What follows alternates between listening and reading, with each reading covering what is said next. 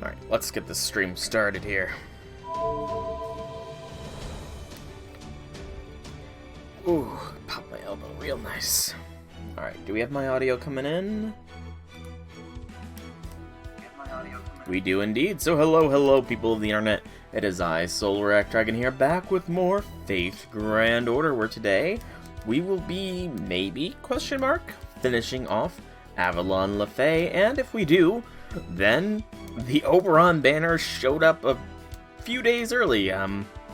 Most people were expecting it to be next Monday, and I kind of was expecting that as well, but no, it dropped yesterday, so, you know, that's pretty cool. Not gonna lie, that is pretty cool, but I have been warned not to roll for him or even read his little thing, his blurb and the summoning thing, until after I've completed Avalon Le Fae, so yeah.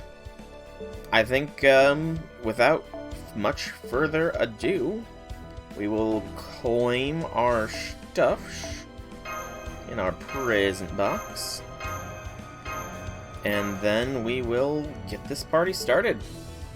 So yeah, Avalon Le Fae, we are on section Interlude, right.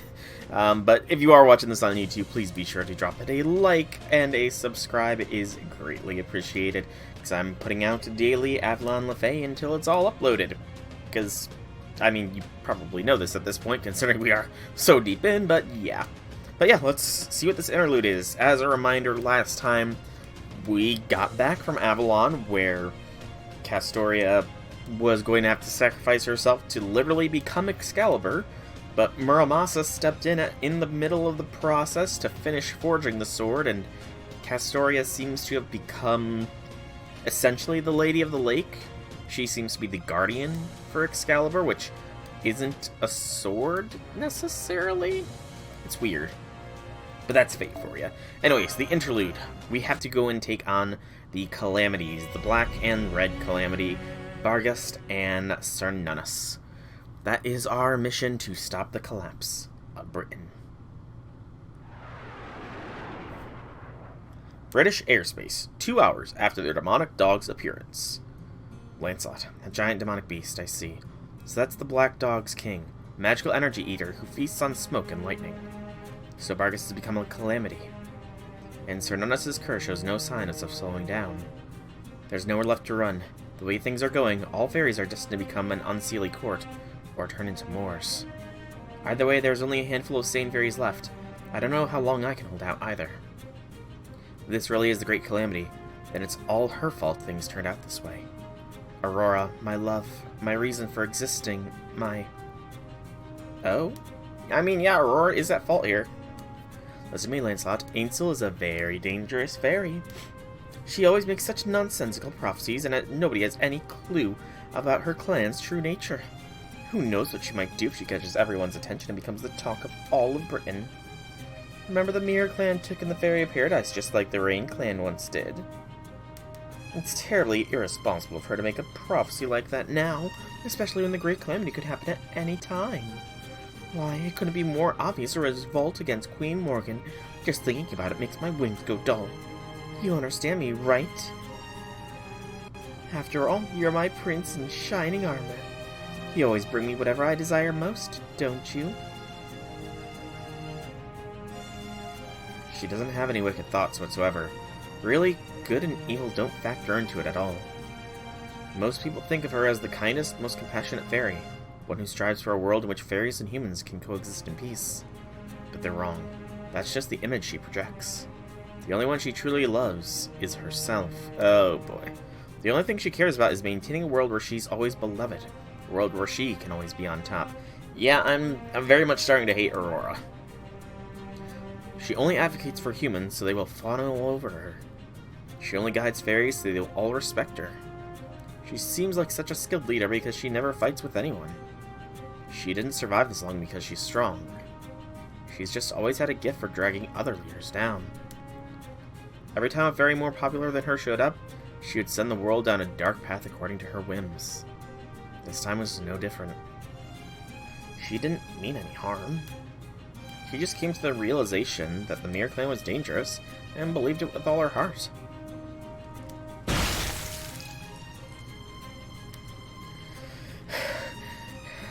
so I killed them, just like she wanted. It was clear beyond any doubt that the Mir clan had done nothing wrong. But I still had to kill them, or Aurora really would have withered away. As a fairy, Aurora's true skill is to completely convince herself of things that always work out in her favor. That's why she's neither good nor evil. The reason she never lost her radiance over 3,000 years of her life is that her self-esteem is not of this world. She's just that conceited. Okay. I buried my face and hands stained with the Mir clan's blood, trying to avert my eyes from what I had done. I had no right to ask for their forgiveness, or even to apologize. I knew what kind of person Aurora was, and I still put her radiance first, because I care more about her than I do all the other fairies of Britain. Aurora didn't do anything wrong. I'm the only wicked creature here. I've committed so many crimes, all because I didn't want to lose her love, even though I knew it wasn't genuine. Aww, Melusine. Oh, this must be the scene Percy saw, so we get her perspective. But that day was special. The Mir clan was special. They were a gentle group of fairies protecting Albion's corpse, and by extension, me. Not one of them so much as resisted. If anything, they seemed to pity me as they came to offer up their own lives. I didn't have a choice. Aurora would have withered and died if I hadn't done this. This isn't my fault. I didn't want to kill them. Aurora, I did this for you. All I want in return is for you to smile and say thank you. I decided not to fly, so I wouldn't leave any evidence. On the night I returned, covered in mud and soaked to the bone.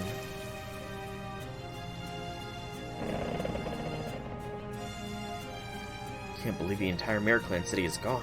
What could have happened to them? I say it was a Moors attack, but how could Moors have gotten past the city walls?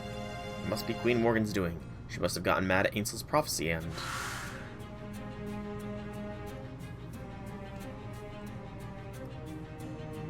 Don't be ridiculous. Queen Morgan is nothing if not prudent. She would never do anything like that. She valued the Mir clan's prophecies more than anyone. And Ainsel was a wonderful clan leader who only ever wanted what was best for Britain.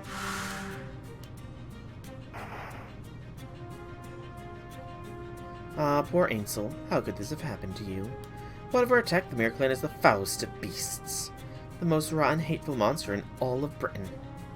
Even if it may seem pretty on the outside, it only manages that by imitating me.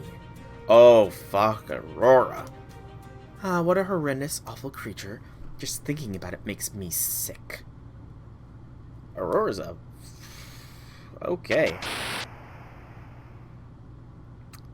She's something. I'm betting Aurora knew she was there, too. That's a very abusive relationship. It was a miracle. It really was. Back in the dark bog, when I was just a pulsing lump of flesh, she took me in her arms and cradled me like I was the most important thing in the world. Hello there, darling one. Or perhaps I should say good morning. My name is Aurora. What's yours? In that moment I gained both mind and body. I knew what it was to feel and to admire. I knew what it was to love someone so deeply it could never be shaken. But, of course, that's just who she is.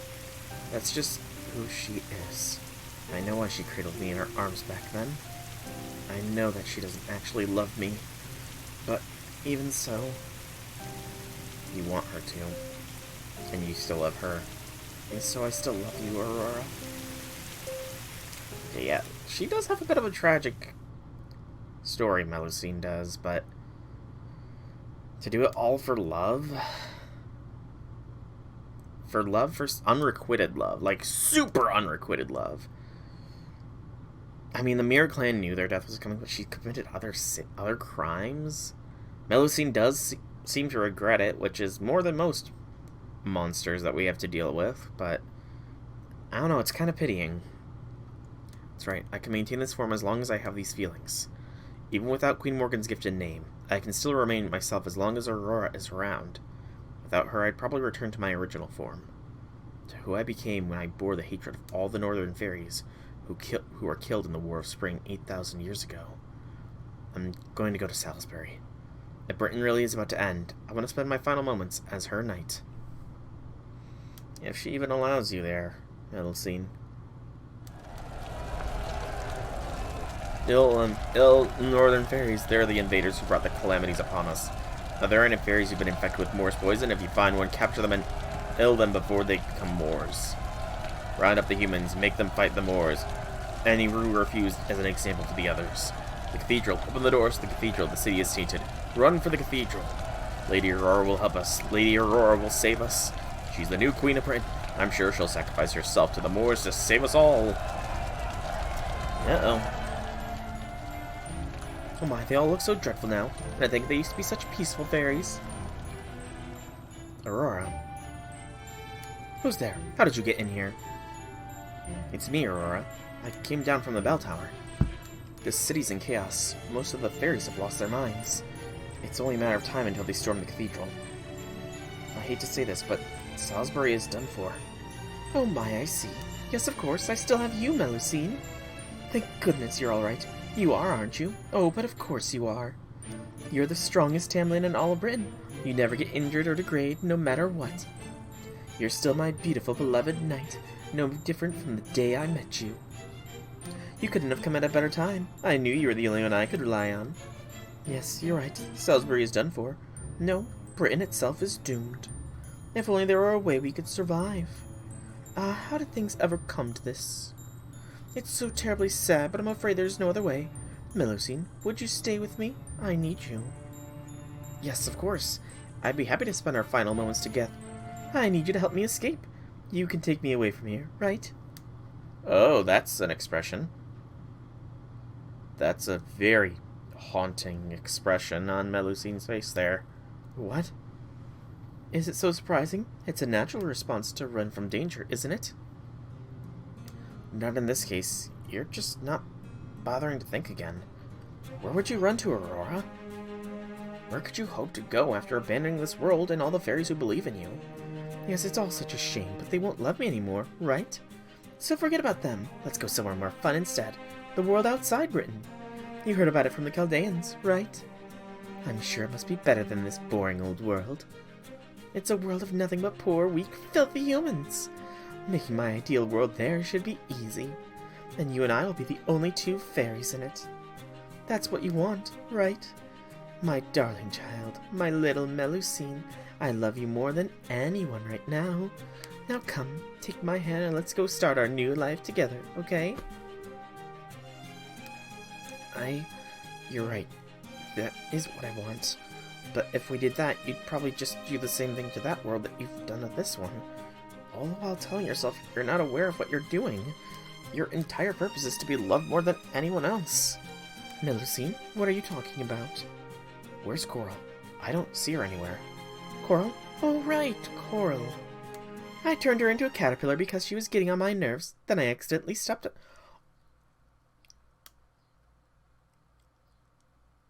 Okay. Be careful you don't step in the mess over there. You'll track it all over my nice, clean floor. Okay, so Coral went out with a wimp. Okay. Poor Coral! Aurora, I want you to know that I love you. I love you whether you believe it or not, or whether you even care or not. No matter how evil you might be, I'll still make all your wishes come true. Oh, that's wonderful.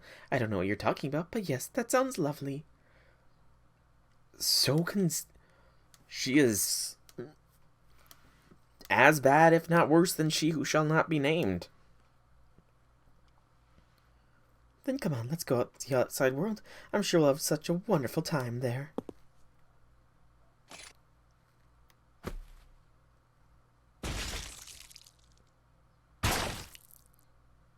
Huh? Okay,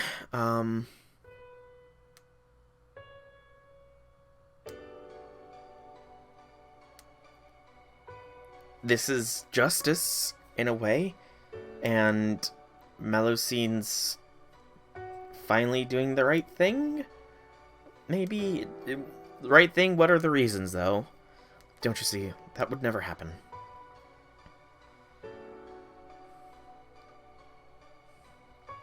That can't ever happen. You'd never find the love you need in the outside world. This was the only place you could be more beloved than anyone. Proper human history isn't as simple as Britain. They'd see you for how evil you are in an instant. I mean, it took me a while to realize how evil she was, but she is definitely evil. Do you really think you could survive in a world like that? You can't even bear to go out without pristine water? Your wings, your face, everything about you would fade and waste away. And that would be more than you could bear. You'd never be able to love yourself again. But you'd keep on deceiving yourself, trying to live the same way you always have, even though you no longer recognize yourself. Every morning you'd look in the mirror and die a little more inside. Maybe that's just normal life for other fairies. Maybe they wouldn't think anything of it. But for you, it would be the cruelest torture imaginable. Every day you'd cry yourself to sleep in despair, unable to even muster the courage to end your own life. Every day would be a fresh hell where you cling to the glory that will forever be beyond your reach. Every day you'd hate yourself more and more. Okay, maybe Melusine didn't do the right thing here? Because this is sounding like a very appropriate fate for how Aurora is, it seems. Like, Aurora is just... This seems like the appropriate punishment. And that would just be... What are you saying, Melusine? What an awful fake fairy you are, talking about a future that could never come to pass. Why, the very idea of me becoming more miserable with every day sounds even worse than death. Now, never mind that. Hurry and take me to the outside world, to where everyone will love me again. Because you only live to please me, right? Even as she's dying, she's trying to manipulate. That's right. I would have been better if I'd only lived for myself. If I did, then I would have kept you alive no matter what. Without you, I'll just go back to being a hunk of flesh. But I can only live to please you, and that is why I can't take you to a place that would be pure hell for you. Ah! Even now, I still remember when we met. I can still see it like it was yesterday. I remember the wind that blew through the dark bog. I remember the way you shone so brilliantly. I remember how I swore to give everything I had to protect you. I love you, Aurora. I love you so much. Even if I should lose this form forever, I'll always...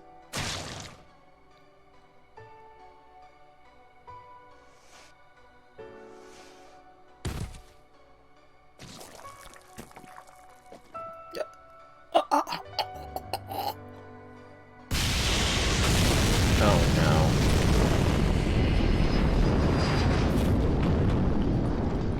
Don't tell me we got another calamity to deal with now. Aurora's dead, though. Not a good fate for her. I would have, after hearing what she's done, I think suffering would have been the better fate for her to suffer.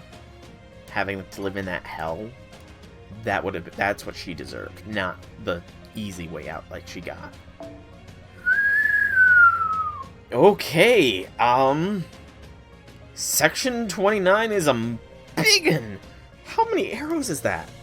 2, 4, 1, 2, 3, 4, 5, 6, 7, 8, 9 arrows. 9 arrows. A prophecy is Section 29. I think Ainsl's prophecy is done, but yeah, Aurora was a monster.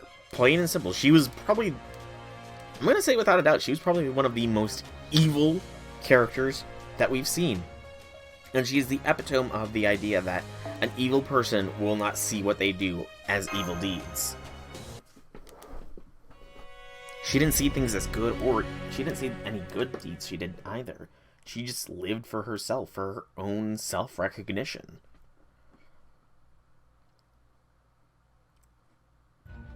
Atmospheric magical energy density just skyrocketed, and now there's a second high-density magical energy signal too.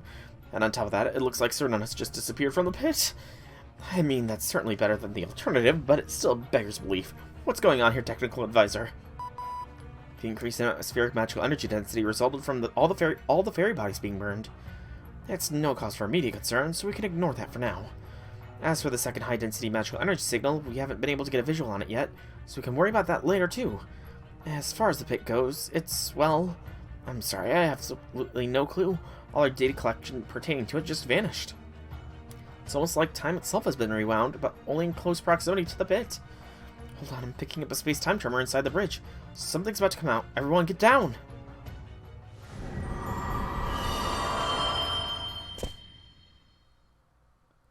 What's the situation? Don't even say we're back. Just jump right into it. Sol, Chirolite, Artoria Castor. How the devil did you just pop right in here like that? No, never mind that now. Tell me what happened down there. Be quick as you can. Well... And that's everything that happened in Avalon. So Marmas is gone too, huh? Mash, bring the round shield to the analysis room, please. I'd like to store the Sacred Sword Essence now, while we still have a chance. Okay, right away. Yeah, how are we gonna beat Cernunnos now, without Muramasa, who's the God Killer? Now then, let's make sure we're all on the same page. First off, well done, Solo. Thanks to you, we now know how the British Lostbelt came into being, Cernunnos' fate, the pit's true nature. Merlin gave us a second chance by winding back the events that occurred near the pit. And we know that a new secret sword was forged in the planet's inner sea, with Artoria Castor as its custodian. This has given us what we need to pull together a plan of attack. Captain, patch me through the professor, would you? I'm here, Holmes. Don't worry about filling me in. I've been listening in the whole time. I'm aware our observational data regarding the pit disappeared along with the dream, but I trust you still have our navigational records pertaining to it, yes? Then I'd like you to calculate how much time we have until Cernunnos appears, and until his curse begins pouring out of the pit. Furthermore, I suspect we're going to engage in close-quarters combat with Cernunnos, involving servants positioned on the border's decks. So we'll need anti-curse measures in place as well as sturdy physical defenses. We're not going to attack Cernunnos with the Stormboar's cannons. Considering his massive size, I think that would be our best way of going about it. We'll certainly try that as well, but I doubt typical means of physical intervention will do us much good. Well, I'm sure he has a spirit core just like any other god. It's protected by a thick layer of cursed flesh.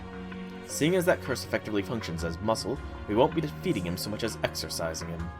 As such, I suspect that blessed spiritual attacks from Artoria Castor and Grimmer the Sage will be our only effective means of fighting him. Though unfortunately what we can do to finish the job afterwards remains an open question.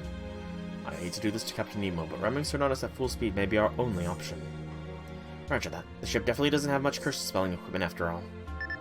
I've just completed the calculations for the countdown. We have 30 minutes until Cernunnos appears. And the last time he showed up, it took another hour for the curse to spell out of the pit. You hear that, everyone? We only have an hour and a half. Our greatest enemy may be Cernunnos, but there's still another calamity we need to stop before he appears. We cannot let these calamities escape Britain's shores and reach the outside world.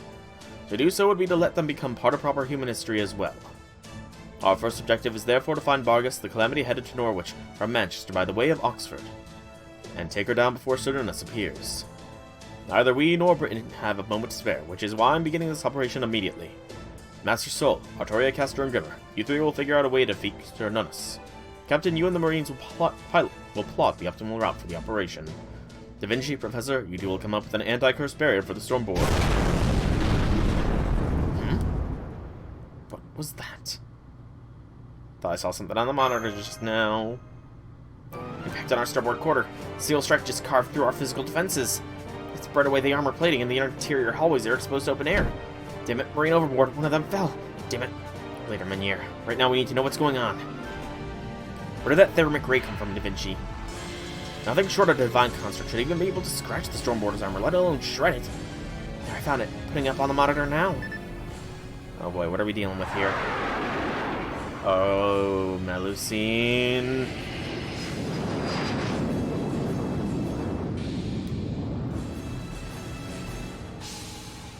She's got numbers, Roman numeral numbers on her wings, as well as what looks like Lord Caldeas.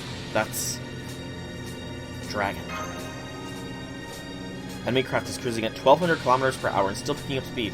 Oh, it's bounding off the magical energy in the atmosphere. It's at Mach 1, Mach 2, it still hasn't hit its top speed. We're dealing with some kind of supersonic fire. Hang on, how can it float around at that speed? Oh crap, enemy aircraft is coming in, about and bearing right for us. It's on a collision course. Contact in 10, 9, 8. Pull up, Meunier. Flanking speed. That thing will tear right through the bridge if it hits us straight on. We need to dodge it at the last possible second and skip to a higher altitude before it can change its course. Ah!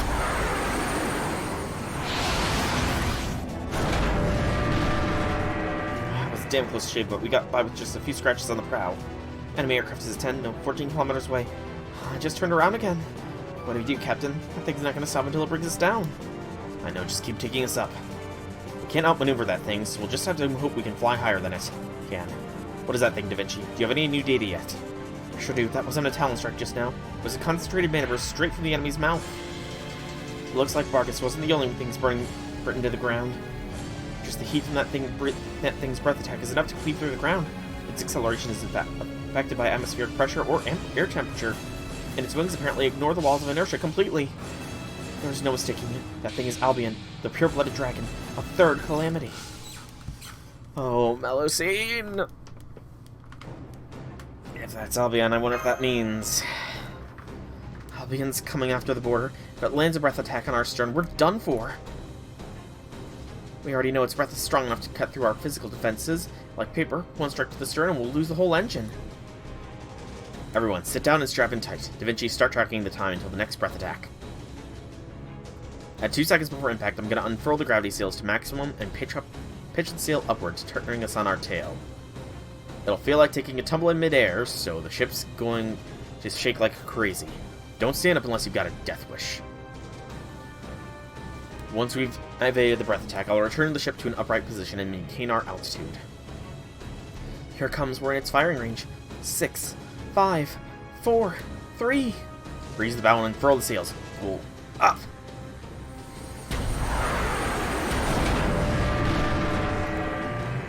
Loop-de-loop. Made it up above the clouds, Captain, but damn it, we burned through almost all the magical energy we had stored up.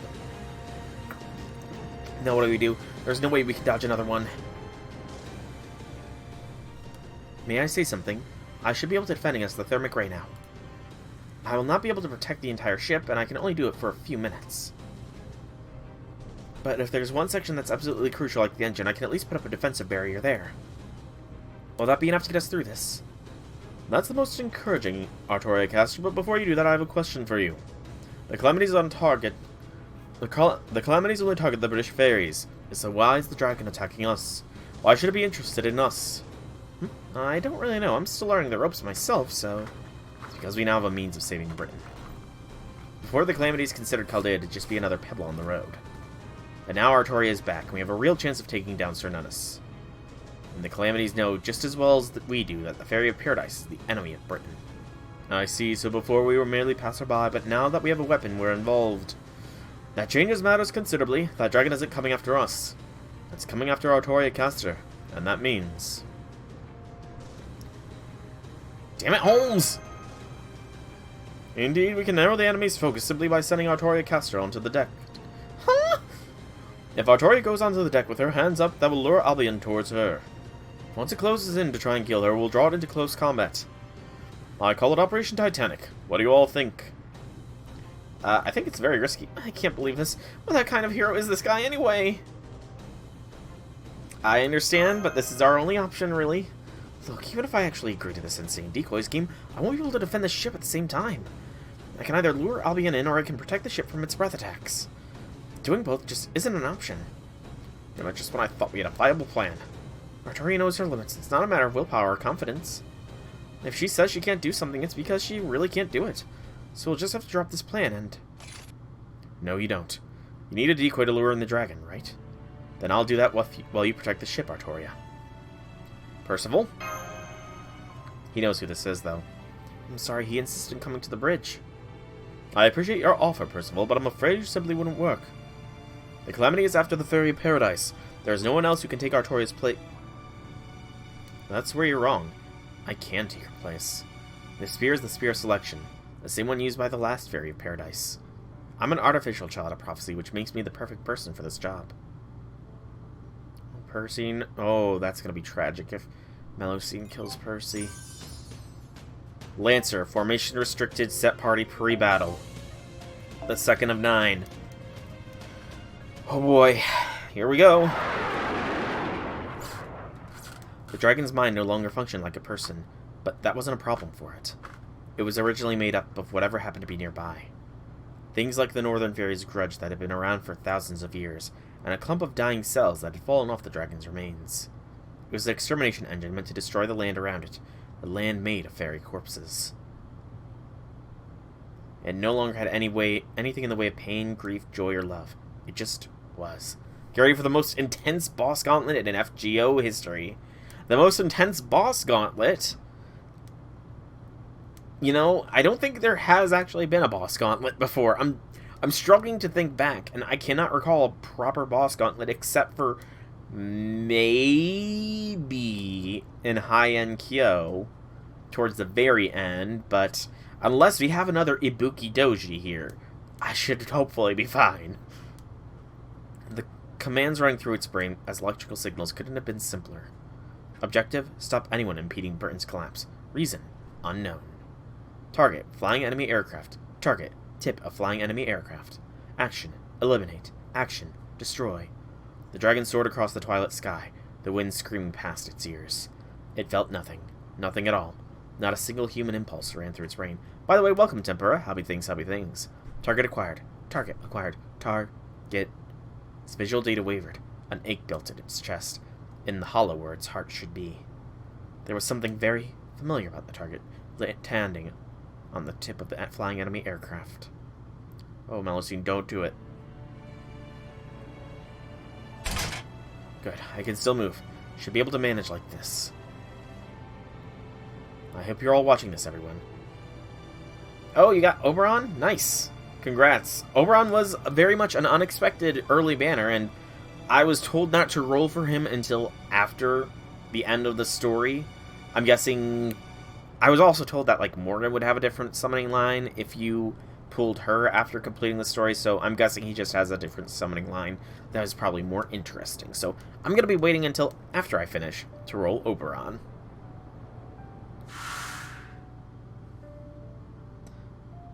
Alright, I understand what I have to do.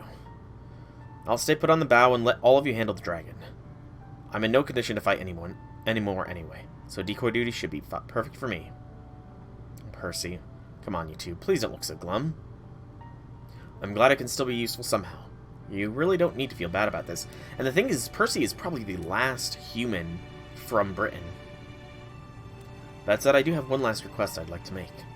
Please, don't think too badly of this Britain, or of the fairies who lived in it. Just like there are good humans and bad humans, there are also good fairies and bad fairies. There's no such thing as a bad species or a bad society. There are just good and bad people. I don't know anything about your world's proper human history, but I do know this. Even though it ended up like this, even though so many sad, tragic things happened here, Faerie Britain was still a beautiful kingdom and a wonderful world. Our Britain may be dying, but that's not because it was wrong. It's not because it was a bad world. Things that should persist will persist. Things that should continue on will do so. That's all I want to say. So please, hold your heads high. Our world took over 10,000 years to come this far. It may never be perfected now, but your world still has a future ahead of it. So I hope you'll take advantage of that to make it there someday. Even if it takes hundreds, if not thousands of years. I hope your world will one day become a utopia, where every living thing can find salvation. I mean, Percy's right. We really shouldn't condemn all the fairies just because the big ones in power are unrepentant monsters, you know. Thinking back on it now, I might have come across a little arrogant. But I guess I couldn't have been too bad if both Soul and Mash smiled at what I had to say. Okay, what's this bop? Alright, Percival, let's show everyone why you're a Knight of the Round Table. This will be your last battle, so make sure it's one you're proud of. All that aside, this is kind of crazy, isn't it? I still can't believe I'm riding on a flying ship. It's like something out of a story. If this goes well, I'll have to make sure Gareth and the Round Table Army never hear the end of it. Aww. Enemy dragon incoming, accelerating to its maximum speed to match. Only have enough fuel for one shot at this. Soul, I want you back to back Artillery Caster by throwing everything you've got at it. Enemy contact in 10 seconds. This will be our first battle against a calamity. Good luck, everyone. Hunt Valstrex. I'm guessing that's a Monster Hunter reference. Okay. Formation restricted. One NPC servant set, so that's probably Castoria is set.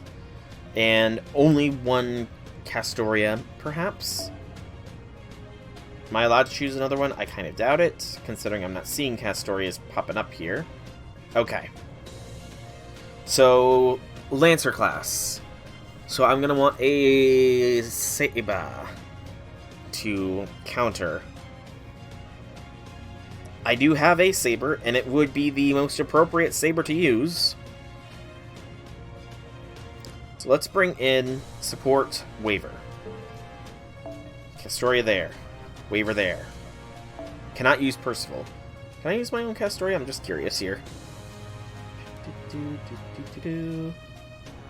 No. Okay.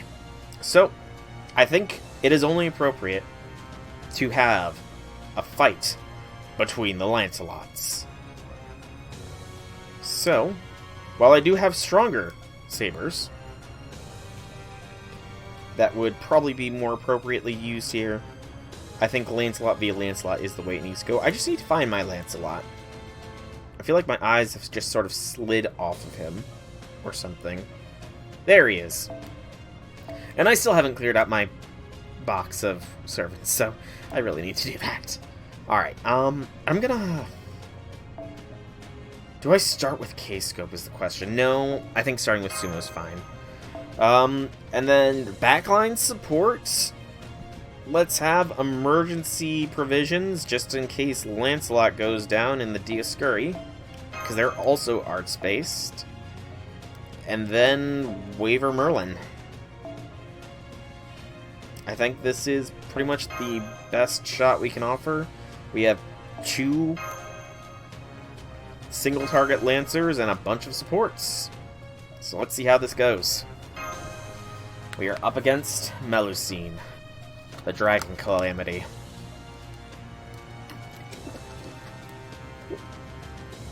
Or Albion, I guess. Okay. Calamity of the Flame. Oh, that's more metal. Albion. Ooh, I just got some chills, man.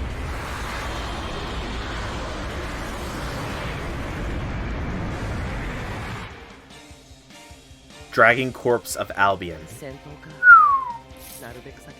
Stormborder Endurance. In this battle, the Stormborder itself will take damage from enemy attacks. The Stormborder has Endurance gauge, which will be reduced by the enemy's unique attacks. If the Stormborder Endurance drops to 0, the battle will be lost. You can use Artoria Caster's Noble Phantasm to protect the Stormborder from enemy attacks. Activate her Noble Phantasm at the right moment to protect the Stormborder. Okay. Dragon Corpse of Albion. It is a 4 break bar fight. Good Lord Almighty. Dragon Flame's Excitation. Apply Dragon's Will and increase attack based on the number of Dragon's Wills applied. Increase MP strength based on the number of Dragon's Wills applied. And decrease damage taken based on the number of Dragon's Will for yourself at the end of each turn. So, at the start of turn, it looks like Melusine will just start getting tougher and tougher and tougher. Fantastic. Okay.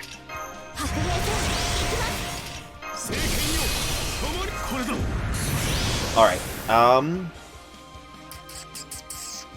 gotta think of the best methods here. I think this is a good starting position. And then... Good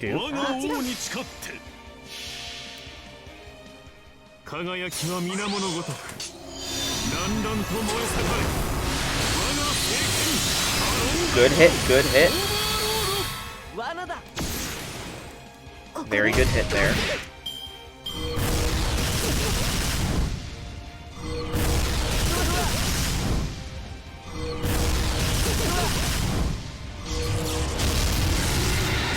Dragon's Will, which treated as a buff. Okay.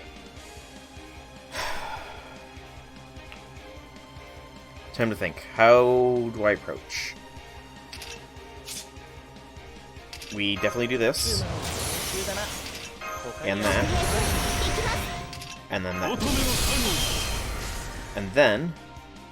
I'm not gonna Brave Chain with Lancelot this turn. I can do it next turn. So we will do...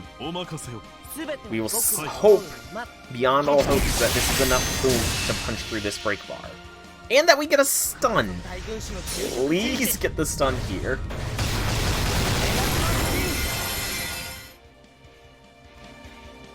Yes. Oh, and we got the break too. Excellently done. Damage insignificant. Activation evasion. Oh lord, what kind of evasion are we talking about here? Cursed. 5 evasions? As well as just a blanket increase. Okay. That's incredibly annoying. You're NP1, aren't you, Lancelot? Yeah, you are. Your NP doesn't penetrate. No, it doesn't. I have no... And the worst thing is I don't have any way to hit through this evasion. I just gotta go through 5 hits. And that means I'm going to have to use Lancelot's NP here. Because that will get through 4. It's annoying to burn his NP like this, but... that's all we can do.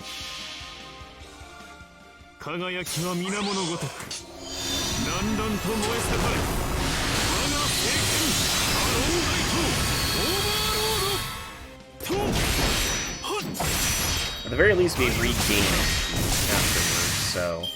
it's not going to hit as hard for the subsequent ones, but... Waver's not looking too hot here. Charisma's actually useful. So it should only be 1 evasion left, correct? Correct. So I think what we'll do is cock that, buff block, and see how much we can penetrate. Let's go, Lancelot. Let's go!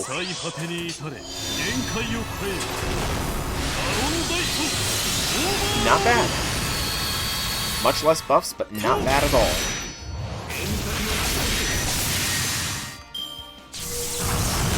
Woo! No! That's not good. That's not good.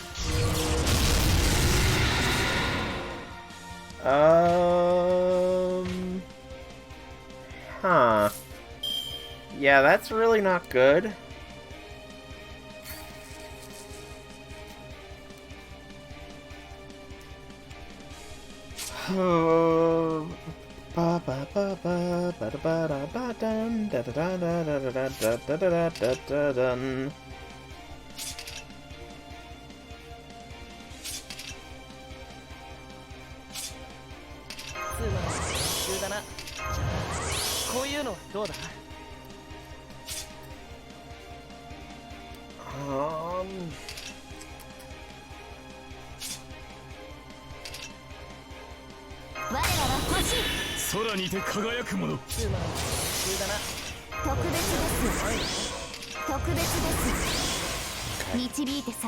So let's go this.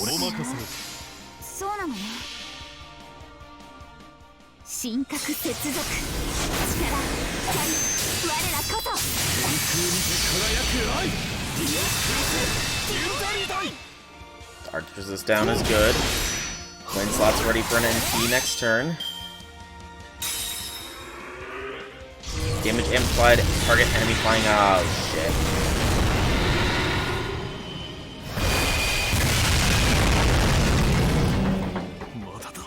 Well, that happened.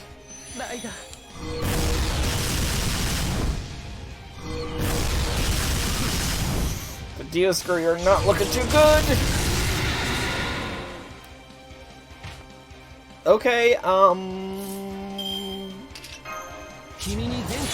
the invincibility. I've got to do this. If I can at least break through this bar, I'm fine with using command seals. No, do I... using command seals, this is going to be a boss gauntlet, you said, Tempura. So I don't know if command spell revive is the right move or not. I mean, this is a good amount of NT generation. We have a full turn of invincibility, so maybe we damage severe, damage severe.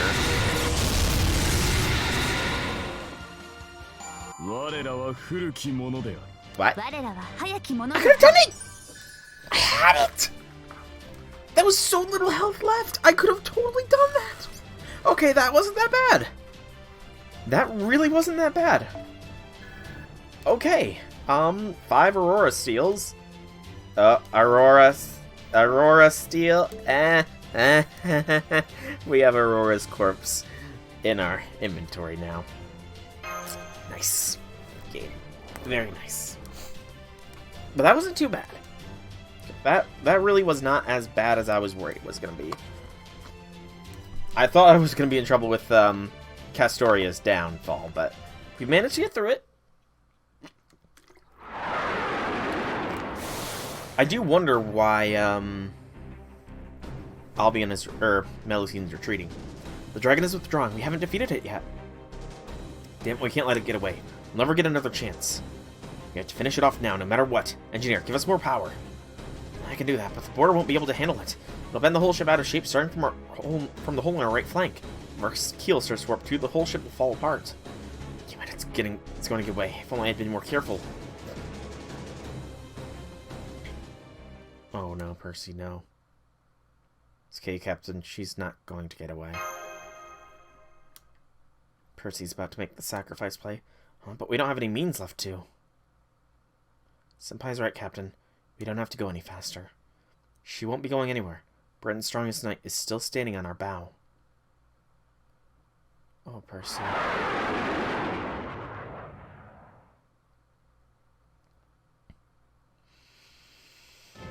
I thought you would be free once Morgan was defeated. I thought being a Tamlin was chaining you down. That's why I started the Round Table Army. That's right.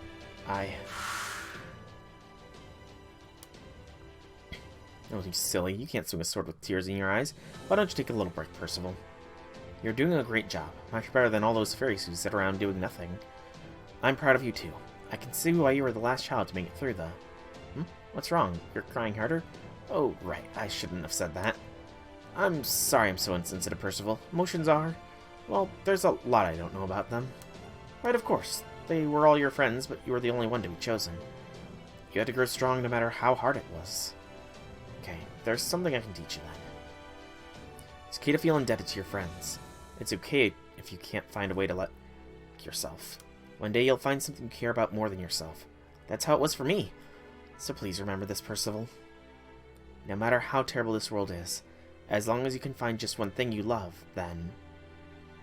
oh. I know. I deceived a lot of people for that. Now it's time I got what I deserve. Hear me, Sacred Spear. O Spear of Selection, pass judgment on mine actions. Everything has been lost, but there is still a reason for me to fight.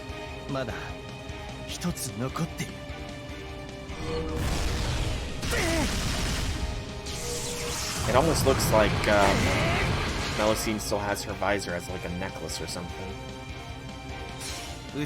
Oh, beautiful fairies. Ugly calamity. Your idea of love is to steal even fate itself. I shall smash it with this lance.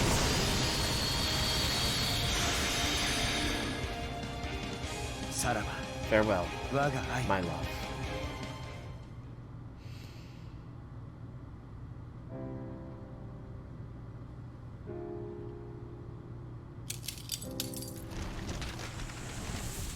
Percy.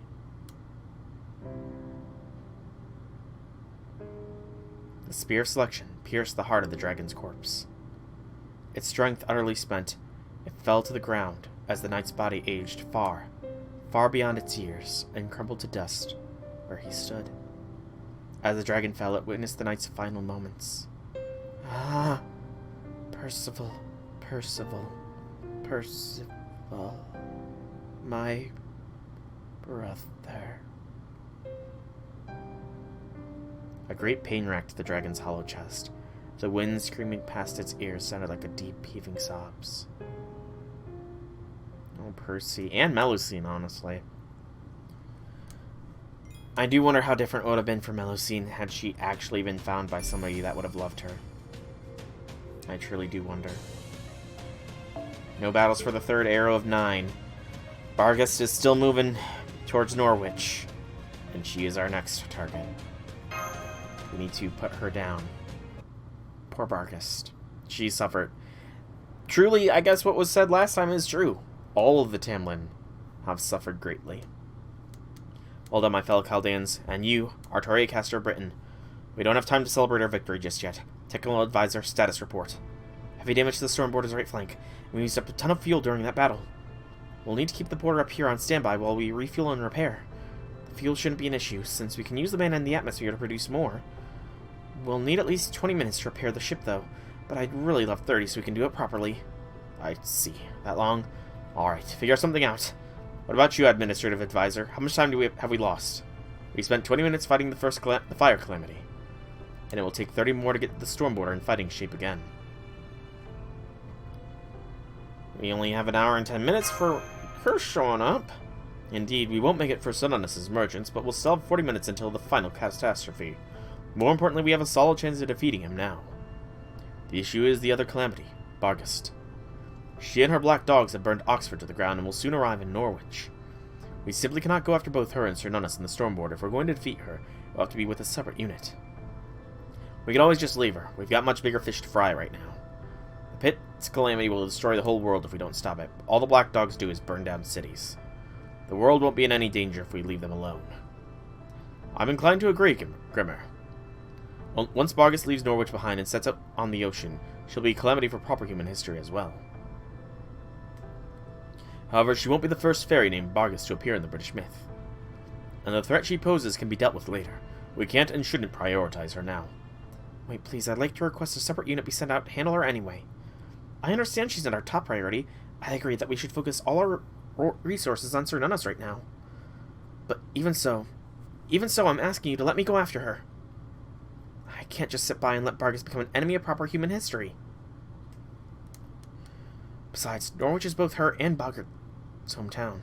Letting her destroy her own home would be tragic. Chirolite. You make a good point, Mash. What do you think, Soul?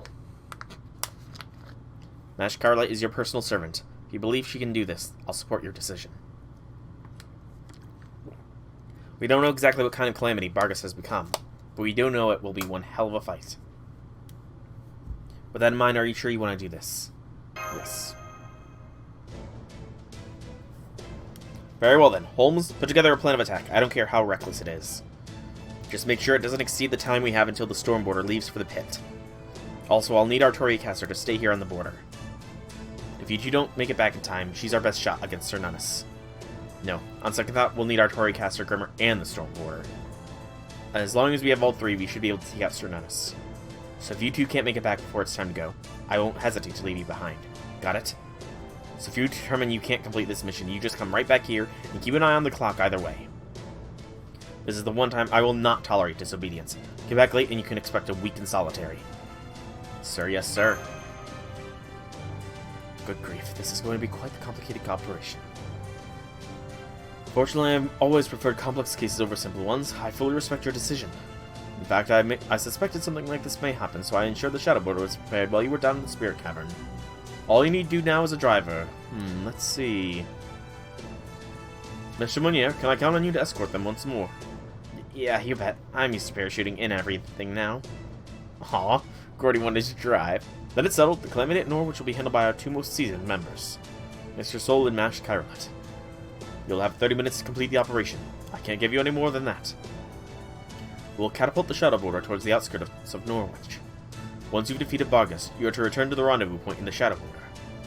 From there, the Storm Border will retrieve the Shadow Border, crew and all, and head for the pits. Any objections, Da Vinci? Nope, sounds perfect. I was just hoping for a little time to take care of an errand of my own. I just ran a scan on Britain and found out that I left something really important back in Salisbury. I need to go back to Mike's pub to pick up the Typhone, and all my records of our journey. It would be a real shame to leave here without those. Habitrot, too! Oh yeah, I forgot about Habitrot! You know what? We gave her a real hard job, after all. So as soon as we send the Shadow Border on its way, we'll head back to Salisbury. Once we arrive, I'll leave the Storm Border on standby in midair and pick up Habitrot at the pub myself. After that, we'll fly as close to Norwich as we can and wait for you guys to get back. Alright, now that we've got a plan, there's no time to waste. Marines, you work with Nurse and Engineer on repairs. Mash and Soul, you two get on the Shadow Border. The Storm Border will keep headed towards the Norwich until you are ready to launch you. After ejecting the Shadow Border, we'll turn her towards Salisbury and drop off Da Vinci. Be safe out there, Da Vinci. Salisbury is kind of nothing at this point, I'm sure. Don't worry about me. I know Mike's pub like the back of my hand. I don't think there is a pub left anymore. In fact, I'm very much worried about what has happened to Habitrot. Okay, see you later, Soul. I just know you and Mash are gonna make it back fine, too. I certainly hope so.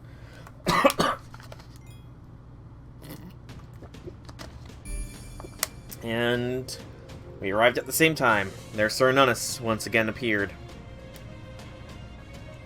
Norwich. Saber formation restricted. Pre-battle party set. Wait, hang on. What did that say? Warning. In the 4th progress node of Section 29A of Prophecy, you will be defeated if the guest servant Mash is vanquished. Okay, it's protect the Mash. Protect the Mash is the name of the game, then. Curse upon you. A curse upon the Fang clan. One day a beast will appear among you. A great black dog with a humanoid appearance and exceptional strength. Don't be shy. Take it. Consider it your reward for banishing the King of the Moors. The King of the Moors? I don't remember anything about a King of the Moors. The beast will grow in accordance to the law of the jungle. The weak are meat for the strong. Survival of the fittest in the true sense. This heroic fairy, the foulest of foul creatures, will live by eating those they love. So this King of the Moors... I'm guessing this is this King of the Moors talking, who I don't think is actually defeated, because we know there's a third party in all this. So this King of the Moors cursed the Fang clan with Barghest. Or rather, he cursed Barghest in the past.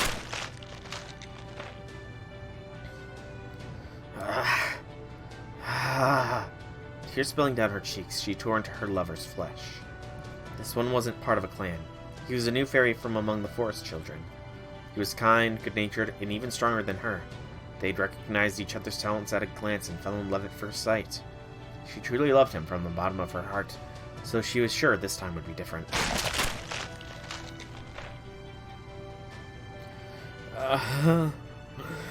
But her hunger couldn't be sated. Though she wept in self-loathing, the joy of eating, the taste of flesh in her mouth, the warmth of it sliding down her throat, always went out. Her lover's flesh was delicious, precious, and horrific.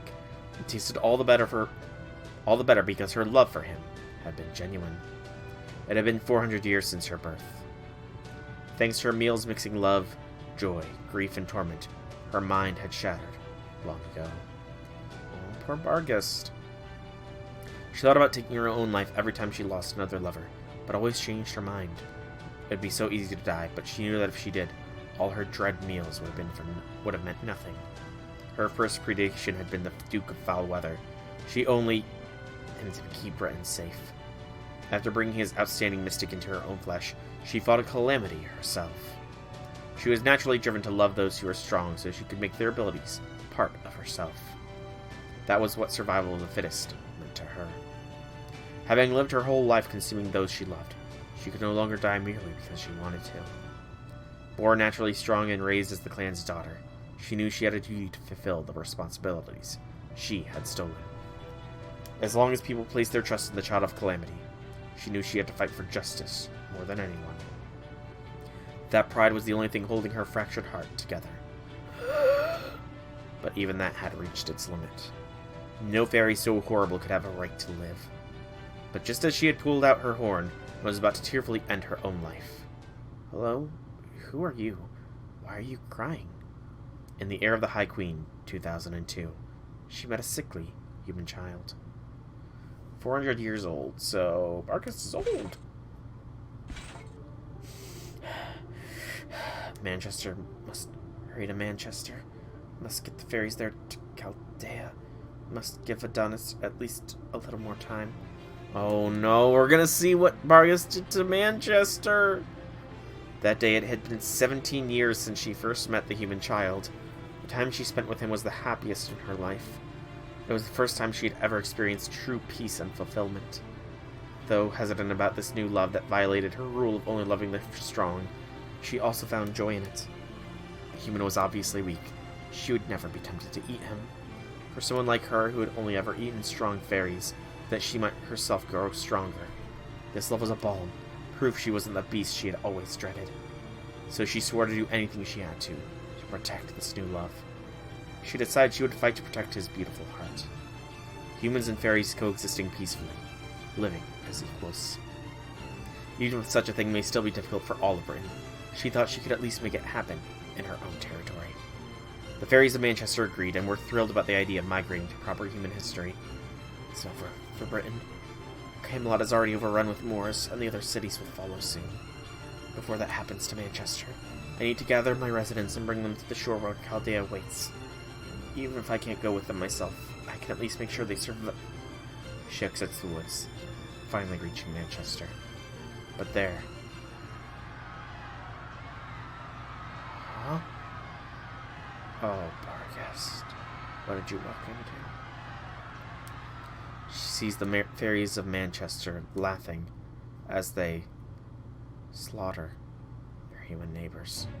Get rid of them. Get rid of them. Get rid of our old toys before we move. Tear off their limbs. Rip out their guts. It's so fun. The first scream's the best, and none of the rest compare. Good lord, these fairies are monsters! Now kill them. Kill them. Get rid of them before Barghest gets back so she doesn't find out. Barghest will be furious if she finds out we've been keeping them in our sheds. Barghest will be giddy if she finds out we've been killing them in our sheds every day. Barghest the Big Eater. Barghest of many lovers. If she finds out, she'll punch us for not letting her join the fun. What? What is this? What are you doing? She yelled at the wicked fairies of her town. They smiled and replied, What do you mean? We're just imitating you, Barghest. We know all about it. We saw you in your mansion. We always hid and watched you. You had so much fun playing house. You read such wonderful stories. You were enjoying yourself so much every day that we decided to try imitating you. You're imitating me? By killing humans? I killed a human eye. Oh no. How long ago did she kill a dog? Oh no. Oh, Barghest. You treated him so kindly, you cared for him so tenderly. Then you ate him. You ate him right in your manner. Oh, fuck. It was so much fun to watch.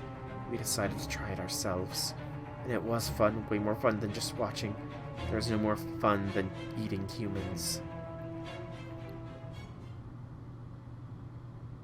Oh.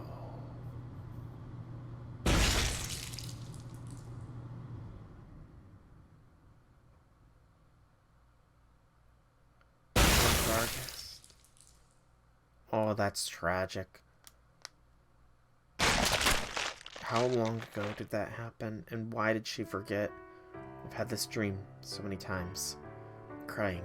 I'm crawling while eating the remains of who used to be my lover. Having another good cry, Barghest. Why don't you come over here? You don't have to stop crying. Just tell me what happened today. It's okay. I promise I'll never stop liking you, no matter how embarrassing it may have been. I only eat the strong. That's why I thought there was no way I'd eat him. You know, there's nothing like a fun story to cheer you up in hard times. Why don't I tell you another tale of your favorite Knights of the Round Table? I'll tell you a story of Flotsam that drifted here as a changeling. A florid, proud, and slightly somber story. A story of the brave knights you've always looked up to. But I've been broken for so long. Strong, weak, it didn't matter. There, look out the garden. Those flowers you planted have grown in beautifully. And I see you planted another one for me today, so that I could enjoy them even though I can't walk.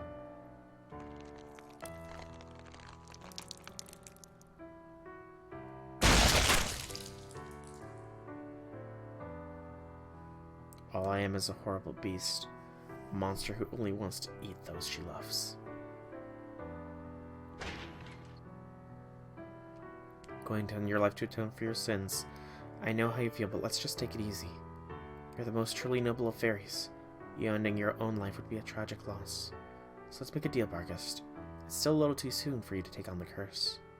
I'll seal this memory away from you so you'll go on believing he's alive. The fucking King of Moors. I'm betting this has got to be the King of Moors. Oh, fuck.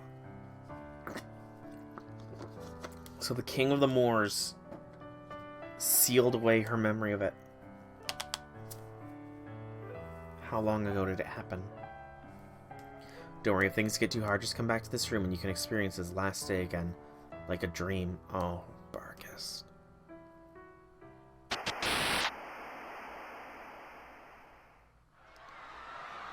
Used and manipulated. That is truly tragic. Now come on, let's go. Let's go to the outside world where there's more humans to eat. It'll be so much fun. Even more fun than this. I just know we'll be happy with all those humans to play with. You know, I've read about that in this book that arrived as a flotsam. It said creatures that do things like this are called demons. I knew then I had to kill them. I was wrong. I chose to protect the wrong thing. This isle never had anything in the way of justice. I have to take responsibility. I can't let them go to the outside world.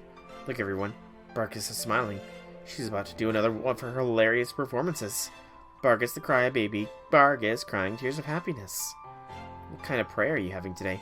Don't be stingy. Let us try some too. I have to kill every last one of these evil creatures. That's when she broke and became the true calamity. There it is again. It's all over. Not even the vault castle can keep us safe. Norwich is done for. So Bargus truly sees all fairies as evil now. As demons.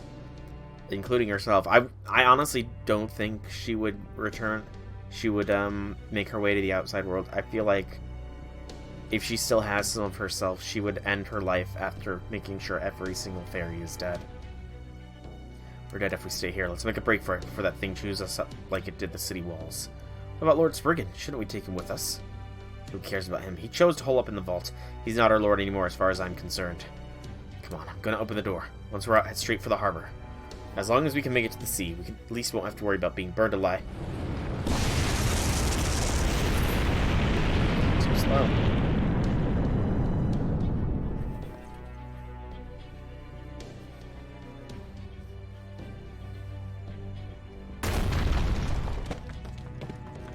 Run away. It's the point of going anywhere if I have to leave all this precious art behind. My vault castle is impenetrable. I spent 100 years reinforcing the bell tower, making it the strongest tower of pure iron in Britain. It can stand up to any number of Moors.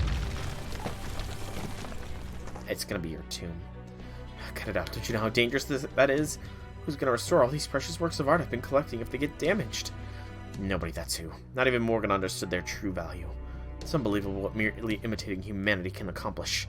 Yes, 90% of this worthless junk, but the other 10%, miraculous, diamonds in the rough. Somehow, against all odds, this country produced some of the finest works of pure art ever made. Yes, that's right.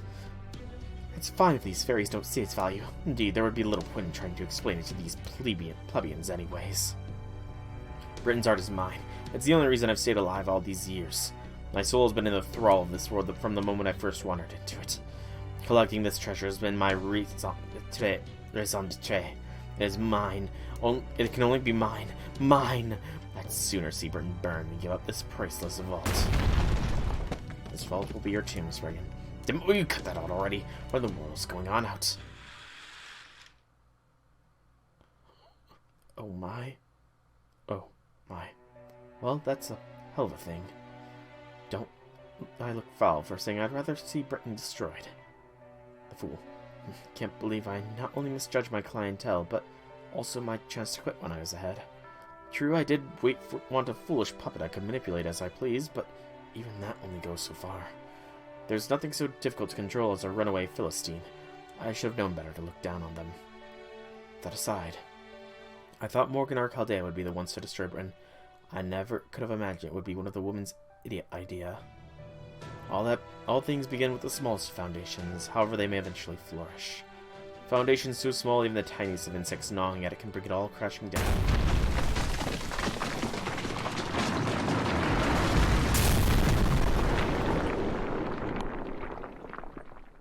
His iron vault became his tomb. He deserved that. Alright, we stuck the landing. Norwich is just a stone's throw away. Hang on tight, I'm flooring it. And it's over 1,000 degrees out there, just like it was at Manchester. And there's tons of black dogs out there, too. Before I get there, so let me just remind you of what Holmes said. From what we know of your past battles with Vargas and what we saw of her in Manchester, it's safe to assume she can absorb the life force of any human with low magical energy resistance who gets too close to her. So this time you need to stay behind the Shadow Border and summon your servants remotely. Vargas' magical energy consumption has a 1 kilometer radius, so this will be the greatest distance you've ever summoned from. According to Nemo Professor's calculations, you can only summon 1 Shadow Servant, 2 if you really push your limits. While we're on the subject, Nemo Nurse also said to tell you that you'll seriously regret if you try to summon 2. I'm gonna support MASH with everything I can. Thank you, Master. Yeah, that's about what I thought you'd say. Don't worry, I'll take the heat from Nurse right there with you. Whoop, there's the high-density magical energy signal we've been expecting. It's 6 kilometers ahead, right in the center of Norwich. Here's the feed from the telescope. Let's see what Vargas looks like.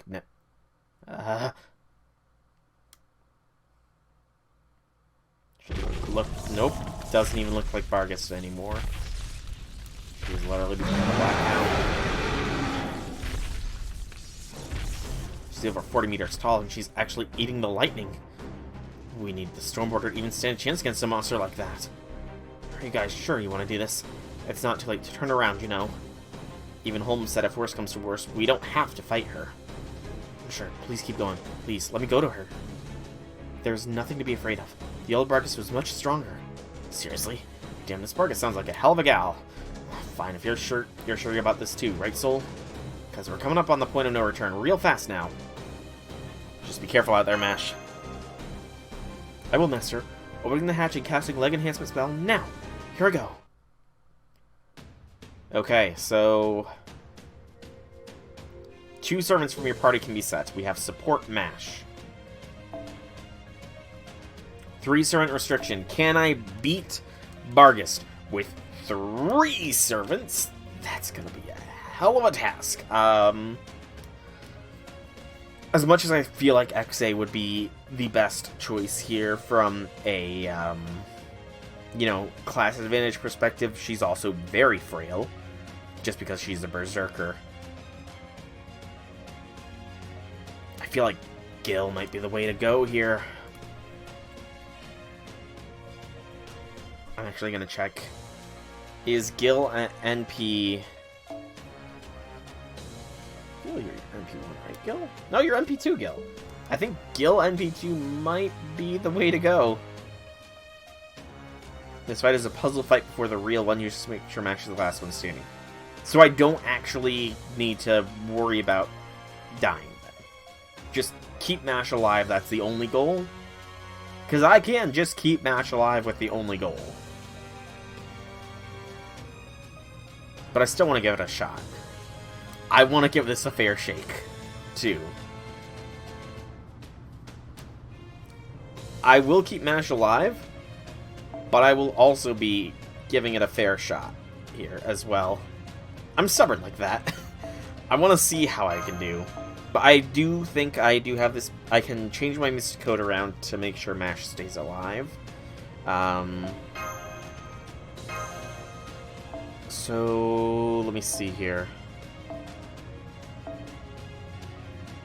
I know there's one with invincibility on it. I just don't remember which one. What Mystic Code offers invincibility? Is it the one I haven't... It's the one I haven't leveled up! Okay, but I do think the Atlas Mystic Code is the way to go here. Even if I don't have it leveled up, I can at the very least guarantee 2 bouts of invincibility for Mash here.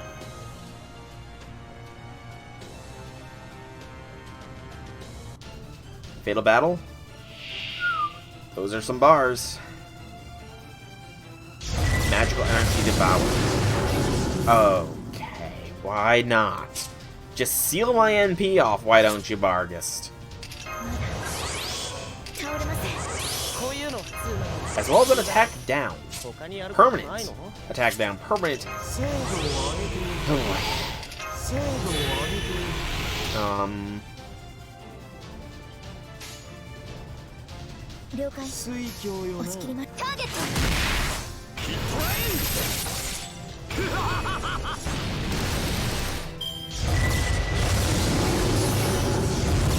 even more defense, or max HP down. And what did you just inflict on Waver?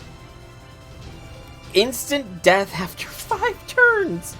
Oh, you are not playing fair, Bargist. You are not playing fair at all.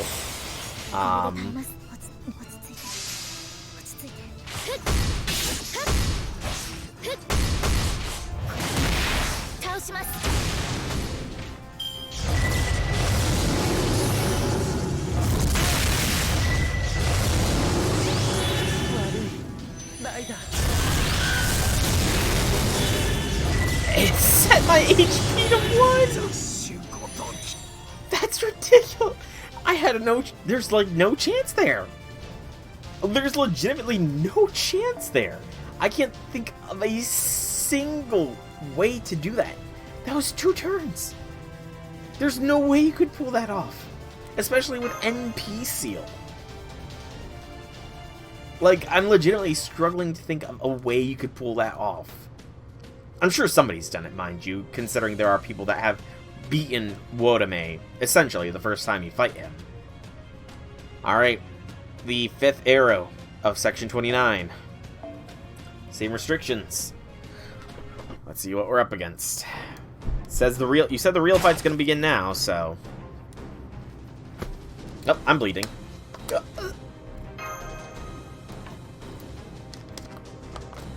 Come on, Soul, pull it together. I knew you were pushing yourself too hard. I've been following along on the monitor, and there's just no way you can beat her. She's consuming enough magical energy to kill a mage easily. I'm gonna contact Mesh and get her out of there. She doesn't stand a chance by herself. Am I seeing things, or is her shield glowing? Are those new spirit origin signals? Here, I'll throw the data on the monitor. Recognize them, Soul?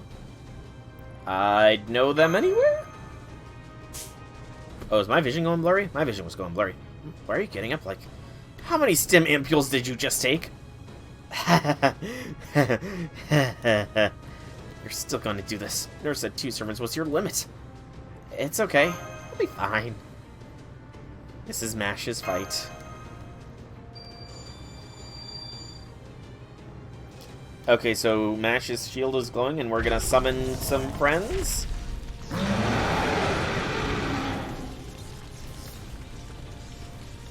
What are we summoning?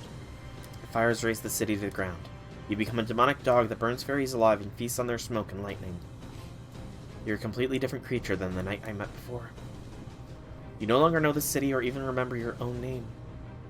I know there's no way I can defeat you. You'll probably devour most heroic spirits before they even had a chance. Even so, I can't let you win. Not here. There were fairies who looked up to you. Fairies who wanted nothing more than come back here. Do you see the shield? This is the shield of the heroic knights you once admired. Rob, Wag, Winky. They didn't put their faith in me just so I could give up now. I'm Mash Carlight, the Knight of Sheffield. I am the Knight of the Round Table who will banish the calamities and save Britain from its fate. Yeah, Mash, show him. Show her. Gawain, the OG. Well said, young maiden. You spoke not from anger at your enemy, but to inspire yourself. I've heard your stirring cry and cannot stand idly by. I hope you can forgive my tardiness. Would you permit me to join you on this battlefield, Lady Mash? Lancelot, too? Oh, man. I'm surprised you got here before me, Sir Gawain. I thought it was my duty to protect beautiful maidens. Then again, it seems I was getting ahead of myself. This young lady here clearly needs no escort. Her fighting spirit and bravery are truly like spring thunder. I doubt even our fellow knights could hope to match her. But do not think I will let you keep the honor of fighting at her side to yourself, Sir Gawain. I'm not going anywhere, no matter how I may be mocked. May be mocked for being a hovering parent. Yes, Lancelot, prove yourself.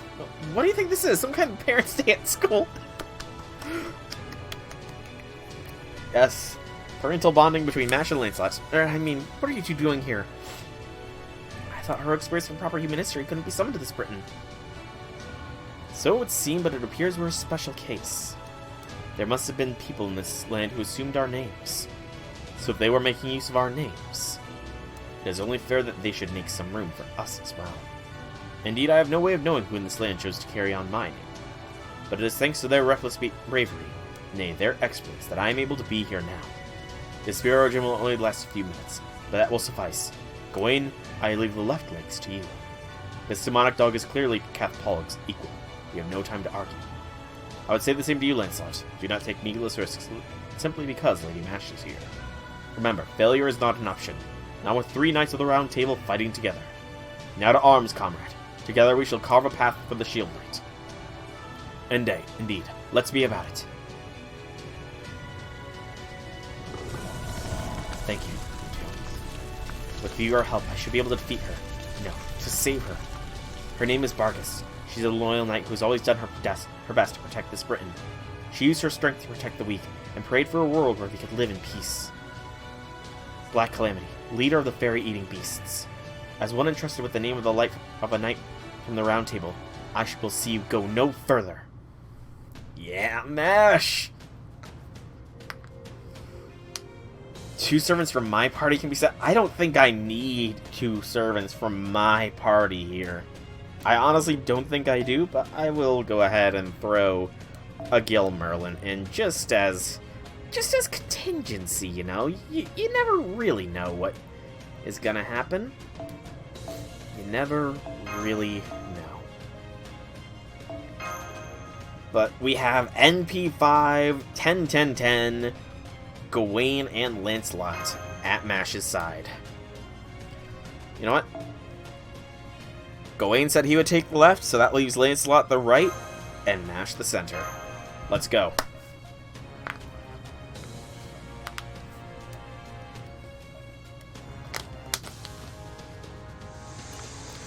Another one. Oh, that's the beast symbol. The Calamity of the Beast. Bargus.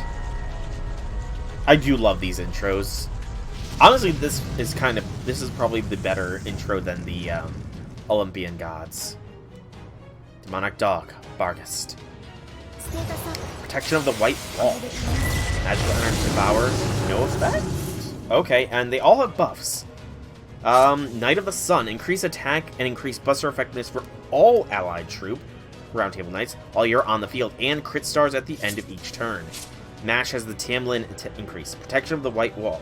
Apply a state granting immunity to Magical Energy Devour, and apply a state granting immunity to the effects of the enemy, decrease max HP, and defense for all allied troops when you are on the field, increase Round Table Knight defense for all allied troops. Lancelot, Knight of the Lake, increase NP gain and arts effectiveness for all allied troops while you are on the field, as well as NP gauge for all allies at the end of the turn. Okay.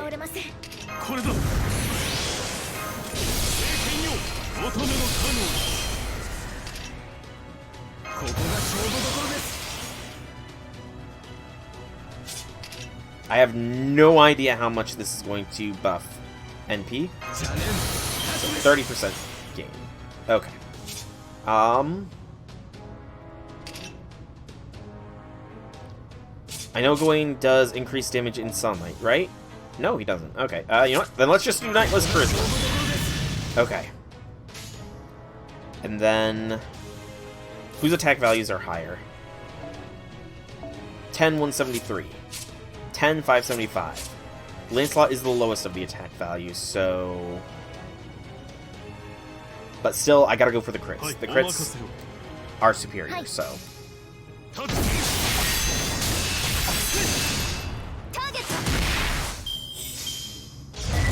Black Explosive Flame removes the buffs. Fucking hell. Not all buffs, at least. Okay, and we got a Brave Chain with Lancelot, so we will take that opportunity.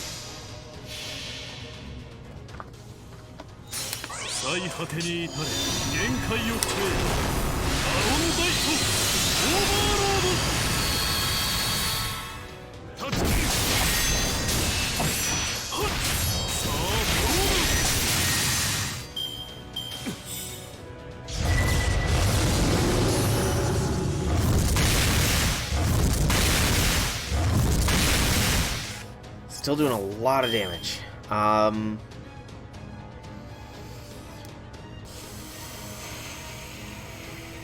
Buff block. I feel like Gawain should be capable of brave chaining. Actually, he's got a Buster Brave Chain. Gawain will punch through. I just need to hope that we don't get NP'd after this break. 5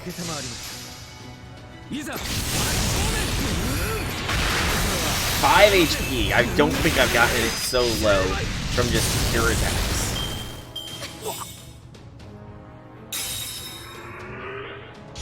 Howl of Retreat.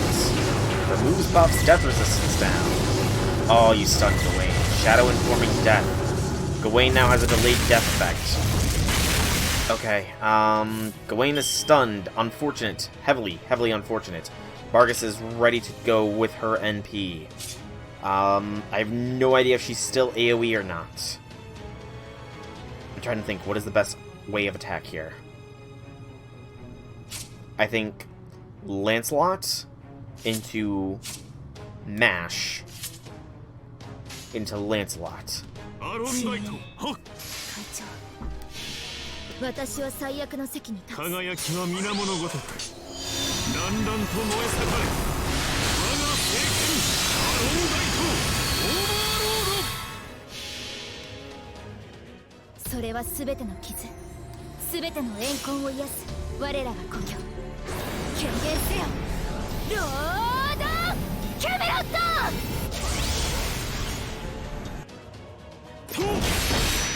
Good hit.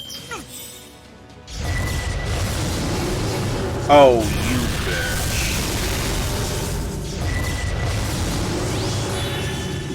She would remove the buffs, wouldn't she?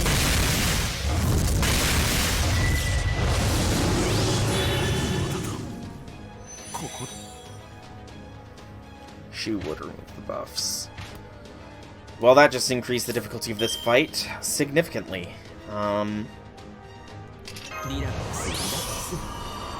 Mash is very close to death here.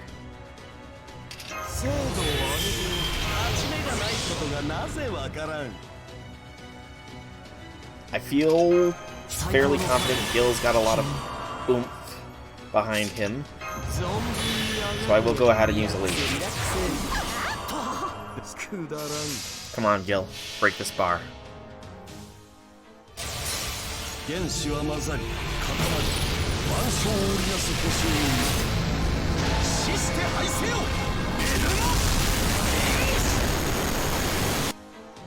Good job, Gil. We have the invincibility, so if we see a charge, then we're fine. Mash is going down here soon, though, because of love. Yep, NP loss, magical energy absorb, more NP loss, and we just got blasted. But we survived. Okay. Not a single Gil card. Son of a biscuit. Alright, Mash. Draw the fire for a turn. Merlin, do what you can, man. Give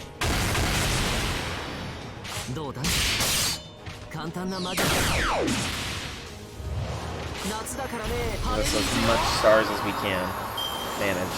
Oh, you gotta be kidding me. The burn killed? Seriously, game? And on such a good turn? Okay.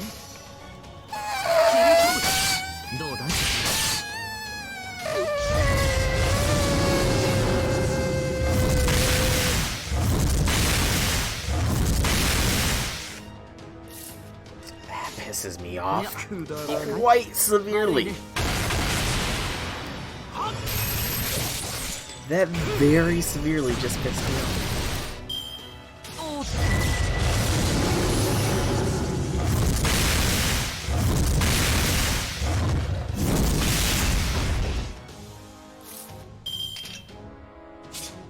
I'm dead.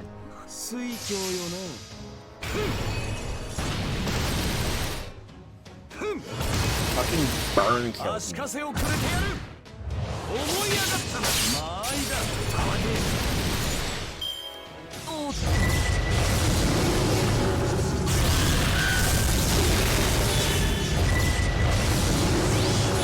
Burn on a very bad stun timing.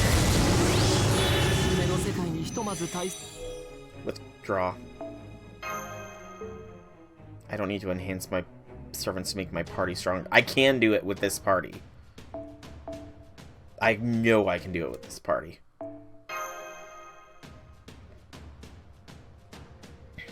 What I think I need to do, though, is switch my Mystic Code. Do I have a debuff cleanse? I know there's one with a debuff cleanse on it. I'm tapping. Can I... Thank you for letting me view my skill info here. There we go. That was weird. Debuff immune. Decrease enemy charge. Remove defense debuffs. No.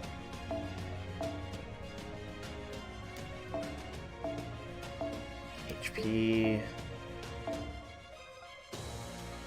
Survival kit. That's not...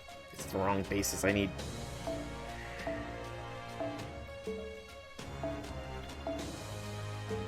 Again, I guess the Atlas. I'm kind of regretting not having buffed up the Atlas Mystic Code as much as I could, because it's actually pretty damn good. The Atlas Mystic Code is pretty damn good.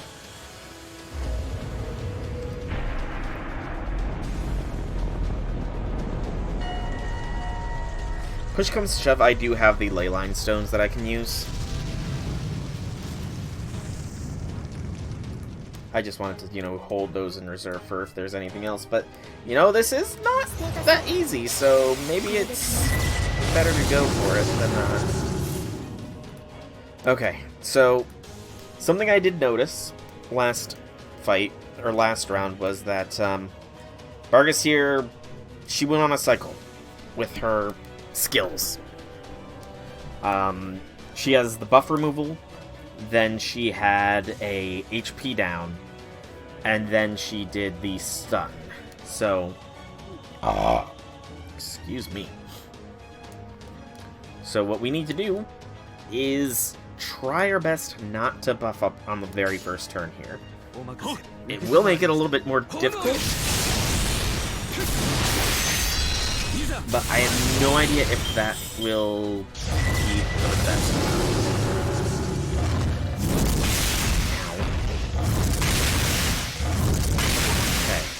So next was the HP decrease. Oh, we got a very good Lancelot turn here.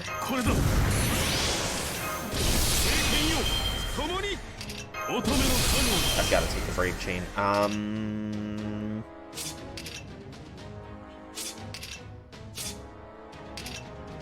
to think. Anything else I can do for you, Lancelot? Not in particular, but I can draw Vargas' focus. This, and then do that.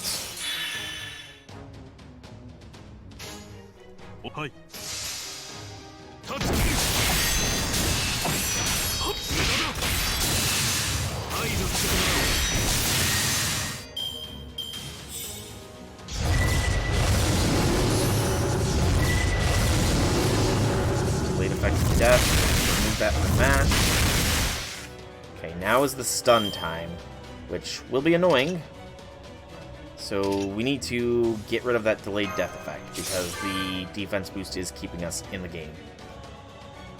Alright, Lancelot into Mash, I think is the best method of attack here. No, Mash to Lancelot to Lancelot.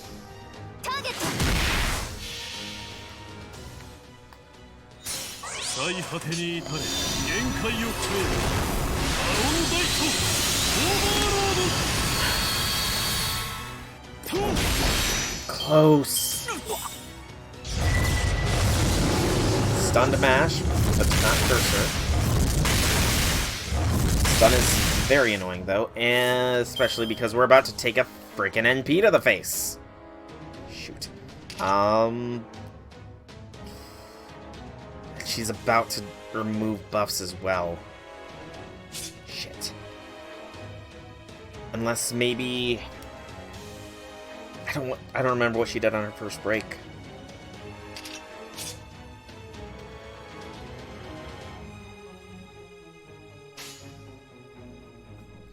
What do you do with your MP? Skill Seal. That could work.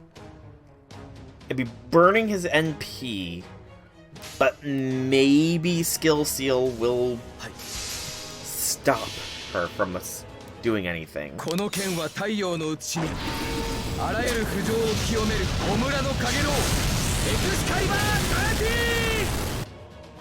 30いざ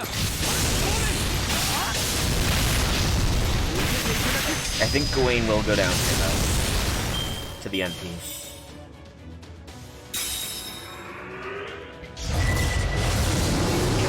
Oh, that's an Omni buff removal. Okay, that's very annoying.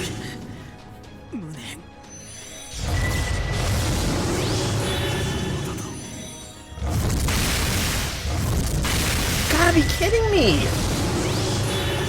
Fuck. I can't do this fight now. I gotta retreat again. How was the first time so much better? How the hell did I do better on the first attempt of this compared to the... I do have Super Orion. Do you think him over Gil? Because, I mean, Gil can throw hands.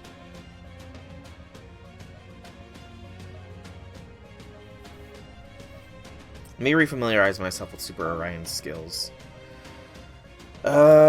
Special attack against Demonic and Beast. Guts, increase attack crit stars.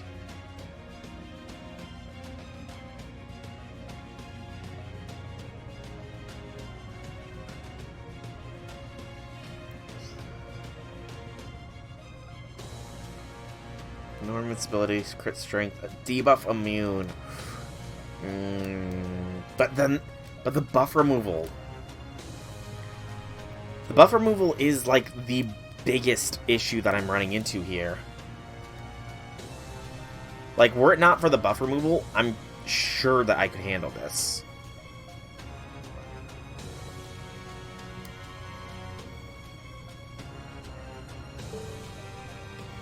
Okay. I'll give it a shot. Use the Saber Outfit Mystic code. So this one? Or are you talking Saber Wars? Tempura.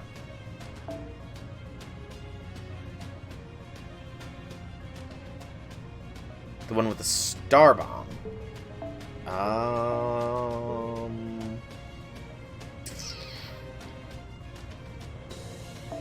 Oh, Anniversary Blonde. That was going to be the next one I started working on. It's not that high leveled right now. But I can see why it would be useful. Alright, I'll give it a shot. I will give your strat here a shot. Let's see how we do.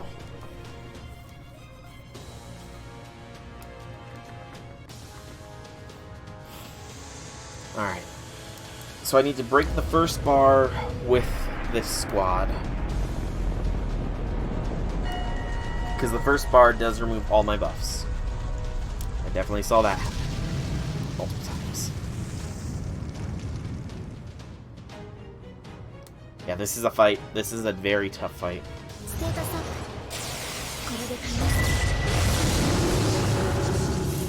So she always starts off by getting rid of our buffs. But not all of the buffs, though, is the thing. I have no way of knowing how she determines what buff she gets rid of, is the issue. Is it just random buffs? I'm just gonna buff up here and see if I can't maybe puzzle it out, maybe?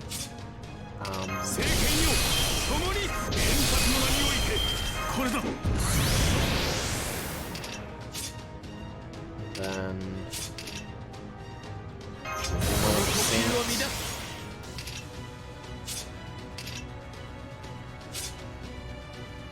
And be risky to do so. But I'm gonna do it anyways. That for a Super Lancelot shot. I think this is literally what I did in the first round. And we got to the final bar in the first round, so...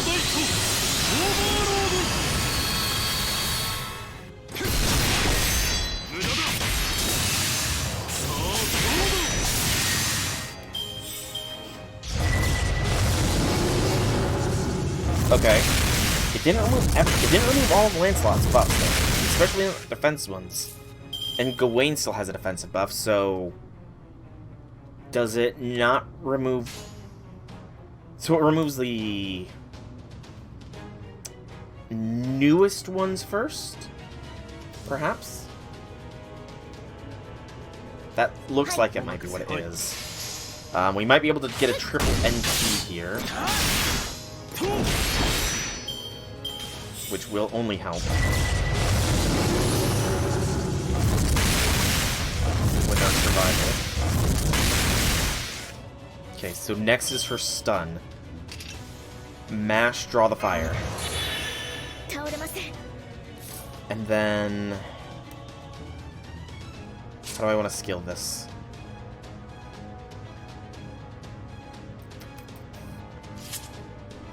How do I want to skill this out? Well, she removes all the buffs when she breaks, though. So, don't use Mash. It might remove the target focus from Mash, too. Gawain.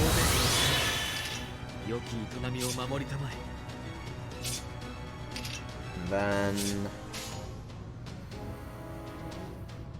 Doot. Get the skill seal here. You might hold off on the stun at the very least.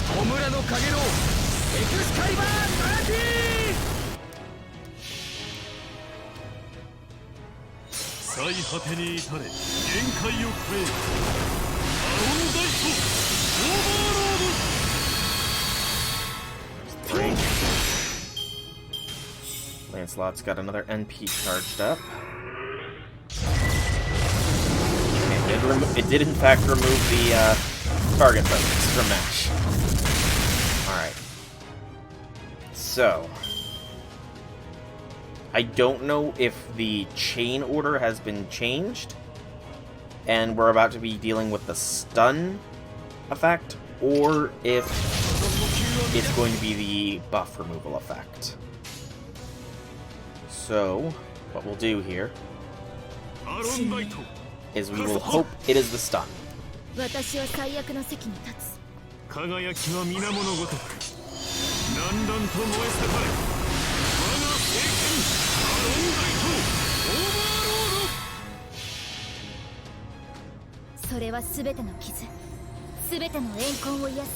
it's the stun, then I can survive this MP thanks to Mash's NP. If it's the buff drain, then I might be in trouble.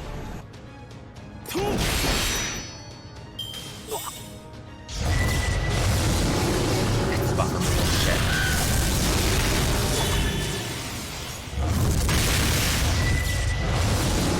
Literally targeted Nash. And then Lancelot. Why the fuck not? Vargas. Damn you. Okay, Orion is on the field. So we have the... So, buff block caused her to skip. So that means the next one is the self-charge while decreasing our own.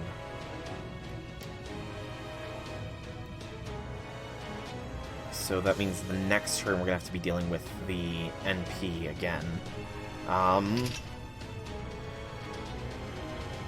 feel like Stout Brutality should be saved for a Orion Chain turn.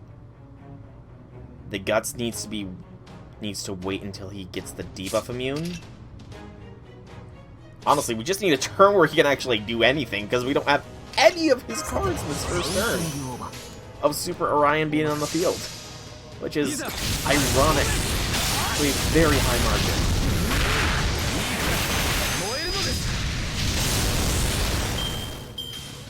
And there goes Gawain.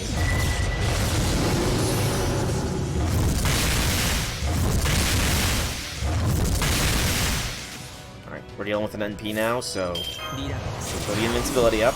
Still no turn for Orion, good gracious. We're gonna be dealing with a stun here, and I have no way to charge him up.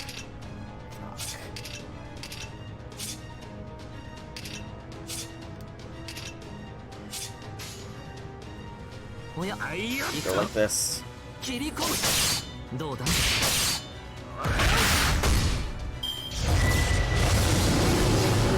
Merlin.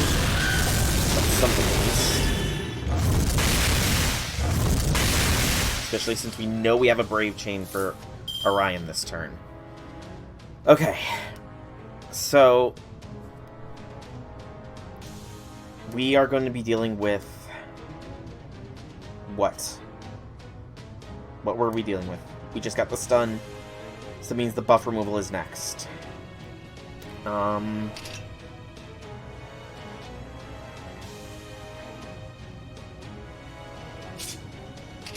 We don't have a lot of stars.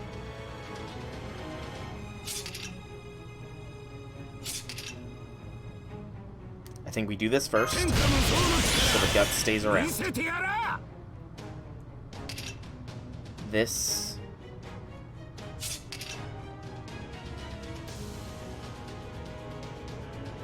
Guarantee.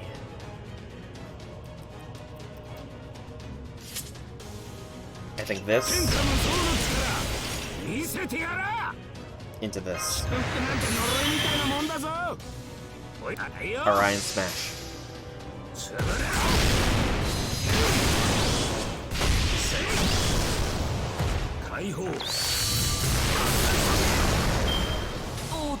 Orion has his NP.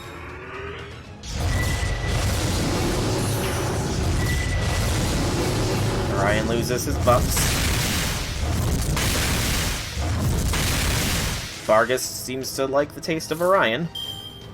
So we have NP. No, we do not have NP for Orion anymore. Fuck. Oh, shit.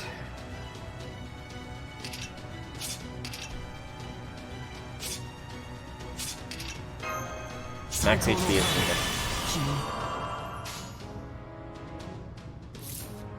I need to hope Orion can survive a turn.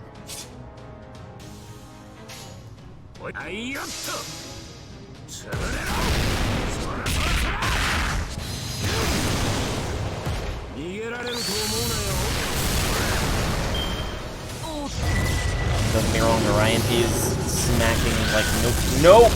That mother trucker. I forgot that the second one charges her own NP.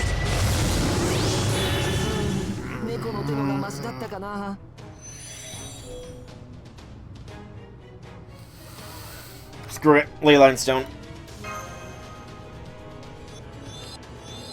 Okay. Stun is the next one.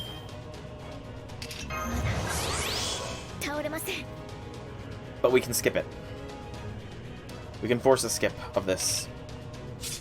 And I'm going to. Save that. Yes to this. Yes to this.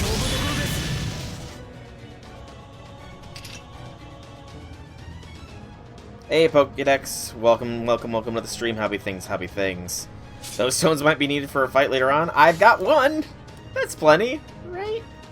One is totally gonna be enough. Okay, Lancelot into... No. Gawain into Lancelot into Mash. I think? Or do I do Mash into Gawain into Lancelot? Because she's got a lot of attack buffs. I don't know if I should use Mash first or last here. Oh, tough decisions.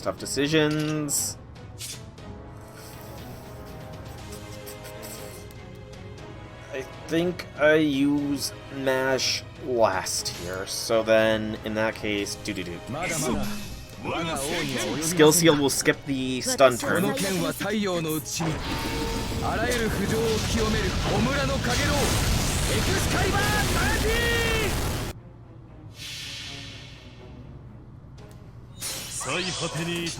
But I mean, Melusine's fight was fairly easy. This one is definitely significantly more difficult. それ Excuse は me. 全ての傷、全ての怨恨を癒す我らが故郷。権限せよ、ロード。 This fight is more difficult than Melusine's fight, mainly because of freaking buff removal. If it weren't for that, if that buff removal didn't exist, I feel like I would have been perfectly fine. But it makes canonical sense for why Vargas would have some buff removal, so... Okay. Next is the buff removal. Speak of the devil and it shall come. Trying to think... What is the best method of attack here?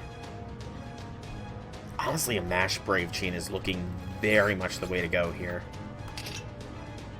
Yeah. I think I'm Mash Brave Chain. 了解。押し切ります。ターゲット。 If we had just crit on those other two attacks, I think we could have had this. If only we had crit. We could have ended it there. But we still pulled it off. Gawain, give us some more stars. Mash. Put her down. 了解。押し切ります。ターゲット。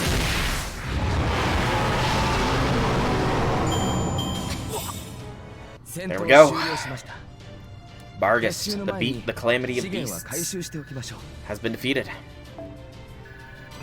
And we leveled up to level 152. And Anniversary Blonde, the first time I use it, has leveled up to level 2. Oh, I got a lot of AP spare now. A lot of AP to spare. Alright. Caster. What am I up against? I mean, Super Orion didn't even do that much, honestly. I didn't get the chance to use his MP, but still, he was useful, I will admit. I know Super Orion is a very strong servant. I just am not really familiar with how to use him. But the 6th arrow is against a caster. We'll set our party pre-battle, so I guess we'll find out then.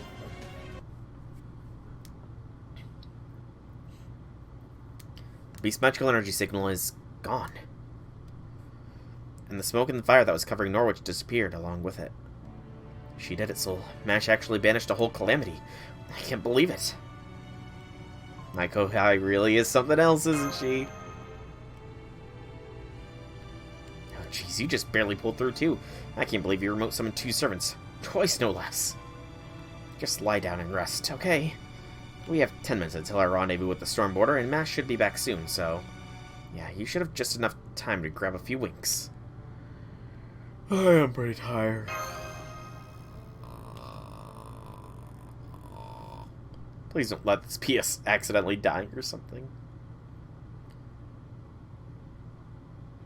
Why is Pepe talking? Pepe, you're dead. Why are you talking? For some reason I can tell just when and where he'll try to strike. We're both worthless good-for-nothings at heart. I was always thinking more about how things would end than how long they'd keep going. Remember that well and don't lay your guard down until it's well and truly over. Barrel.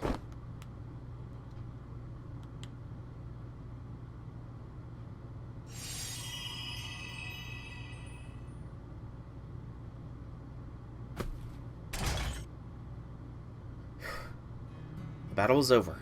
The Knights of the Round Table had successfully banished the calamity. In its final moments, it almost seemed like the enormous hound was weeping. Whether in gratitude or suffering, I do not know. Thank you, Sir Gawain. Sir Lancelot. Thanks to you two. I was able to show her what true Knights of the Round Table are, just like she wanted. Still, she paid a heavy price for her victory. As the report said, there were signs that the round shield would perform a chain summon on the night Sheffield was destroyed. By importing their names, the land of the Fae had given the Knights of the Round Table a place to exist in this lost world. And as Galahad, Mash Cowerlight had benefited most from all that arrangement. The summons themselves had been performed by the Round Table, and the heroic spirits who answered it appeared only briefly. But, even without paying the price of the contract, Mash's stamina and mental energy were heavily depleted. I'm pretty exhausted, but I don't have any major injuries, and my respiratory system is fine. Thank goodness. Just a little rest and I should be back on my feet. Oh, right. I should let Munir know I'm done. I can make it back to the Shadow Border in 4 minutes, so you can just wait there for... In our current state, Mash should be able to recover her strength and magic energy to combat-ready levels in 3 minutes. And make it back to the Shadow Border 2 kilometers away in less than 1. However... Be careful, Little Red Riding Hood. When you're that tired, you're easy pickings for any wolf who happens to come along. Fucking Beryl. Oh no you don't, Daryl. Did I just get clawed?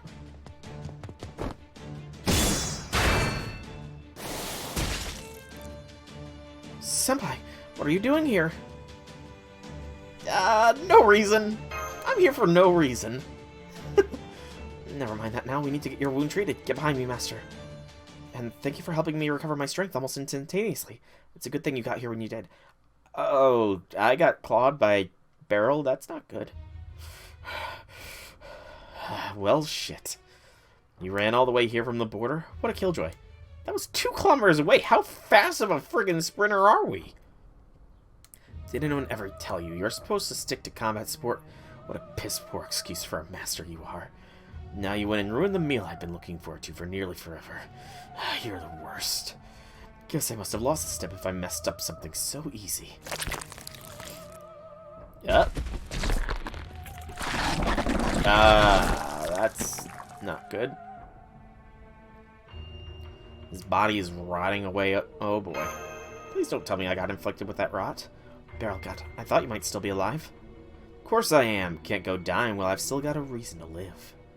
Isn't that right, Mash? I'm sorry I left you alone for so long. I didn't get tired of you, I promise. Just lots of crap getting in our way. Not only have there been no opportunities for us to spend time alone together like we used to, but you even got healthy enough to get up and start moving around on your own just like the doctor planned. Man, I miss our days in Caldea's treatment room. You always looked so bored in there. That's why I went in, to liven things up. You didn't have much in the way of human emotions back then, but you still have the same responses. What?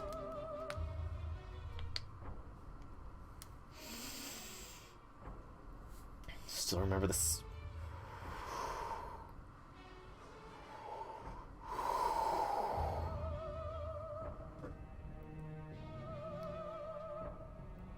Oh, you're gonna fucking die. Oh, you have to die, Beryl. What's going on? Your death. There's no doctor here. Sure, there's someone else trying to spoil the fun. He won't come between us for much longer. Sorry to keep you waiting so long. What the hell are you saying? Love? Right. I'm sure, Beryl.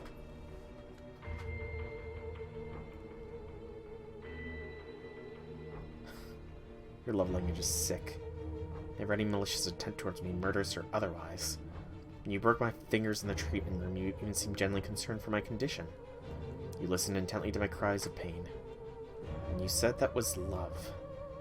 You said it wasn't joy that moved you, but the slight of agony. You're sick. That really couldn't be further from love. Well, of course, I'm only human. I never had many friends who I could relate to. Same with interests, really. It's hard to find someone who...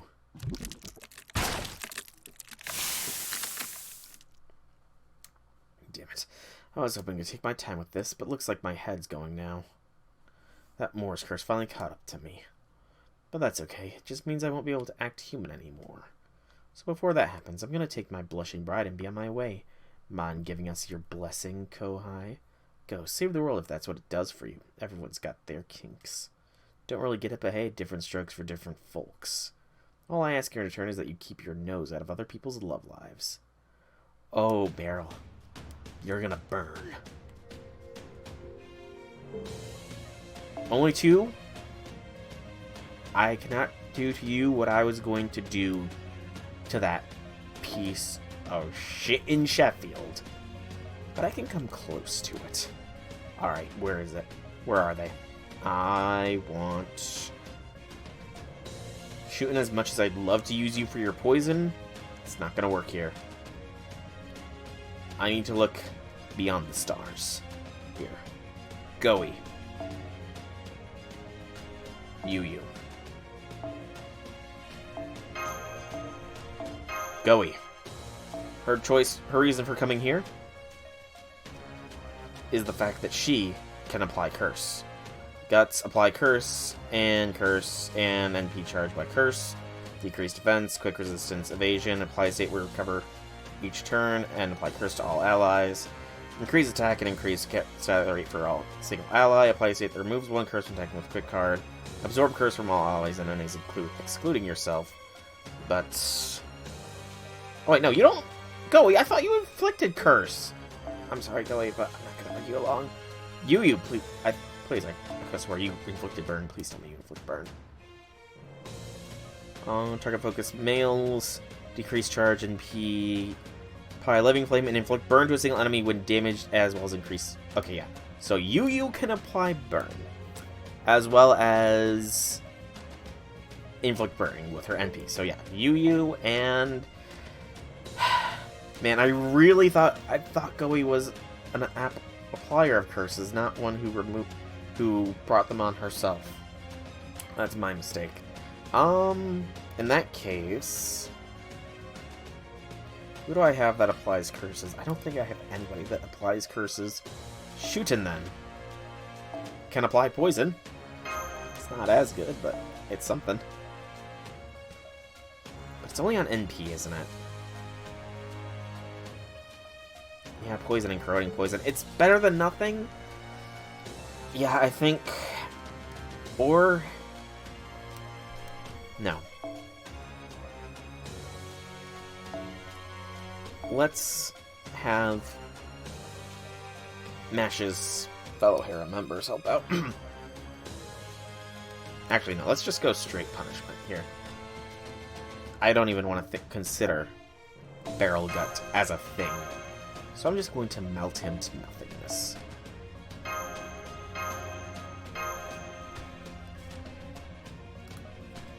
Barrel's already degrading. We're just going to delete him. よう、どこに行くんだ、マシュ。お前はここにいなきゃダメだろう。なあ。決めたよ。お前は。Yeah, you're already dead, man. Daryl, it's time to make you realize. 怖い。こういうこともいいかしら。怖い。ささやか。邪魔者には。Let's make Beryl realize.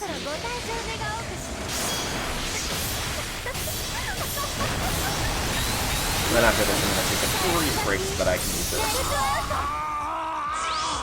Oh, those pain screams are music to my ears, Beryl. I see what you mean. Too much obstacles. Just stuns it. 3 turn stun? That's bullshit. That is insane amounts of bullshit there.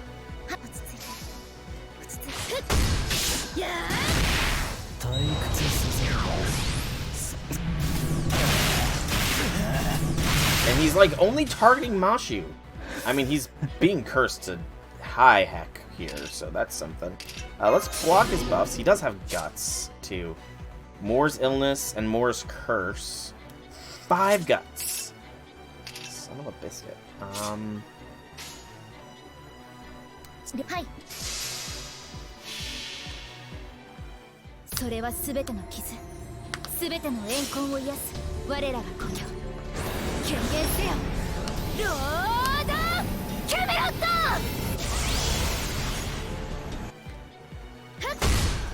You know, maybe it is right that this happens. Nash should get the final kill.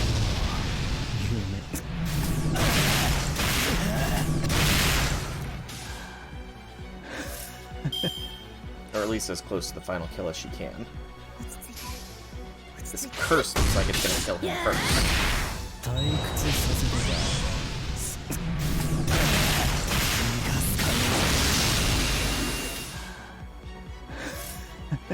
Okay.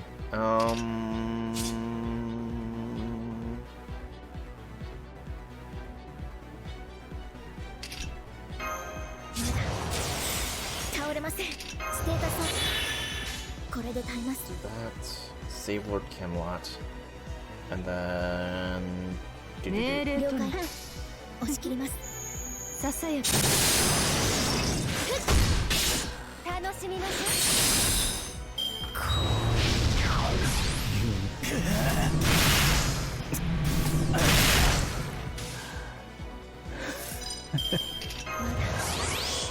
Alright, Mash. Get Lord Camelot up and running here. 私は最悪のすべての傷、すべての怨恨を癒す我らが故郷。権限せよ、ロード・キャメロット。楽しみましょう。お会いします。 Oh, of course. Remove her defense buffs. Damn it. Smash deserved the kill here. If I'd known that's what his NP did... That's annoying. That's severely annoying. I mean, we get him, but I really wish Smash would have been the final blow. She deserved the final blow. But Beryl just had to focus on other people. Can I just pass my turn? No? Alright, melt. Finish him.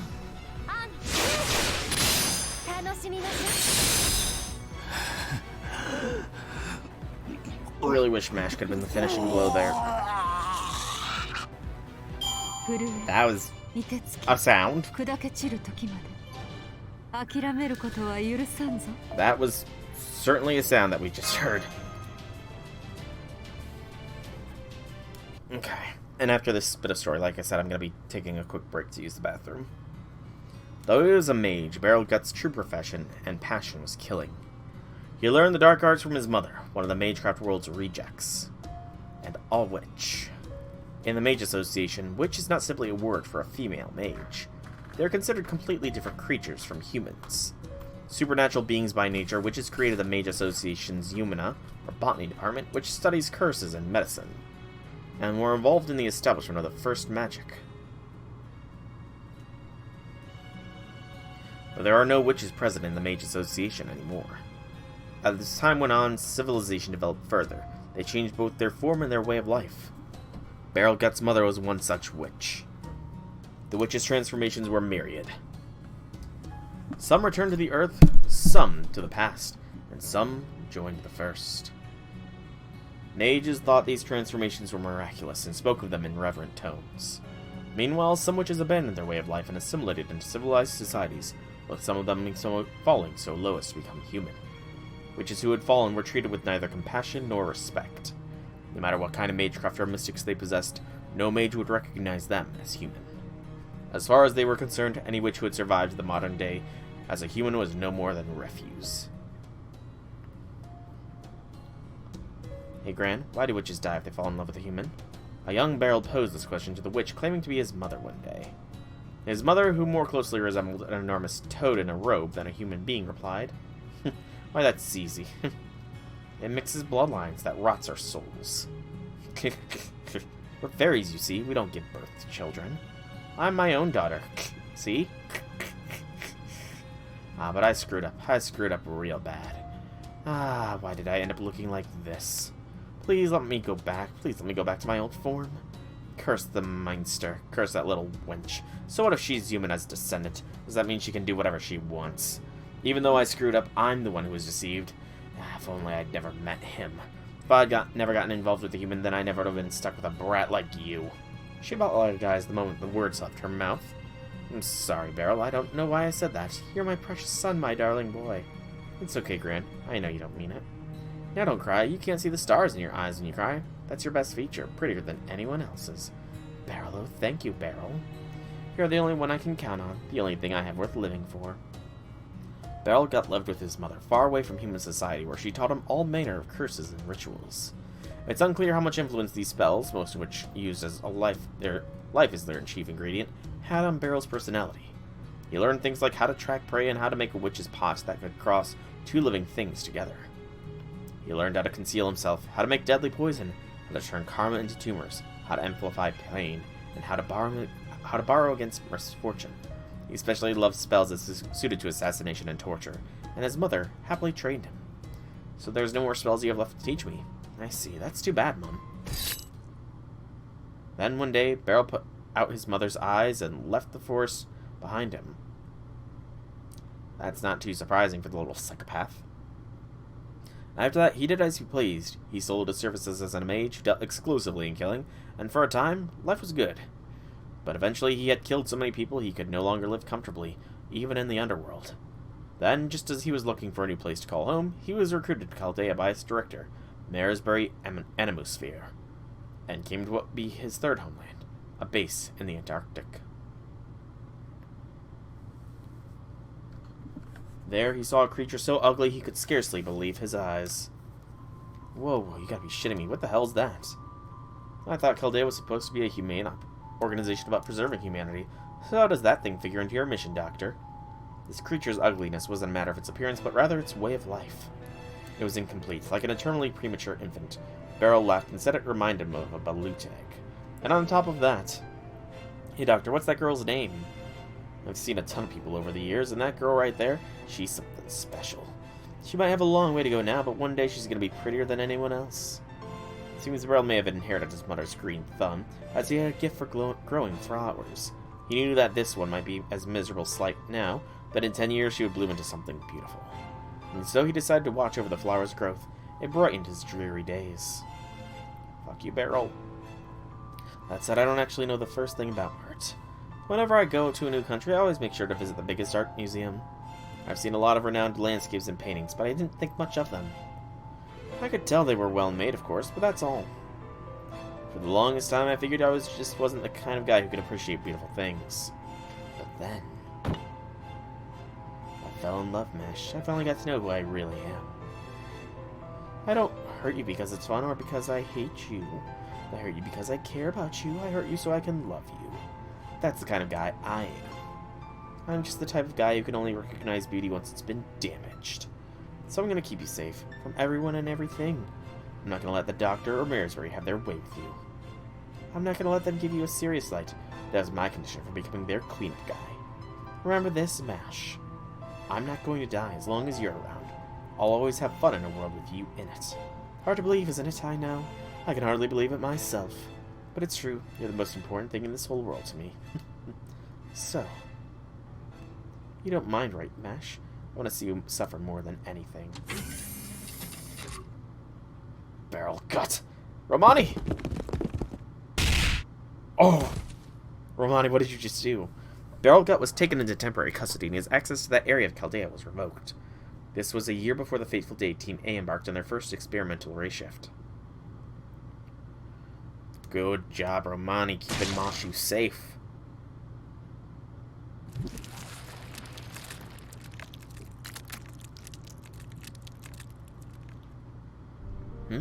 That's weird. Why are you punching me, Doctor? Are you trying to take her away from me again? Wait, please, you can't do this to me. I still haven't felt anything. I only accepted this shitty deal to be brought back to life because they said you were here. All I wanted was to see you again.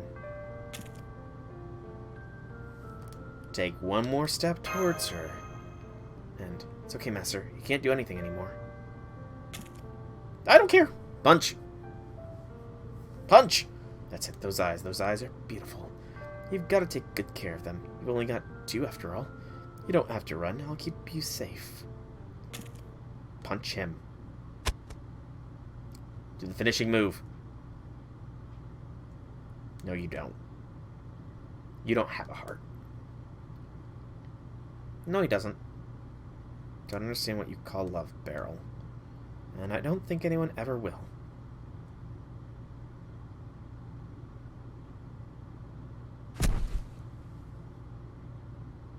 Shouldn't have let him get his last words in.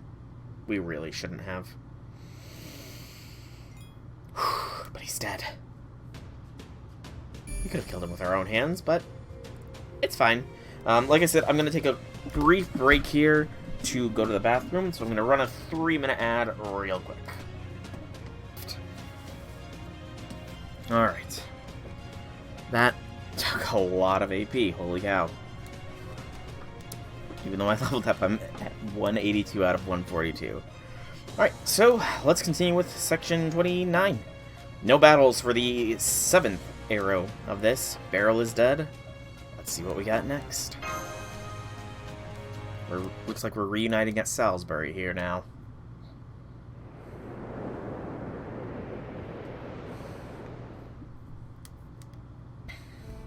Okay, the Shadow Border is on its way to Norwich, so now it's my turn.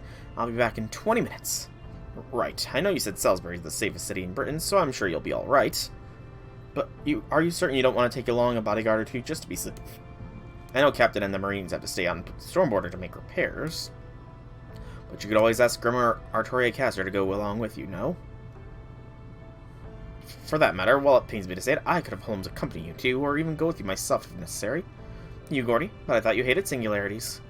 I do, and Lostbelt for that matter. Hell, I don't even want to think about the setting foot outside the border. But circumstances being what they are, I can't afford to be choosy. Besides, I have a bad feeling about this. Man, you really are worried, aren't you, Gordy? I appreciate the thought, but it'll be faster if I go alone. I already passed it for a ferry in Salisbury, and I know my way around there, too. Besides, we only have 1 pair of jet wings, remember? Don't worry, I'll be fine. I'm just gonna swoop in, pop over to the pub, and come back with Habitat in and out. Okay, I'll be back soon. Take care of the Storm Border while I'm gone, Captain. Of course, maybe the ship's captain, but you're its brain. We need you back here as soon as possible. Oh, you know just as well as I do that the professor can handle things here, too. Still, I appreciate the vote of confidence. I'll be extra quick just for you. They're still protesting in the streets. Aurora's dead, too, so... City's burning. It's been burning forever now. There haven't been any wind tidings from Lady Aurora. Everyone in the city's changed. Of course, I'm not surprised. Deep down, we were all jealous of each other. We pretended to laugh while we actually seethed. We pretended to be sad while we secretly smiled. That's just what we fairies are like. So, of course, this is how things turned out. Pub's so quiet now. There's no sign of the fairies who used to smile and laugh here anymore. Nobody comes to my pub at all. Guess Britain really is done for. But that's okay. Things are just back to the way they were before. My pub was always like this. Drab, boring, far cry from places on Main Street, just like me. All the exciting recent stuff was just a special occasion. An unbelievably fun, once-in-a-lifetime exception. Whew. Good thing I made it here without anyone seeing me. That was too damn close for comfort. Man, Gordy was right. I had no idea things had gotten so bad here. Dunbichi, you came back. Wow, this is great. I'm so glad you're all right. Things took a real bad turn at the cathedral, right? I was so worried about you. Hey, Mike. Good to see you safe and sound, too. Not that I was especially worried about you. Your pub's pretty sturdy, and you're not the type to take unnecessary risks. I knew you wouldn't let the rumors mess with you, or take to the streets like the other fairies. Yeah, of course not. I've been in the kitchen all this time coming up with new recipes. Here, Dunbichi, check this out. This one's really something. Found out you can make a real thin kind of bread with buckwheat flour I got from Norwich. Then you can put all kinds of yummy things on top, like cream, ham, veggies. Oh, that's amazing, Mike. You invented galettes. Not even Norwich managed to come up with those, and they've been breaking the Queen's laws to do whatever they wanted for ages. You must have been doing a lot of experimenting to figure this out. This is a proud moment for me as a teacher. Yeah, I did work. I worked real hard at it. It was tough but fun. It wasn't easy, but it was really fulfilling. It's like a whole new world's opened up. I'm not the same useless monk I was before. I'm a fully fledged fairy now. It's all thanks to you. Oh, you're giving me too much credit. I had to make you into a hard worker. You had that going for you all along. You would have made something of this pub eventually, even if I'd never showed up. Where are you going, Denbichi? What's on the second floor? Oh, I just popped back to get something I forgot. I need to grab Typhon and Habitat to get back to our ship as soon as possible. Go back? Where to? Our ship's sparked up in the air. Once I get back, we're going to take care of the calamity. Say, here's a thought. I know Gordy won't be happy about it, but you want to come with us? That ride out there isn't calming down anytime soon, yeah? Having one fairy come along won't make any difference. No thanks. I'll stay here. Here's fine. Besides, I've still got the basement. I'll be safe no matter what. Yeah, it's safe here. There's nowhere safer. There's no point in going out. We can just stay here. Forever. Oh no, Mike. Habitat, are you up? Are you still conscious? Yeah, is that you, Da Vinci? I knew you'd come back for me. Wish I could have gone to meet you myself, but oh well. You don't have to say anything. Your face is saying everything I need to know. That's good. Keeps things simple. Yeah, it does. I don't know how things ended up like this, or why you made the choice you did. But after scanning all of Britain with the border, this was the only conclusion that made sense. You're going to help us, right? Of course, besides, it's been kind of tough staying awake all this time. I hate to ask, but would you mind carrying me? I can't really move so well anymore. You bet. That was the plan. Thanks for everything, Habitat. You really are a bride's best friend. Oh, poor Habitat. Something's up with her. I know the truth, Denbichi.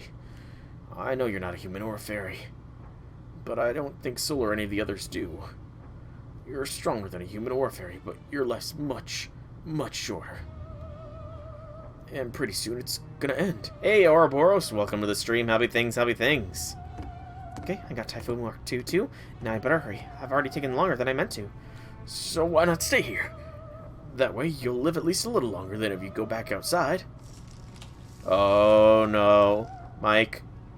Sorry for all the trouble, Mike, but I'm really glad you were here. And I don't just mean for today, I mean all of it. If I hadn't met you, our journey would have been a lot harder. So thanks for listening to me that day. Pub life turned out to be a lot of fun. And since I might not get another chance to say this, I just want to tell you that you've got a lot more going for you than you realize. And I just know you've got lots of days fulfilled. You got lots of days filled with even more fun ahead of you. Oh no. Ouroboros, why would you say such an ominous line? Alright, take care now. I'm off to save the world. Turning around and headed for the door. Her back. Oh no. He's gonna leave forever unless I do something. Without Denbichi, I'll just go back to my boring old self. Don't want that. I don't even want to think about it. The whole idea is too frightening. I need Denbichi here. She should stay here. She'll live longer that way too, so... Ah! Oh no. The door opens and she steps out. The knife I clutched in my hand just out of sight clatters to the floor. Stare at her back as she shrinks in the distance, barely able to see her through my tears. That's right. Denbichi wouldn't be Denbichi if she wasn't free. Going wherever she wants is what makes her Denbichi. She knows she doesn't have much time, but she still keeps reaching for her dreams. That's why she shines so bright. You fought it back? So I have to see her off. I have to keep smiling to the end. I used to think this place was a dream world where we could have anything we wanted, but I was wrong. Real dreams aren't easily obtained. That's why every day is hard. And so fun. So it makes life worth the struggle. Even the world around you about to end. Even if you're a horrible monster like us fairies. Yeah. Farewell, my friend from a far-off world. Thank you for coming to Britain. Thank you for coming to my pub. Thank you for all those wonderful days. They truly were a dream come true. So the angel spread her wings and flew straight to the dangerous city into the world beyond. He fought it back. Mike fought back the Moor's curse. And he fought back the possible attempted murder of Da Vinci as well. Mike is a good fairy. There are good fairies in Britain. Ha! They don't all deserve to burn. Alright, Mash, Munier, and Sol are back from Norwich. And Da Vinci is back from Salisbury. All our units have completed their missions, and we can set a course for the pit. But before we leave, we still have time to do one last run-through of the operation. Commander Gordolf, would you do the honors? Oh, I wasn't doubting. I was legitimately worried. Like, I was starting to get a sinking feeling. As it started to go more into Mike's monologue there, it's like, oh no, please, no, Mike. But he turned out to be one of the good ones. Good on Mike. Good on Mike. Well, right, of course. These run-throughs are important. After all, I appreciate your consideration. Right then, listen up, Chaldea, Lostbelt field team, and the local collaborators. We're about to fly into the pit and begin our battle against Sir Nunus. This should be our final battle in Britain, so don't worry about saving your strength for later. I want you all to use everything you can, every special technique and every ace your sleeve. I mean it, you guys are always holding back one last trick. This time I want to see no holding back and no secret last-minute surprises. We're just going to carry out this operation as we plan, and we're going to defeat Sir Nunus. Remember, we were all wiped out once before. It's only thanks to that witch Koyan that we're still here. I'm certainly going to try. And according to Da Vinci, there's no more signs of her spirit origin anywhere in Britain. I'd say the odds are good she's already left this Lostbelt behind, and good riddance. At any rate, remember, this is our last shot at this. Don't count on getting a third chance. I'm certainly going to try to finish it today. Yes, sir, but... You're wrong, Gordolf. There is still one more player here. I have no idea what Sir Nunus is like, so... I'm going to wing it. But yeah, Gordolf, there is still one more threat. This Moor's King that is apparently still kicking. Certainly, Commander Gordolf. And I don't want to know what Sir Nunus is like, because I want to go in blind. Repairs on the storm border are complete, and our flight and weapon systems are fully operational. Meanwhile, it has been 20 minutes since Sir Nunus reappeared in the pit. Going from our previous experiences, the Calamity Hands that assaulted us will appear in another 40 minutes. But just like the Fire Calamity that attacked the storm border earlier, we expect there to be a change in Sir Nunus this time as well. Specifically defensive systems. Once he realizes we have a divine construct on board in the form of Artoria Caster, there's a very high chance this Calamity will try to attack us.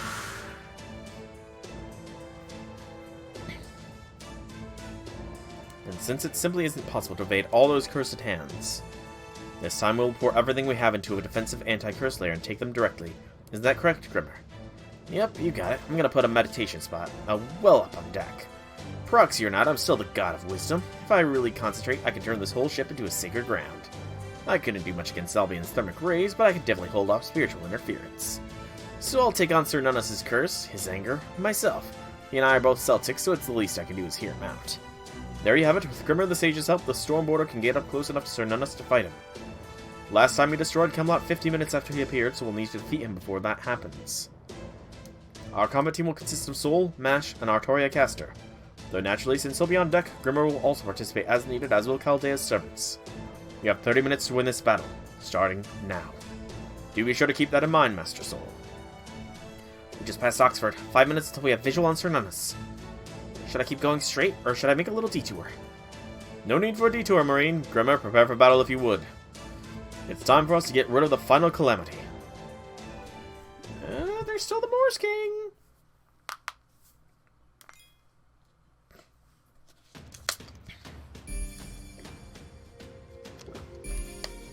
I was about to say, we're really stopping at Oxford. I guess Oxford's where we met up. So, the giant hole. Berserker. Eh? Well. Berserker's easy to deal with. It's gonna be... defensively is gonna be tough, though. Alright, so this is Arrow 8. Yes. Well, I only realized the Moor's King was still around when he sort of interfered with Barghest's memory, which, let me say again, that was a very tragic thing that she had to forget. Like, holy cow, I can't believe that she actually did eat Adonis. The question is, how long ago did that happen? Yeah, I mean, I knew that there was a third player all the way back when that one Mirror Clan Fairy Knight of Morgan's was killed. And then Yep, that was the first indication that I knew that there was another player in all of this. But then that other player also killed Murian. Can't forget that they killed Murian. But I didn't remember that there was a Moors King until the whole, this is the Fang Clan's reward for killing the Moors King, and he cast a curse on the Fang Clan. And then said Moors King then altered Bargast's memory. So I didn't realize that this third player was the Moors King until recently. I knew there was a third player, I didn't know who. We're almost to the pit. Nervous? Yeah, kind of. Not really, though. It's a berserker, so... Me too. Think about it. We're about to fight a god. A god. Doesn't really get much more intimidating than that as opponents go, does it? A beast. Not that I want to talk. I only just learned about proper human history at the site of selection, after all. But you must be used to these kinds of things, right, Soul? I mean, this is far from your first time, right? True, fighting a god never gets easier. Unless you're Kratos. I see. Well, that's a relief. Now I know it's okay to be nervous. But, could you pick my staff up for me if I end up dropping it from sheer nerves? Haven't changed a bit, have you, Castoria? Nope. Doing everything on my own, still beyond me, so I'm glad to have others around to pick up my slack. He's the hardest boss in the game even to this day. Interesting. Did you find your reason? No luck there, I'm afraid. Still in the dark as ever. But that's okay. I might not know why I keep persevering. But I think there was someone who did know. Oh, but I'm getting off track. Soul, I wanted to thank you for now. Well, I still can. Once you defeat Sir Nunus, I'll go back to Avalon and you'll go back to your own world. This me is just what is left after Muramasa took over the final part of the Secret Sword's creation for me. Once I use up my magical energy, my role will be complete and I'll fall into a deep sleep. Just like how King Arthur left for Avalon in your world. Oh. Yeah, so after we've dealt with the calamity, I'm going home to paradise. Oh. I honestly didn't I knew she was the custodian for the Sacred Sword, but I thought that meant she was gonna stick with us, honestly. She's essentially become the Lady of the Lake, though I don't really know what happened to the Lady of the Lake after she gave Excalibur to King Arthur in proper mythos. Thought you were gonna, I've always known where I'd return one day. I've known since I sacrificed myself to the side of selection. No, since I first floated to the surface. But before I leave, there's one other thing I have to do. I have to pay you back for everything you've done for me. For Avalon Lefebvre like me, saving Britain means restoring this false Britain to the way it should be. But you and your companions were different. You knew it was false and you still wanted to save it. So I figured, just this once, I'd like to share the same goal. As long as you keep holding on to hope, this Avalon Lefebvre will keep listening to you. And not just so you can save Britain, so you can save the world. Hey, Mordred. Yep, we will definitely save the world one day. By the way, Soul, I have a question for you. What part of this journey did you enjoy the most? And don't say Manchester. What part of this journey did I enjoy the most? Probably the fun times in Londinium, maybe?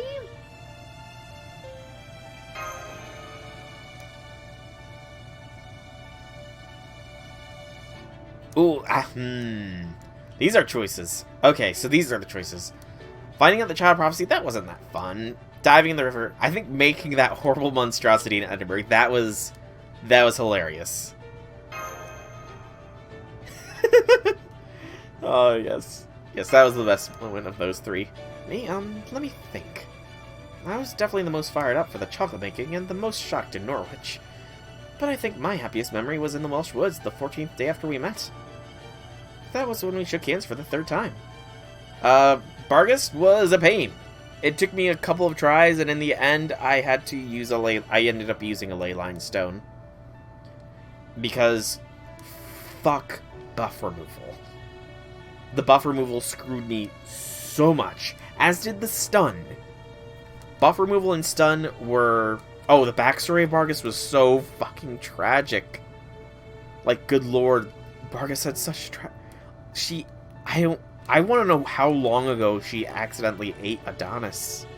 And the fact that her villagers saw it as well and they were doing the same thing. Oh, that was tragic. Poor Bargus. Poor Bargus. I just want to help the Child of Prophecy on top of that. Man, that was so cool. Can't believe you remember that. So on that note, here, this will be our last one. Handshake. Handshake. Fourth handshake, huh? Distance to Nunus, 5 kilometers. Deciding to our final approach to target now. Speaking of kilometers, the fact that we sprinted a whole, 2 kilometers in no time flat to save MASH? Impressive. I'm certainly going to try. I'm imagining that there's going to be one more section after this one, so I will certainly try. Contact in 2 minutes. All hands get to your seats and strap in until we get there. Later, Castoria. Also, if I do manage to finish today with enough time, I am probably going to be rolling for Oberon. And Obroan. I forgot. He is Obroan, because Oberon was a bro. As well as Bargus, as well as Baban.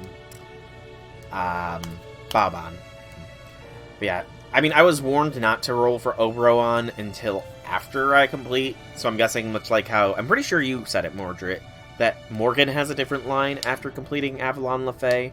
I'm guessing he does as well. The first lie she... Not enough... The first lie she ever tells. First day... The most fun I actually had was our 11th day in Gloucester. For you, it was probably nothing special. Oh, so she lied about her favorite day. But it was my first time taking a walk down a big street with someone I really liked.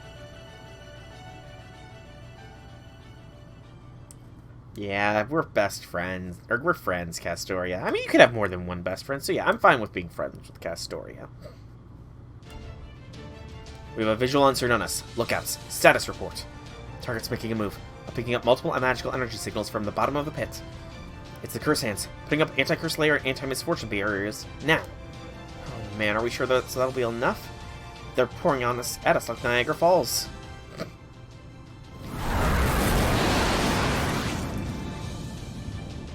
Someone she really likes. And Pepe said that she had platonic love for us. So that is the friendship love, you know? Yes, I am aware I am friend-zoning Castoria. Don't worry, I'll push them back all at once. In my death, I speak of life. Oh, Mimis Brunner, lay line of mistletoe, sever the past, and grow towards the future. For the next 9 days, no folly shall be tolerated. Cross the twilight. Gambentine, Valhalla! I mean, don't get me wrong, Castoria has an amazing story. She has been an excellent protagonist here. She definitely has some main heroine energy. But she's 16, so too low.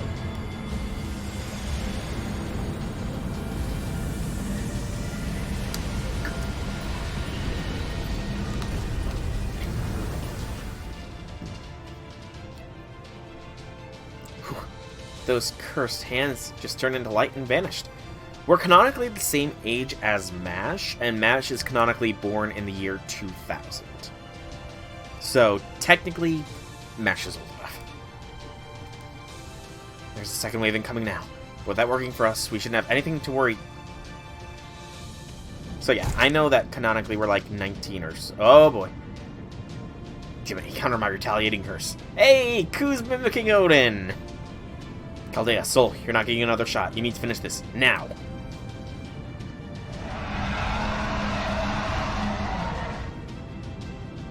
I mean, sure, mentally, Castoria is wise beyond her years, especially because of what she suffered, but still.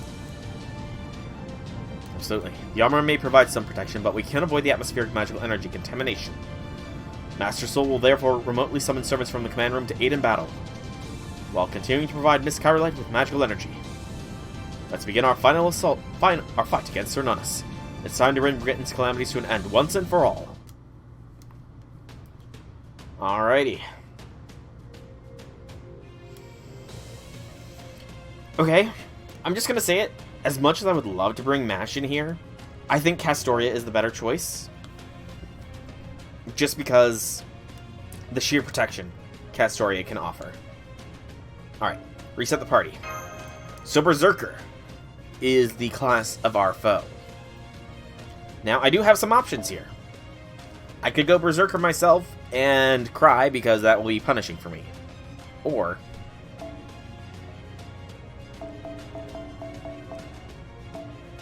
we can bring in the foreigners. To be specific, let me think. Of our single target foreigners, we have Abby, Face, I don't remember. Is Goey single target or is she AoE? Goey is AoE. Okay, so not Goey. Summer Abby's the AoE version of Abby, right? Or is she the single target yet? Summer Abby's the AoE version. Voyager is sadly not leveled up. But then we have Yu.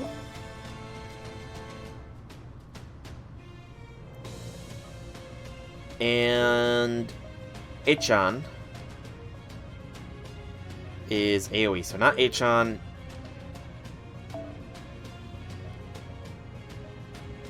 Okay. So we have 3 single target foreigners here. XX, Yu, and Abby. XX is a 4-star, however. So I don't think... And she's also more anti-Saber than she is anti-Berserker. Between the two of Yu and Abby. Invincibility, NP gauge for 3 turns, crit stars, target focus against males, decreased charge and gain NP corresponding to the amount decreased, as well as a decrease in defense. Living Flame were burn single arm enemy, as well as increase your own defense. Increase debuff resistance, rank 2 stars. And Yu is burn, whereas Abby is more sustain. Abby is also NP too, so I think it's obvious here. It should have been obvious that I should go with Abby. And because I don't like making Abby fight in her first form, because she is canonically terrified when she fights in her first ascension, we will go all the way up to final ascension for Abby.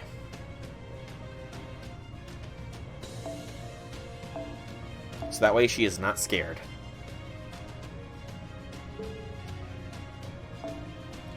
As for this, we'll go with Sumo for the most bang for our buck. And then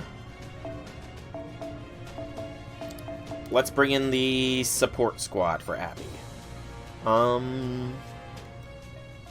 I do think MASH should be here too, though, so I will bring MASH as well. MASH can get... Where is it? I still have yet to clear out my CEs. I am a lazy bum with regards to that. I am a procrastinating lazy bum who does not clear out his CEs. Where is it? There it is. Is it before? No, I want Iron Will. Do I not have Iron Will out of the box? No, Iron Will is stored away. You know what? Before Awakening's fine. And then let's just go with support. You know, I should bring a backup Yu just in case. So backup Yu as a precautionary measure. If I can find her.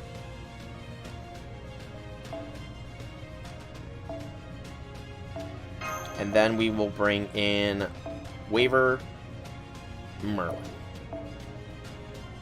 Of the two, we want Merlin's Bond CE, I would say. Alright. And then we should go serious with our CE.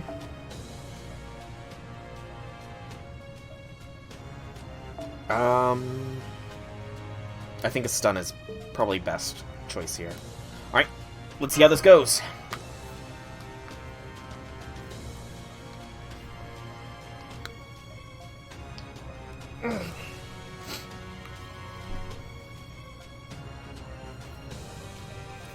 Sorry, I was not paying attention to chat.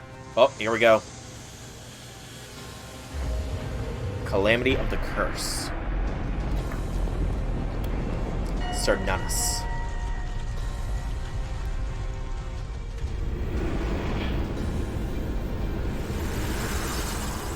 Creepy hands. That is a big boy.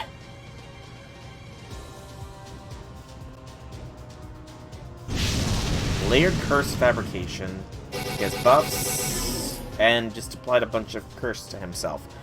4 bars. 176,000 for the first.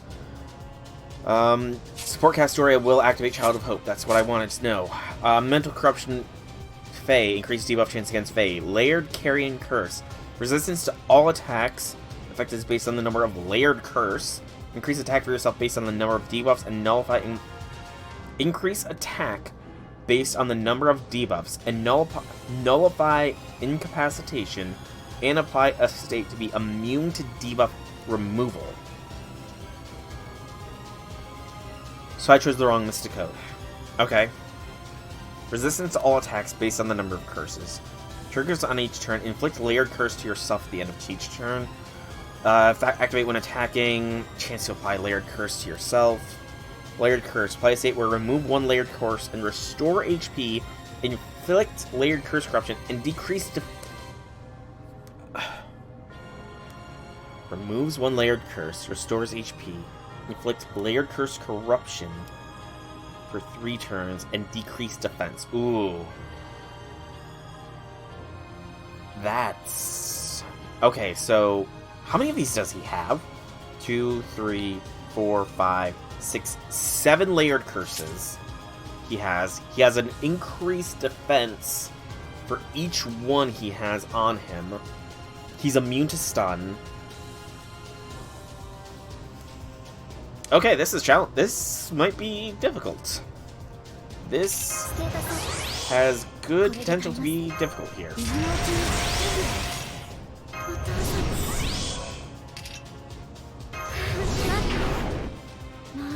This has a very good chance to be difficult. I don't... Yeah, I did see the debuffs do increase.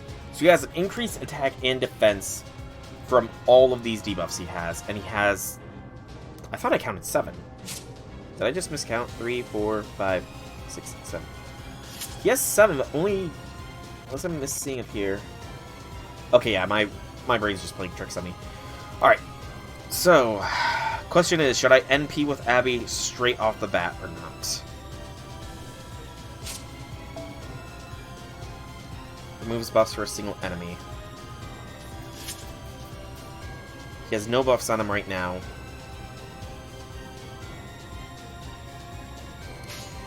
Let's test this.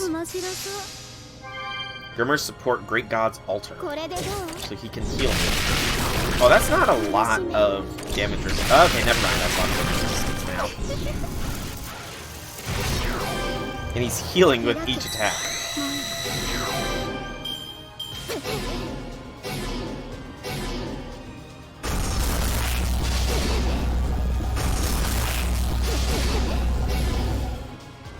And he just gained 3 back.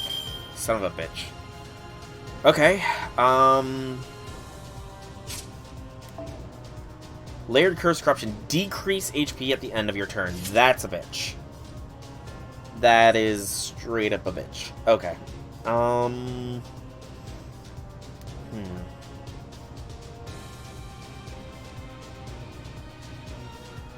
The damage resistance should be lessened because he's at 6 now. It's by 1. He lost 1. So.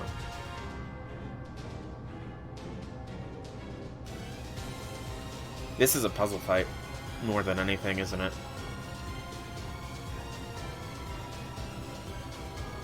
This is a puzzle fight. Okay. お好きになさって。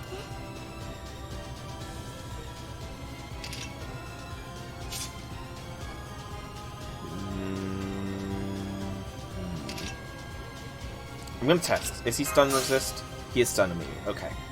I wanted to confirm that. I don't think I'll full return this at this point. I'm sure it is possible to full return him.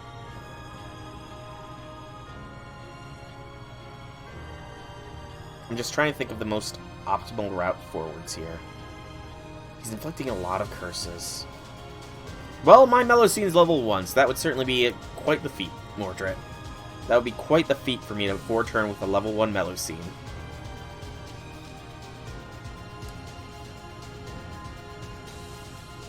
I think I need to try and see what kind of damage we're doing with NP.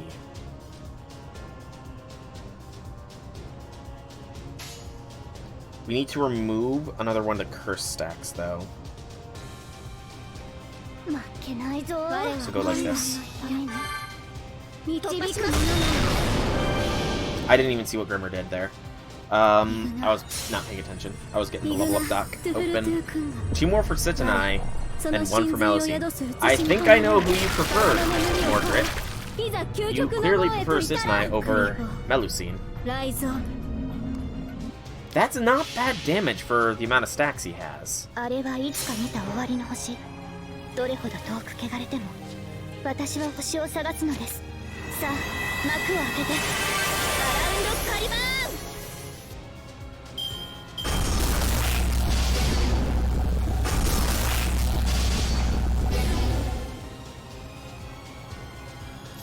Okay. Let's throw that there and go like this. The Melusine fight was really easy, honestly. Like, I first tried it with, Saberlot. Oh, so close there, Abby. So close. Grimalkin A. Invincibility, you son of a... Oh, shit.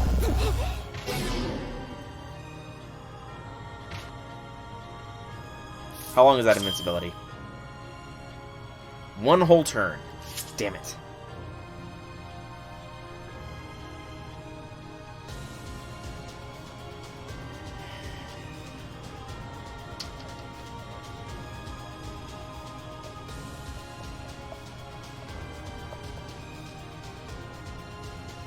I'm trying to think.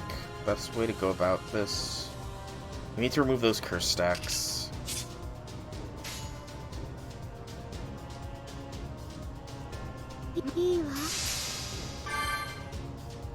What did he do? I think you're looking at it. Yep, you're losing bucks. Okay, that's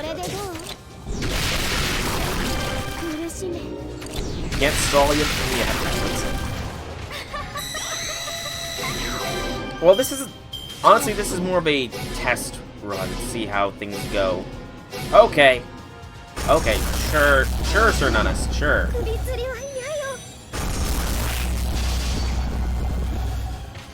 He had an... Yeah, he would have punched the invincibility. Okay. Yep, gotta restart. Definitely not gonna pull this off with just these 2.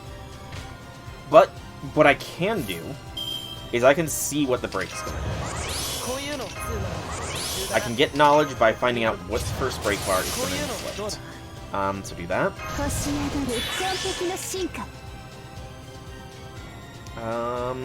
Invincibility just in case we see an NP here. And that can wait, so go like this. Alright, let's see what the NP, what the break does. You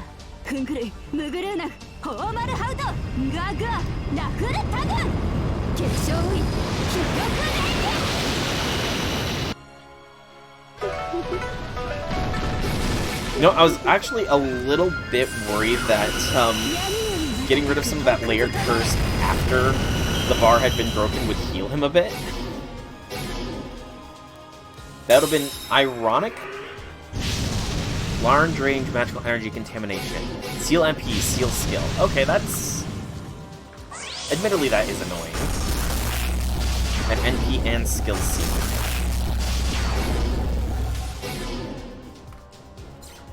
That is admittedly annoying.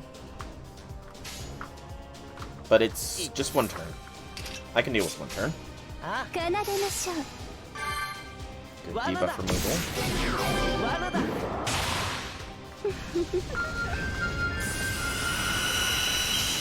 You use full NP. Will you survive is the question.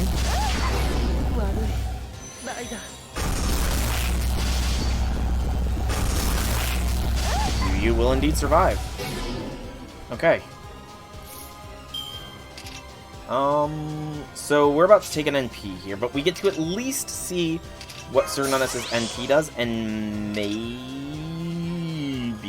break another bar? I don't know. I think we go Buster NP Arts. Get rid of that last bit of curse.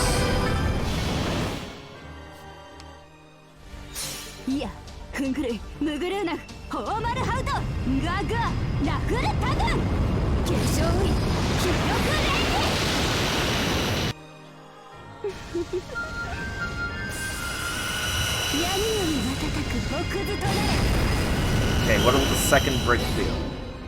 Oh, we don't even get to see what the second break does. No. Oh wait, we do. We do. Okay. Layered rapid curse regeneration. So he gets 5 more layered curses. Okay. I'm halfway through the fight.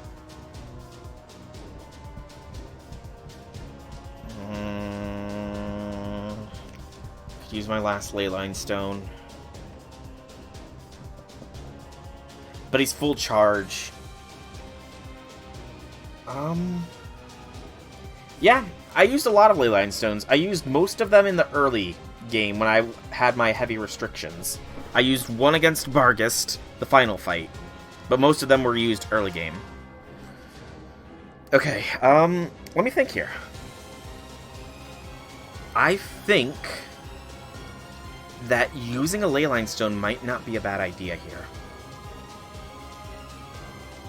Because I'll come back, I'll have full power, 100% NP shots. He's got a lot of defense debuffs going because of Yu. I have no idea what his NP is going to do, though. If it's a debuff cleanse NP, then I will literally be wasting my Leyline Stone. But the thing is, though, is I have Castoria. I can Castoria NP. As long as he does not debuff cleanse, then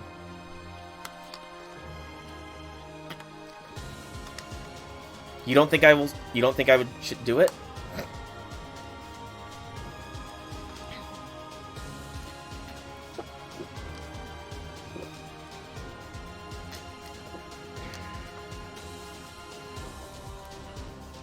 Last bar is crazy.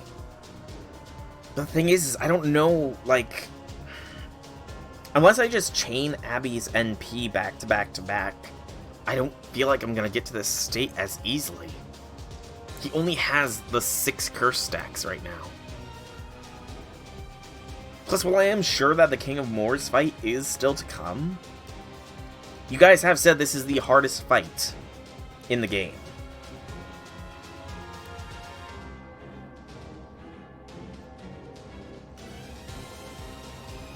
Just an FYI, you beat this fight with your melt? Well, when you say it like that. I could probably do it too, but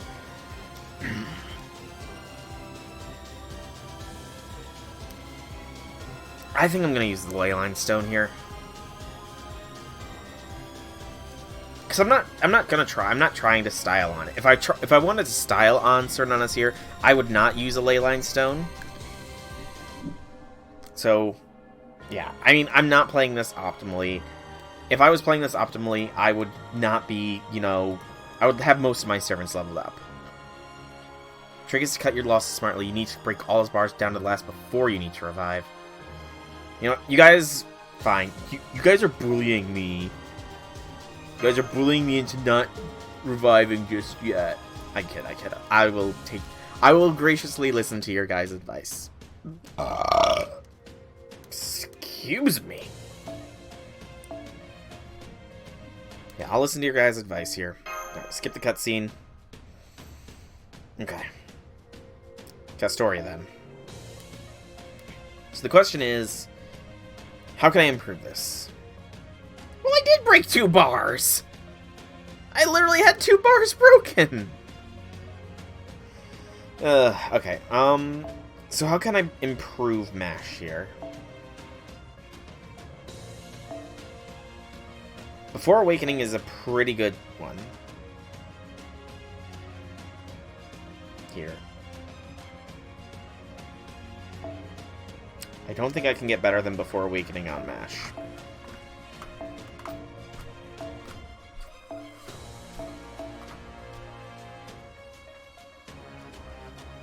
But I will take what you guys said to heart. You proved to be pretty powerful there in the back line, but I will take what you guys said to heart here.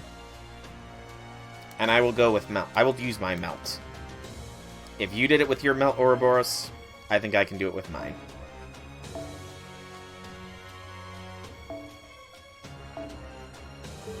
So we'll pull Abby back.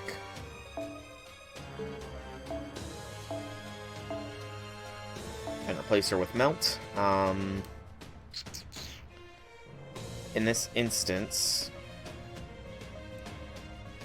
put Scotty in the front lines instead of Merlin, and instead of MASH.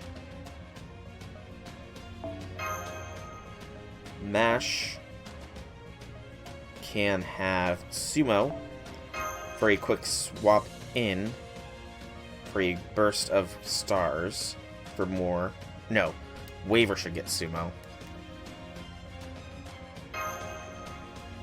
for a quick swap in for stars.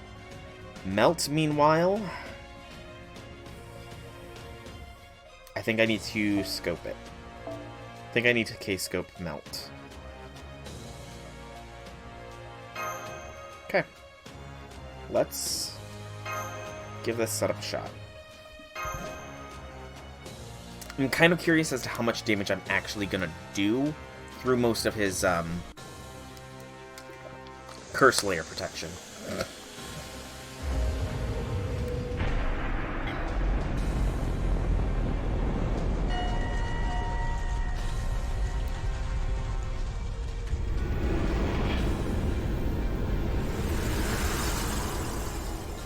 I do have a max Black Grail. Oh yeah, I figured I'd have to card NP. Only way to remove most of those buffs he's got. Ooh, I got a really good turn for Melt as well. So, let's get things started here.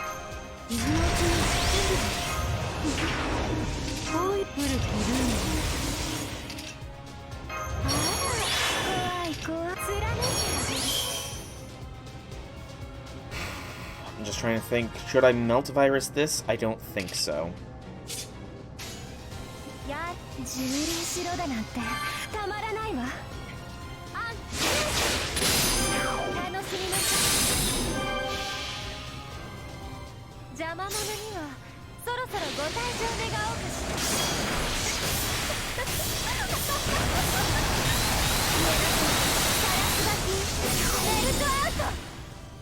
Good.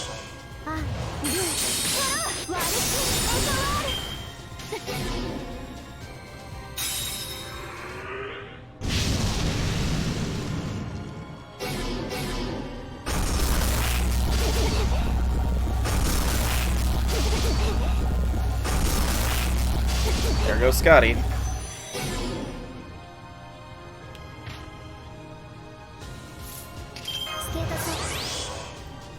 Castoria, you kind of need to live.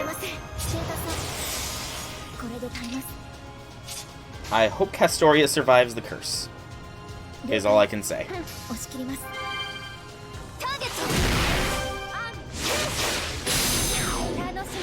Oh, so close to a face card reveal there with Melt. Fey Vampirism.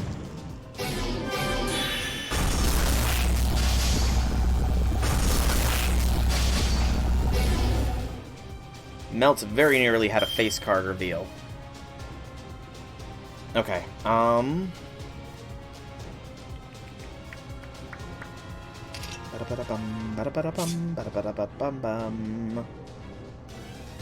to think. Best layer of attack here. I think we gotta start that. And then remove a curse layer.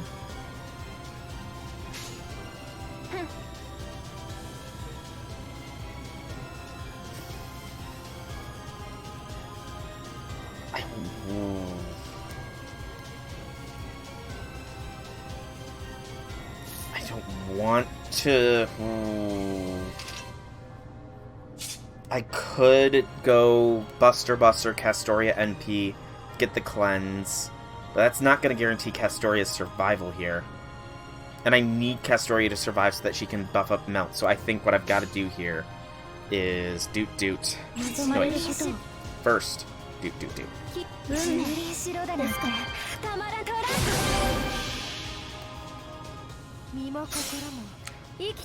you could redo it now. You understand the fight better. You can fortune it.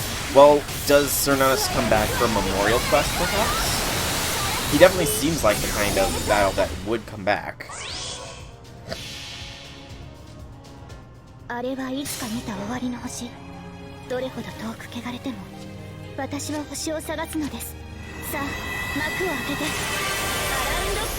Well, there you go, Ouroboros. Just wait for then you can foreturn it. Layer Curse, Round of Regeneration.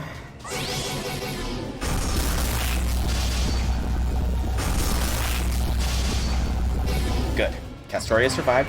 She got her own default charisma. I forgot about that completely. Okay. He appears getting an interlude, but weaker. That's a shame. Okay, Processing.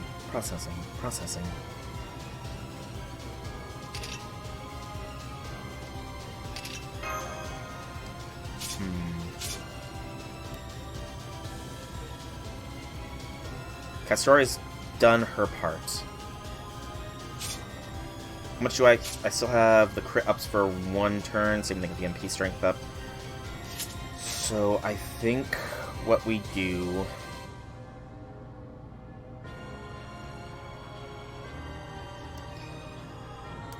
Trying to think of the most optimal route of attack here.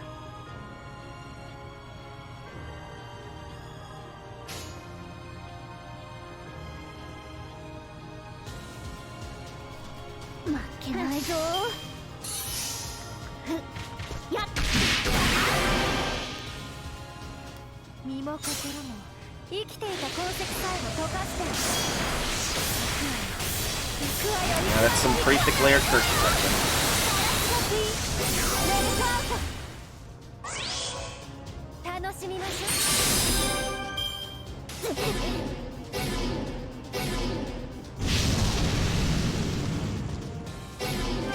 Oh, piss off.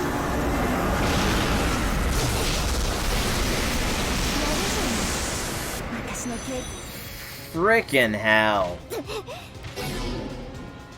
He would, wouldn't he? He would. Okay, Cernunnos. Okay, I see how we're playing here. I see what kind of game we're playing.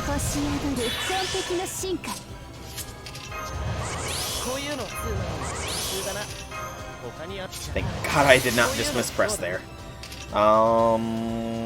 That's fine. Stay off. That's fine. Go on, because it's defense drop more than anything. Alright. Let's start punching.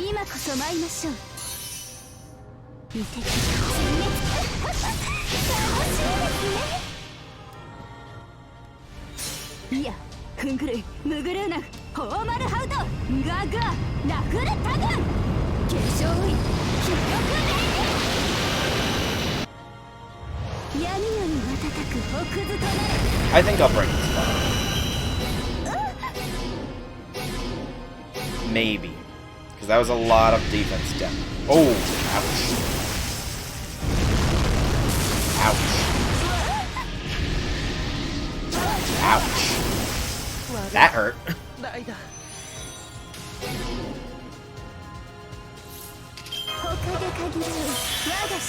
That hurt a lot.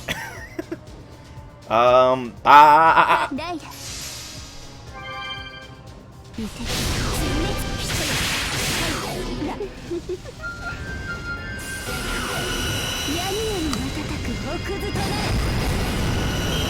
Go, you go.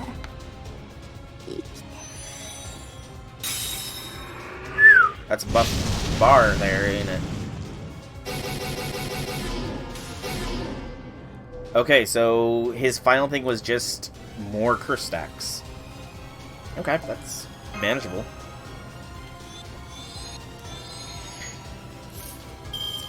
Alright. So I just need to get rid of these curse stacks first. Hope that he does not go for crits on me. So let's throw up a Melt Evasion here. We're gonna Melt Brave Chain to start things off. Yeah. Melt Brave Chain to start us off here. And then we do an NP Brave Chain.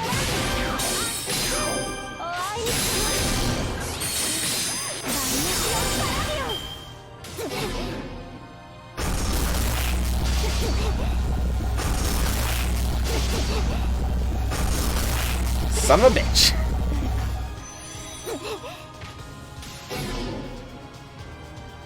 Well, that's annoying.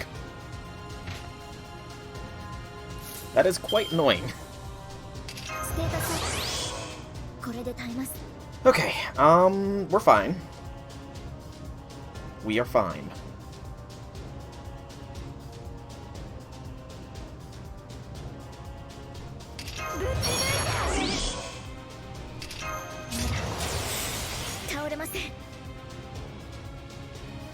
Yeah, I did lose those buffs, didn't I?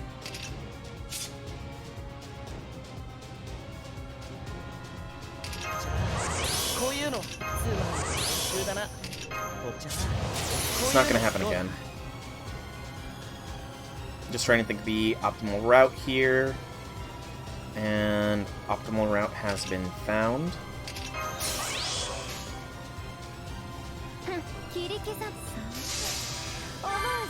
Thank you for the debuff removal there, Grimmer.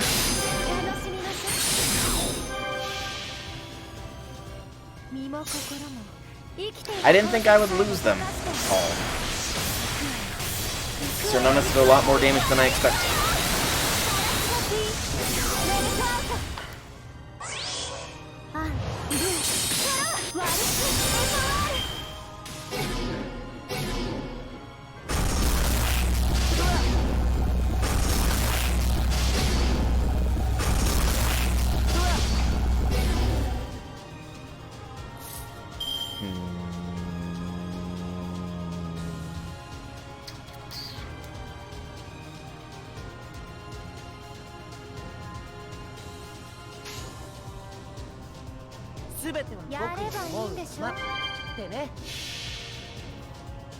Go. The stun's not gonna happen, but we can at least decrease charge.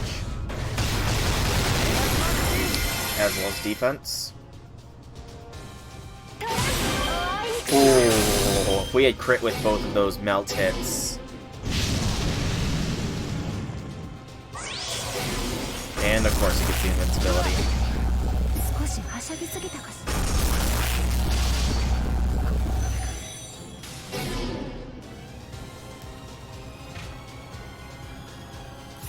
Of course.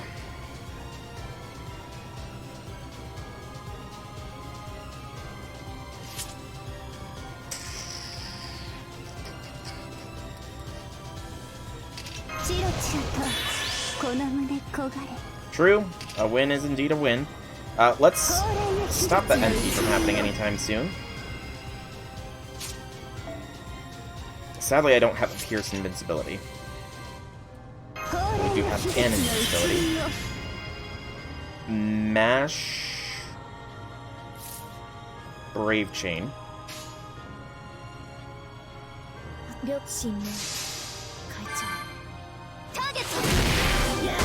rid of those stacks. それは全ての傷、全ての怨恨を癒す我らが故郷。権限せよロード・キャメロット。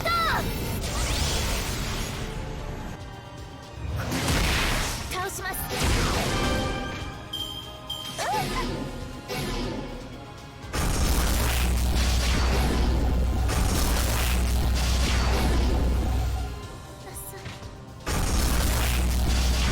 He didn't gain a no, he gained a single layer curse at the very end there. As I was saying, he didn't gain a single layer curse.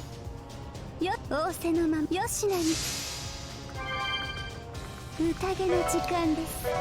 would have to say I have changed my opinion more. Not all of the Fae deserve to die.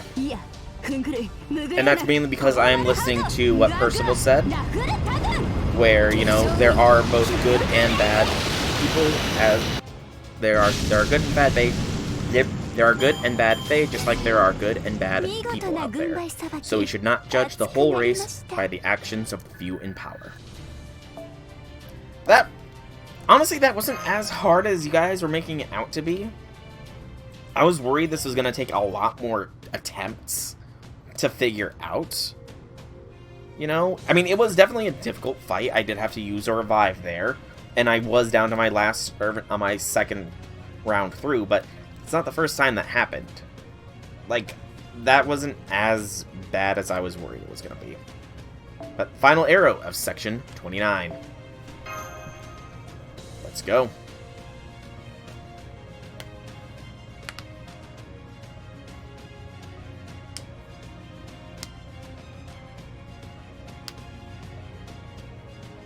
Long loading screen.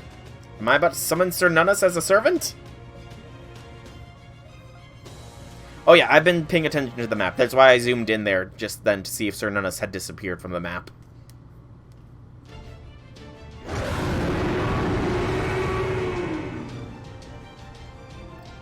Did all that just do nothing? What? Sir Nunus just instantly regenerated after his magical energy signal terminated. No signs of external injuries anywhere. It's no use. He's not going to stop. We've only peeled off a few layers of skin. How did it feel to fight him, Mash? Did you figure out anything? I mean, if we have to fight him again, then maybe that makes Sir Nunus the most difficult fight in FGO, but I'm afraid not. We dealt him countless lethal blows, but none of them did any lasting damage. I think his curse is bubbling up to heal him faster than we can hurt him. All we can do now is all we can see now is the putrid dead flesh that's been bloated by his curse. If we can't cut the curse off at its source, we'll never be able to dispel this calamity. He's got the blood. He's got the eye patch. Alright, that ought to stop the bleeding for now. Well, rotten or not, he's still a god, ain't he? No, it's because he's gone rotten that he's much harder to get rid of. Now that we've tried fighting him, I can say for sure that he's got a divine core. A divine core has the soul of a divine spirit. But Sir Nunus has been dead for... Something must have gotten inside his heart. Some kind of real special sacrifice that curses the fairy's whole existence. Oh, Babon. It was that sacrifice that reanimated Sir Nunus' corpse and sent him up to the surface. I mean, that fight was an unwinnable one, I feel. Chipping away at him won't do anything. We need to completely annihilate him, once and for all. Yeah, we kind of lost the Black Barrel, so sure we do. It's been around for a long time. The 12 Sacred Lances embedded in Camelot's main gate. If we can activate them, we can beat Sir Nunus. Oh, I forgot about those. I thought they were gone. That's what we were fighting for here. It's not quite enough to just prevent Sir Nunus from being destroyed. Our job is to solve Sir Nunus here and get the Guardian of the Secret Sword to the throne. And we've done that. Now all that's left is to see how her journey ends. Huh? Oh, Artoria. The betrayal! She isn't gonna be with us. Don't see Artoria anywhere. She must have slipped away from the deck when I wasn't looking. That's... oh. Artoria, don't pull a sack play off. Hold the line, Mash! Right, we have to do whatever we can. Re-engaging. I'll block all his attacks myself. Oh, Castoria, are you about to play another sack card? Only death remained in Camelot. There were no fairies, no humans, no dead bodies, no Moors. She ran through the halls devoid of all life, where countless splendors had come to an abrupt end. Having jumped off the storm border and landed on Camelot's still unbroken outer walls, she ran now for the throne as fast as her legs could carry her. No, I'm sure it was this way. Come on, Artoria, don't stop to think. You've already been here with Soul. Just trust your gut and keep going. She gasped for breath, but not because she was tired from her earlier battle. What spurred her on was an enormous beast outside, separated from her only by a single wall of stone. I don't have the Shrek catalyst or... Hadelino. Welcome, by the way. Welcome to the stream. I haven't watched Shrek recently, and I don't have an onion nearby to summon Shrek. Cernunnos, the enshrined deity that has been... and his eerily quiet curse that seemed to oppress the very air. I know it's here. It's here. It's crawling up from the bottom of the pit right now. Before they set out for the Spirit Cavern, the curse had crawled up from the pit and completely destroyed Camelot. It had arrived 1 hour after Cernunnos had first appeared. There wasn't much time left. 10 minutes at best, 5 at worst. Before that time ran out, she had to reach Morgan's throne, learn its workings, and change it into something she could use herself. Before, she would have probably said it was impossible and looked for another way. But now, she knew she could pull it off. She was a different person after coming back from the site of selection. Now she was more than half fantastical. Now she knew about the king who would one day draw the Sword of Selection, and, sacred sword in hand, guide Britain to the future. And she knew that she herself was an intrinsic part of that concept. Someone who stands at the edge of the world, rather than at its center. A beacon at the farthest point, no matter what sort of end may be upon us. She remembers something her Magecraft mentor taught her. An old, nostalgic story. The story of a nameless hero made from countless hopes. There, I definitely recognize this intersection. Then it's just up this way.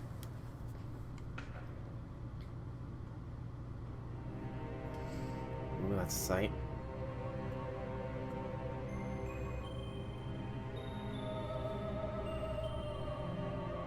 Morgan's Throne. Asic the Savior's masterpiece, designed to gather and store magical energy from every fairy in Britain, and to operate the sacred lances. Behind the throne lay the terrace overlooking the pit. There she saw the enshrined deity, simply there, his body made up of 14,000 years' worth of dead flesh, wordlessly towering over her. Her breath caught in her throat. Just the sight of him filled her with dread. His silence, and all of it, and all it conveyed, made her flinch. He was right to be angry. He was right to curse fairies. He had reached out to them in good faith, and they had tricked and killed him. They had robbed his beloved priestess of her life and her dignity, and flourished for 14,000 years. The calamities were not born of hatred, but of obligation fueled by rage and grief. It was his way of saying, these creatures cannot be allowed to remain free. As the one who had inadvertently helped them survive, he now sought to destroy their world. Your anger may be justified, but this still isn't the way. If you've decided that Britain is a land of sinners, that not a single one is untainted, then you should have made a system to forgive their sins, not just punish them. You should have chosen a sentence and given them a chance to serve it. Truth? She speaketh the truth.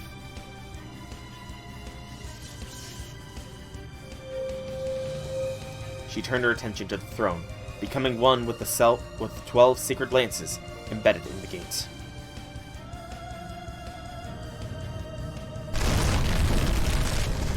And here comes the hand! I love this music, though. The curse is coming. The curse is coming. It's crawling up from beneath the ground at speed akin to lightning. Sensing the curse may be about to end, countless rancorous voices clamored around her, as if to try and stop her. Fairy deaths piled up endlessly over the course of 14,000 years, rushed up in a torrent. Oh, she really was a genius. But right now, her mind was consumed not with the encroaching threat, but with praise for Morgan. Morgan wasn't just an incredibly talented fairy. She'd also had the brilliant idea to make all of Camelot into a giant mystic code.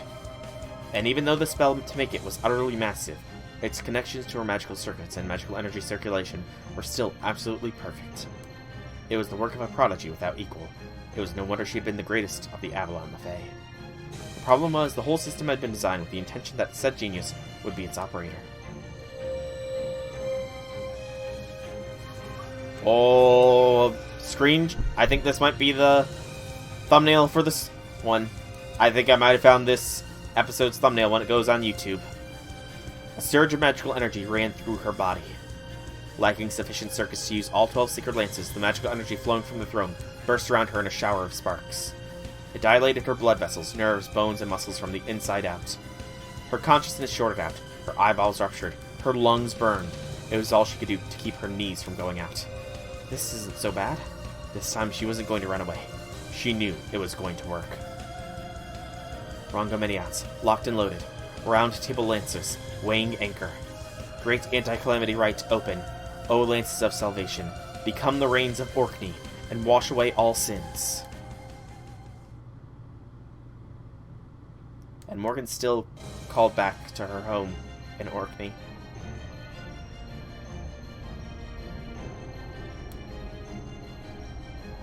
I'm getting chills. Oh. Oh no, that's a better one. That's gonna be it. That is going to be the thumbnail.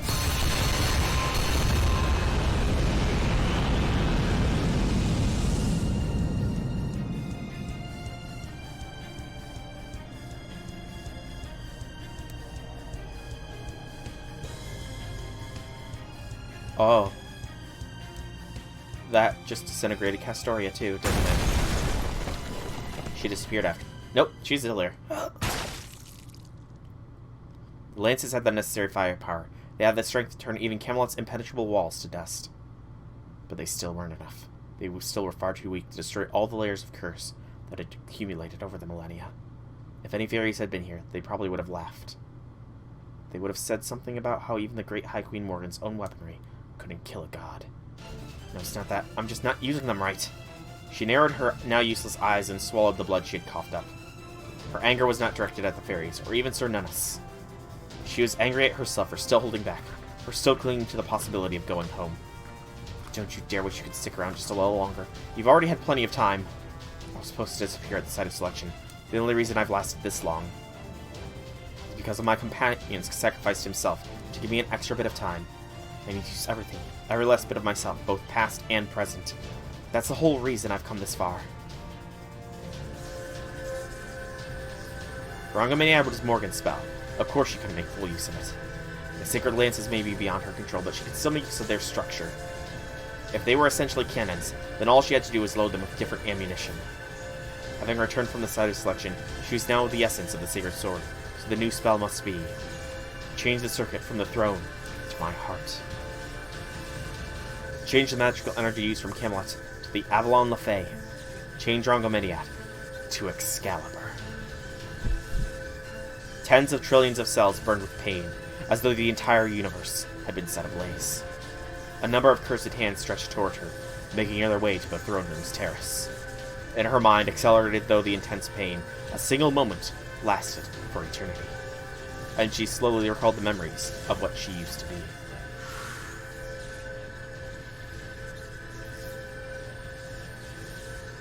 Morgan, my rival from a far-off world. She remembered what happened in Norwich.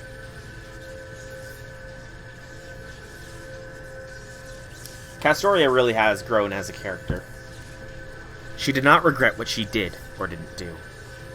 She just remembered what she saw and how gloriously bright it was. I never was able to beat you, not even to the very end.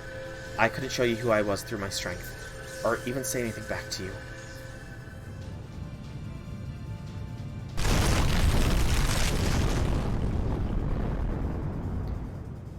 But now, at the very end, I've been given one final chance. A chance to use every last bit of my remaining magical energy to show you who I am. Did you find the reason you were looking for? No, I never did become who I wanted to be. But I will take my place here anyway, and not for the sake of the cold, merciless queen who only wanted to protect this throne, but to honor the life of the incredible savior she once was. Now I'm going to finish the job you should have done 2,000 years ago. She looked up, facing the looming sin. She summoned the last of her strength as the Avalon Lefay, all the magical energy holding together, and, O sacred sword, reveal thyself. Hear me, enshrined God, and forgive us our sins.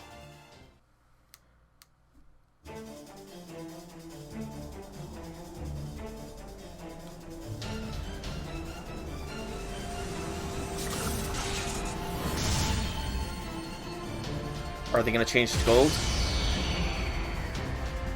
No, they just struck right at the core.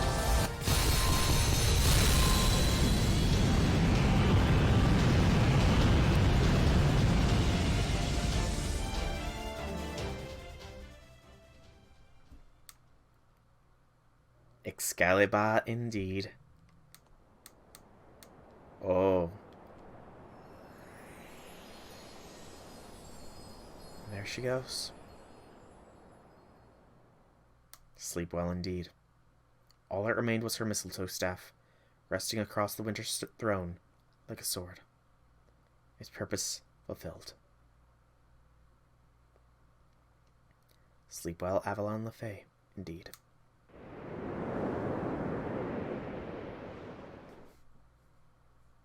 "12 charges of an extremely powerful spell were just fired off from Camelot's main gate simultaneously.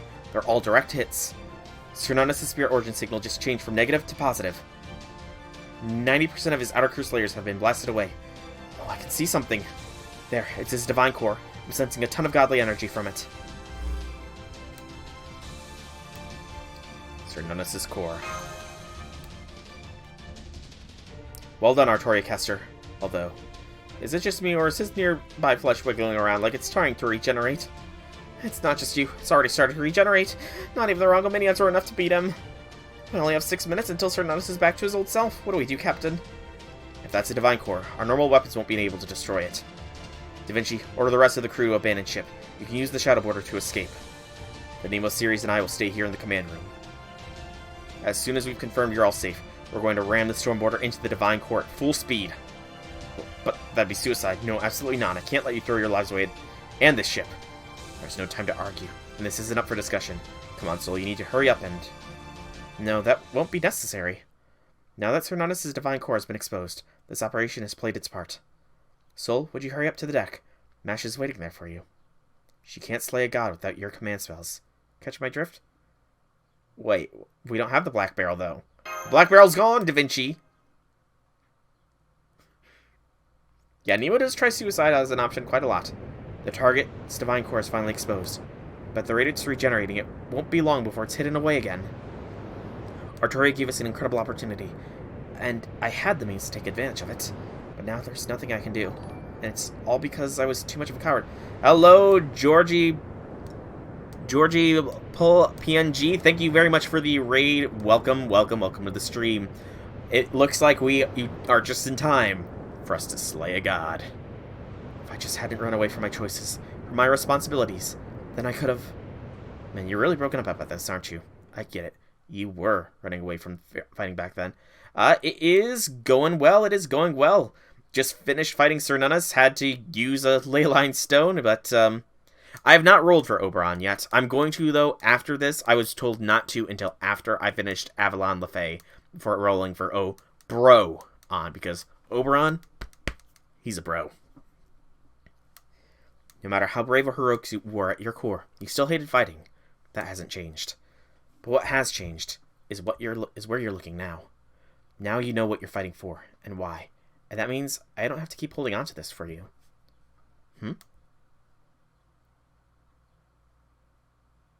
Have a trot? Yep, and I've got something that belongs to you. Something you left behind after it was used at the cap. You have... Wait, Habitrot has the Black Barrel? Fair enough, Georgie. Fair enough. And hey, Infinity, welcome to the stream. How be things? I'm not a grandpa, though. I much preferred it when you called me Dad, just because that's younger than Grandpa. It's something that should have never existed in Britain, and it's something you'll need to show who you are from now on. You got Oberon, Infinity. You said you called it Black Barrel, right? Don't forget it. This time, Mash.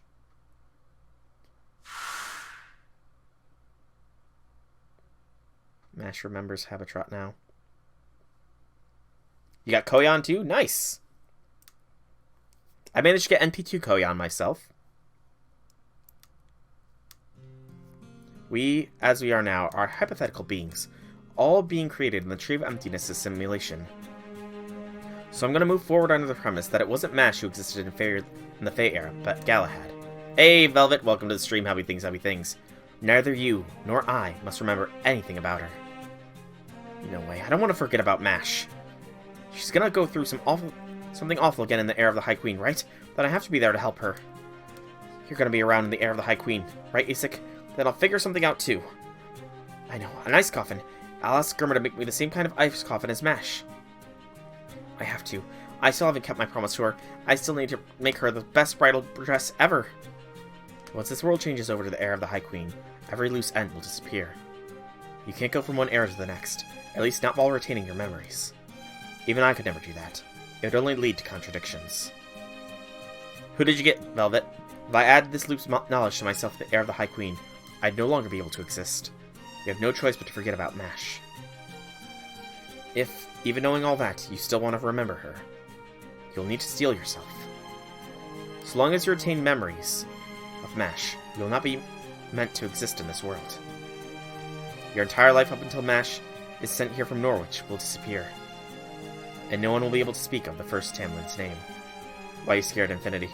Let me be clear. No one in the Heir of the High Queen can ever know you were one of my first knights. If even one person realizes you're actually Totterat, you'll vanish from the Heir of the High Queen. You are a fantastical Lostbelt. In such, there is no way for you to survive in the reality of a singularity. Sad, Velvet. I'm sorry that you didn't get Morgan. I know you will get her on her next banner. I know it. So, I'm going to erase all of Mash's memories of you. Everything from the moment she meets you in Sheffield in 2019 to the moment she enters her coffin. So long as she has no memory of you, you should be able to live in the Heir of the High Queen as well. Yeah, I'm in a somewhat similar situation, but the way I negated the good luck I got, Infinity, is by burning $300 at the casino. Essentially. I literally had my phone open with FGO, Koyan as my favorite servant in my lap, staring at the slot machines as I lost $300.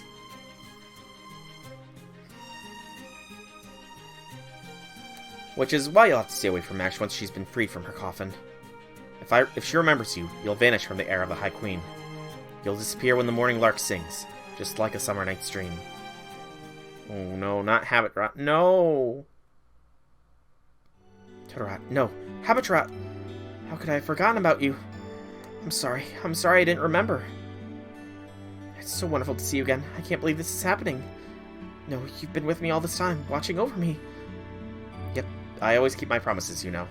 Here, this is yours. I've been hiding it inside my spinning wheel all this time. Never even noticed, did ya? You've got the black barrel. That when you came floating down from above, you must have... Yep, I stashed it away quick as a wink while Barrel was yammering on. Pretty impressive, right? It is. You must be just as fast as ever then. I had no idea you had... Habitrot. Oh no!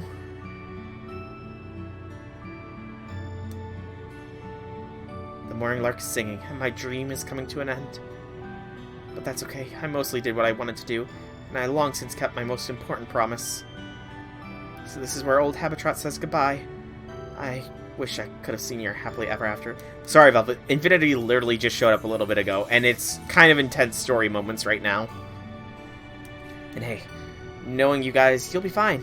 In fact, I bet you'll always have perfect weather for every single one of your anniversaries. Wait, huh? Is this because I remembered you? Is that why you're disappearing? Why did you do all this for me? I don't deserve it. Sure you do. And even if you didn't, so what? I don't care. I just want you to be happy. I mean, everyone did the best they could, right? Asik did, Hector and Rhynek, even Grimmer was a pretty good guy. They might all be gone now, but we still had a great journey together. And besides, I'm a friend of brides everywhere. I wanted to make sure your future would be a happy one. No, please. Please don't go. Take the memories back. I promise I won't remember you. Please. Just please, don't go. You more than anyone else. You put everything into making your dreams come true. Oh, come on, you know that's not true. But if you really, really want to pay me back, then how about this? Remember me, remember ASIC, remember how beautiful our Britain was. I will, I promise. Oh, Habitrot. Looks like we're out of time.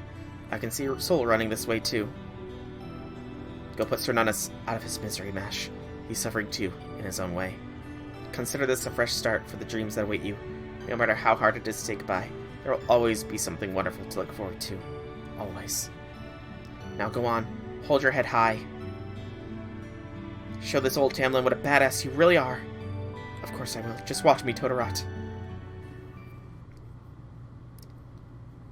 Mash.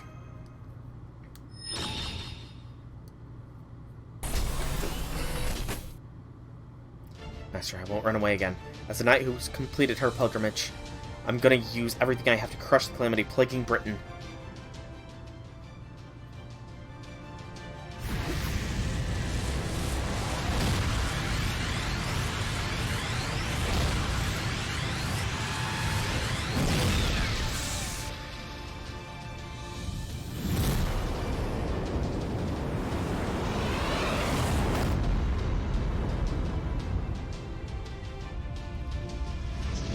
Took a lot of effort, but in the end, Sir Nunus is defeated in a flash of the undying black light of the void. Target elimination confirmed. Did you see that Habitrot? Man, it's tough. I don't know if I want to have Habitrot's goodbye or Castoria's goodbye as the screenshot thumbnail for this when it goes on YouTube. Thank you. Thank you, Tamlin Todorot. Thank you, Habitrot the Spinner. I'm so proud that you chose me to be your dream. Goodbye. May the flowers bless you, too. Also, it just occurred to me, this has been going on, this section has been almost 4 hours long. This is going to be a monster to put on YouTube.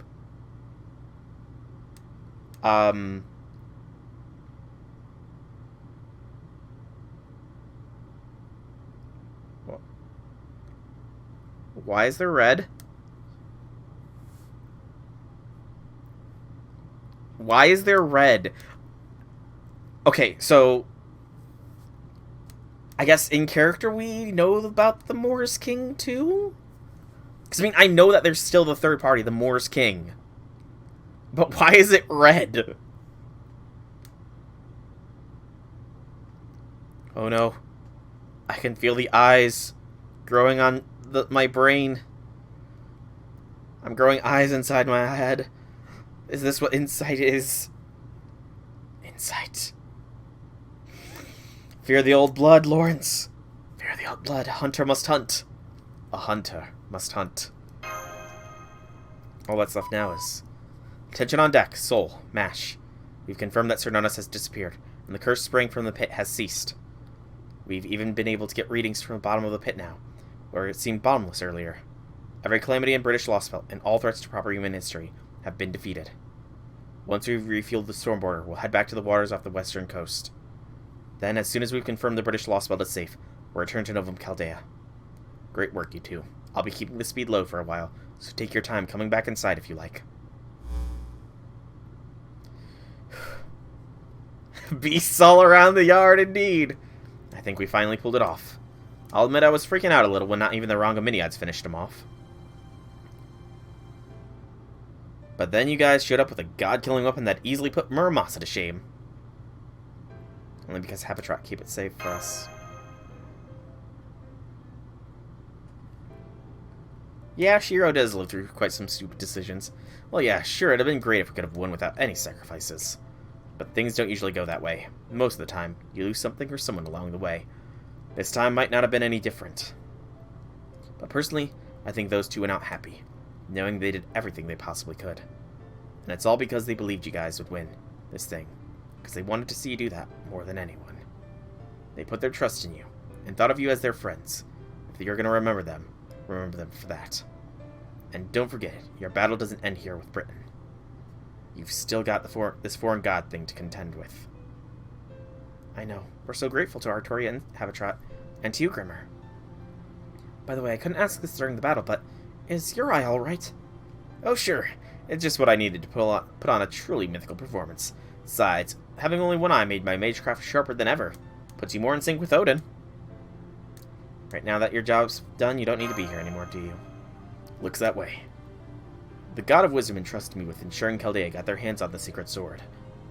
And as a Celtic heroic spirit, I also got to be there for Sir Nennis' final moments. So now my role in this Lostbelt is complete. As the only helper here from proper human history, I'm glad I managed to save face. FGO, you survived through logical optimism or casual world formatting.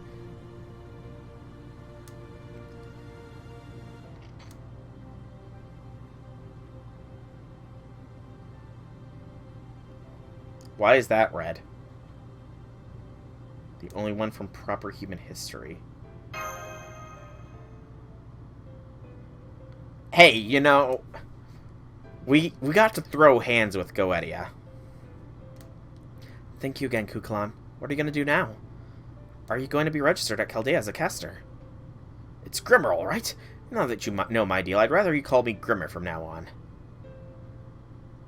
But anyway, I owe you guys one now. And not just me. The God of Wisdom says so, too. And if I can keep this spirit origin after going back to the throne, I'll pop by Chaldea as a caster. Hey, if the God of Wisdom owes me a favor, then, give me the okay with Ortland. You know, she's very high up on the waifu list, but her Valkyrie nature is holding her back, so just have Odin pop into Ortland and give the thumbs up. That good? That good. Anyway, serious. Back to seriousness.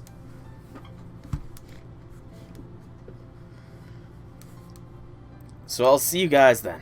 I have a feeling I'll be seeing you all again. Bye, Grimmer. All that's left now is... Alright, it's time we put this lost belt, no, this lost world behind us. The calamities have dealt this isle a critical blow. There can't be many survivors left. Still, at least it hasn't been completely destroyed. Hello, Mushu Dragon. Welcome to the stream. Howdy things. Red means I have eyes growing on the inside of my brain, a la Bloodborne. I wish we could stay to secret and get back on its feet before we return to Chaldea, but... yeah, that would be nice. Wait, huh? All the flames and curses have dissipated, but chunks of the ground are still breaking apart. In fact, if anything... Attention! Attention! I'm picking up a massive gravity fluctuation all across Britain. The ground is floating up into the air, even though there's nothing creating gravity up there. What the heck's going on? This doesn't make any sense. Everything is falling up. It's worse. Sheep is detecting a level 1 threat. I can't see what's causing it, but the way things are going now, the whole Earth's gonna be gone in an hour. It's a collapse. The collapse has started. Not copying Shiro. The ominous red ... though. But we dealt with all the calamities. There shouldn't be anything left to threaten Britain. So why is the collapse beginning now? There's no sign of a new enemy anywhere. Sure there is. You just didn't notice it because you've been looking at it the whole time. Remember that mural in Londinium? The Moor's King. There's a depiction of the prophecy of destruction. Shranus' priestess made just as she was being dismembered. As the world grows newer, unbeknownst to all, its roots will grow older.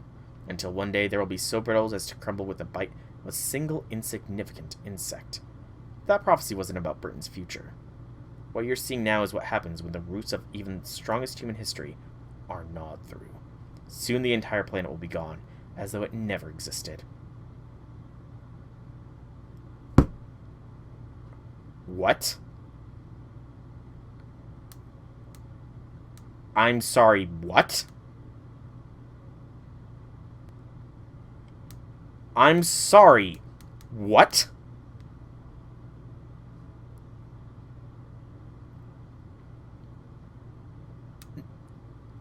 I didn't know it. I didn't know it. Oh, Broan, no.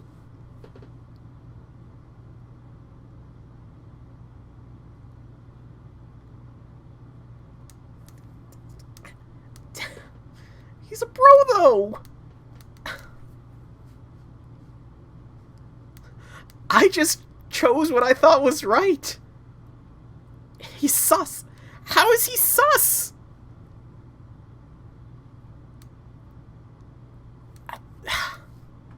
How?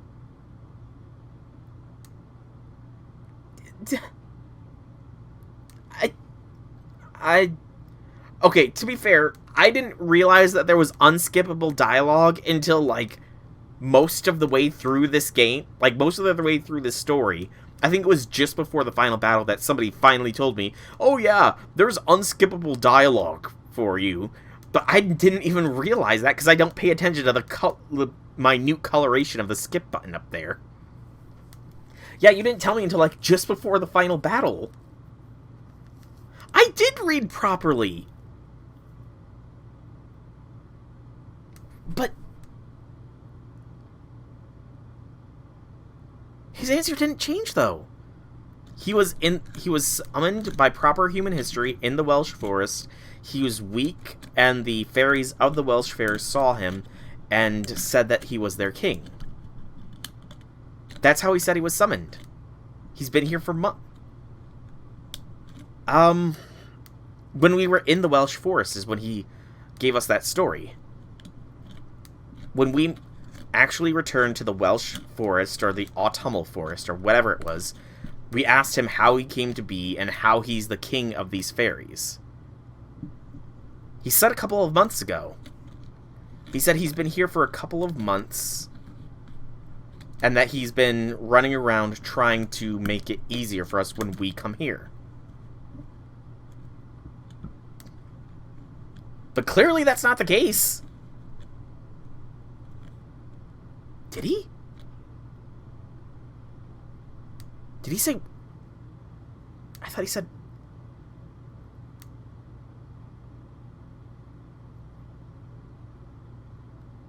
Okay.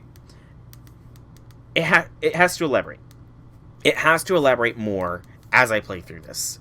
Because I clearly missed. I clearly missed all the hints that Oberon was...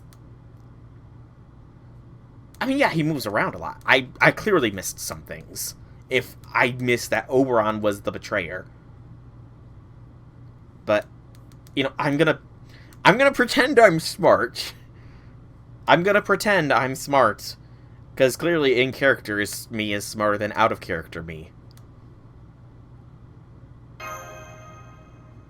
You mean you've been onto me, Soul? Well, that sucks. Now I feel silly for biding my time waiting for the perfect moment to make my reappearance. But really, so what? I never bothered to hide it from you in the first place. Of all my little pawns, you were by far the most insignificant.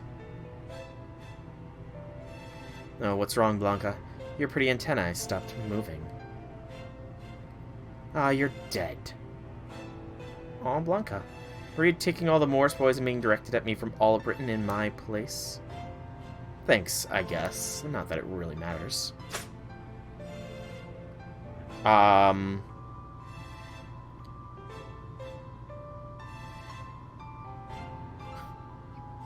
that's Oberon.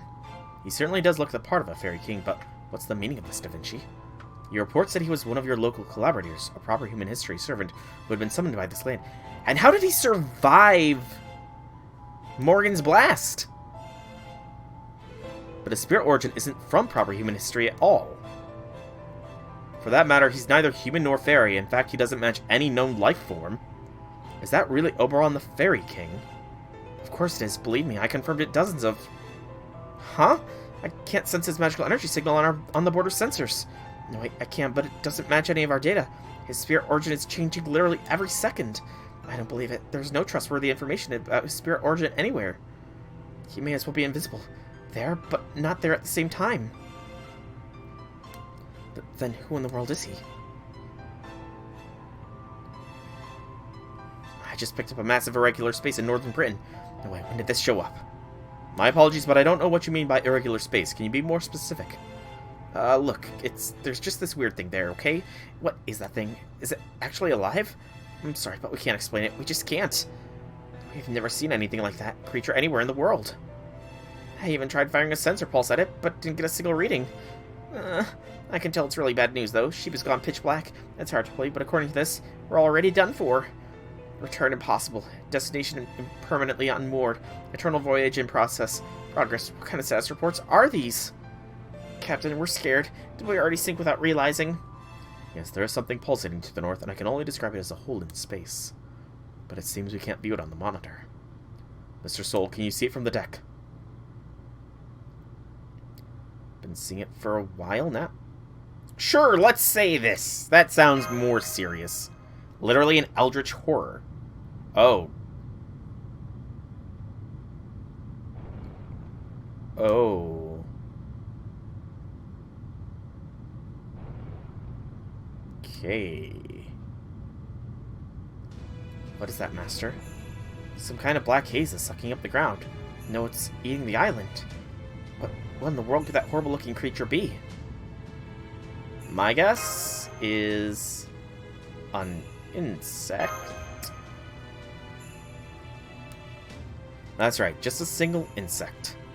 Though, as you can see, it's actually a conceptual insect, an infant hole that's going to destroy Britain and turn the planet inside out.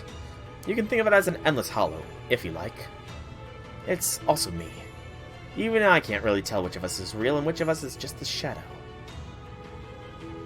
Tell me your true name, Oberon. Well, since you've asked, I'd be happy to oblige.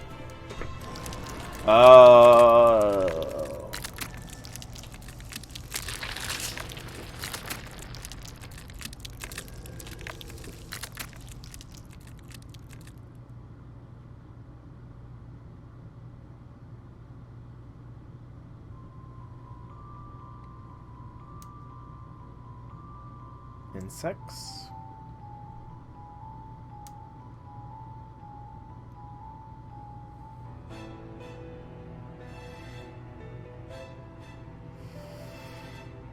Senpai, Oberon's form, know his very spirit origin is.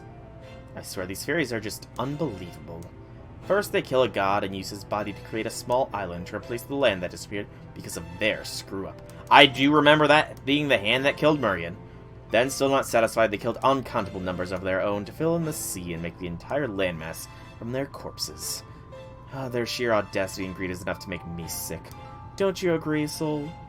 Even as a human, you'd think they're pretty awful. So imagine how disgusted the original Britain must be with them after it was returned to nothing. The original Britain. No wonder it sent calamities after them, trying to wipe them all out. Oberon? Anyways, Cernunnos wasn't part of it. In some ways, he was actually trying to protect the fairies. The only reason I made it up to the surface now is because he's finally gone. Morgan ensured Faerie Britain's creation by sealing Cernunnos away, instead of defeating him. I honestly wasn't sure what to do. I certainly had no means of defeating Morgan myself. So I waited. I waited for a human to defeat her to appear. I waited for someone who could pop the lid off Cernunnos and finally get rid of him. The Child of Prophecy's prophecy was just the chance I was waiting for. It was kind of amusing. It was even kind of an amusing idea, so I helped it along a little. I did my part to ensure the Child of Prophecy would set off on her journey and successfully complete her pilgrimage. Also, you could be the ones to ruin everything you were working towards. Tell me your name, Oberon. Gladly.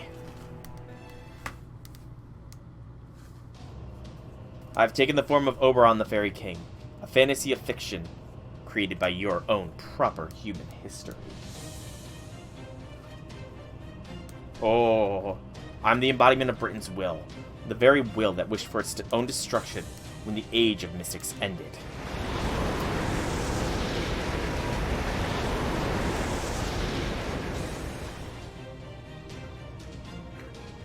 Oh, my name is Vortigern.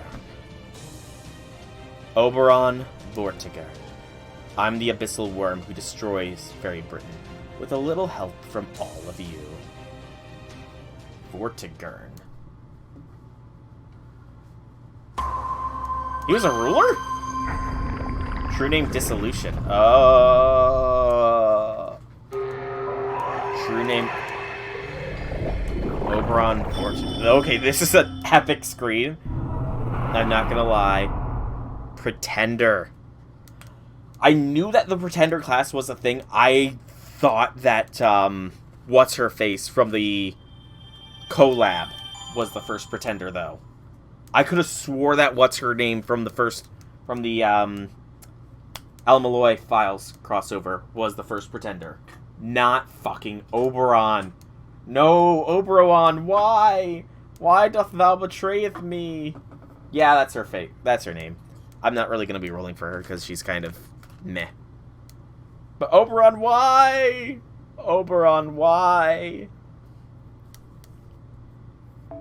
Okay.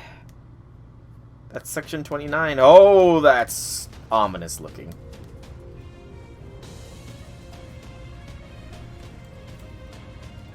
Giant hole.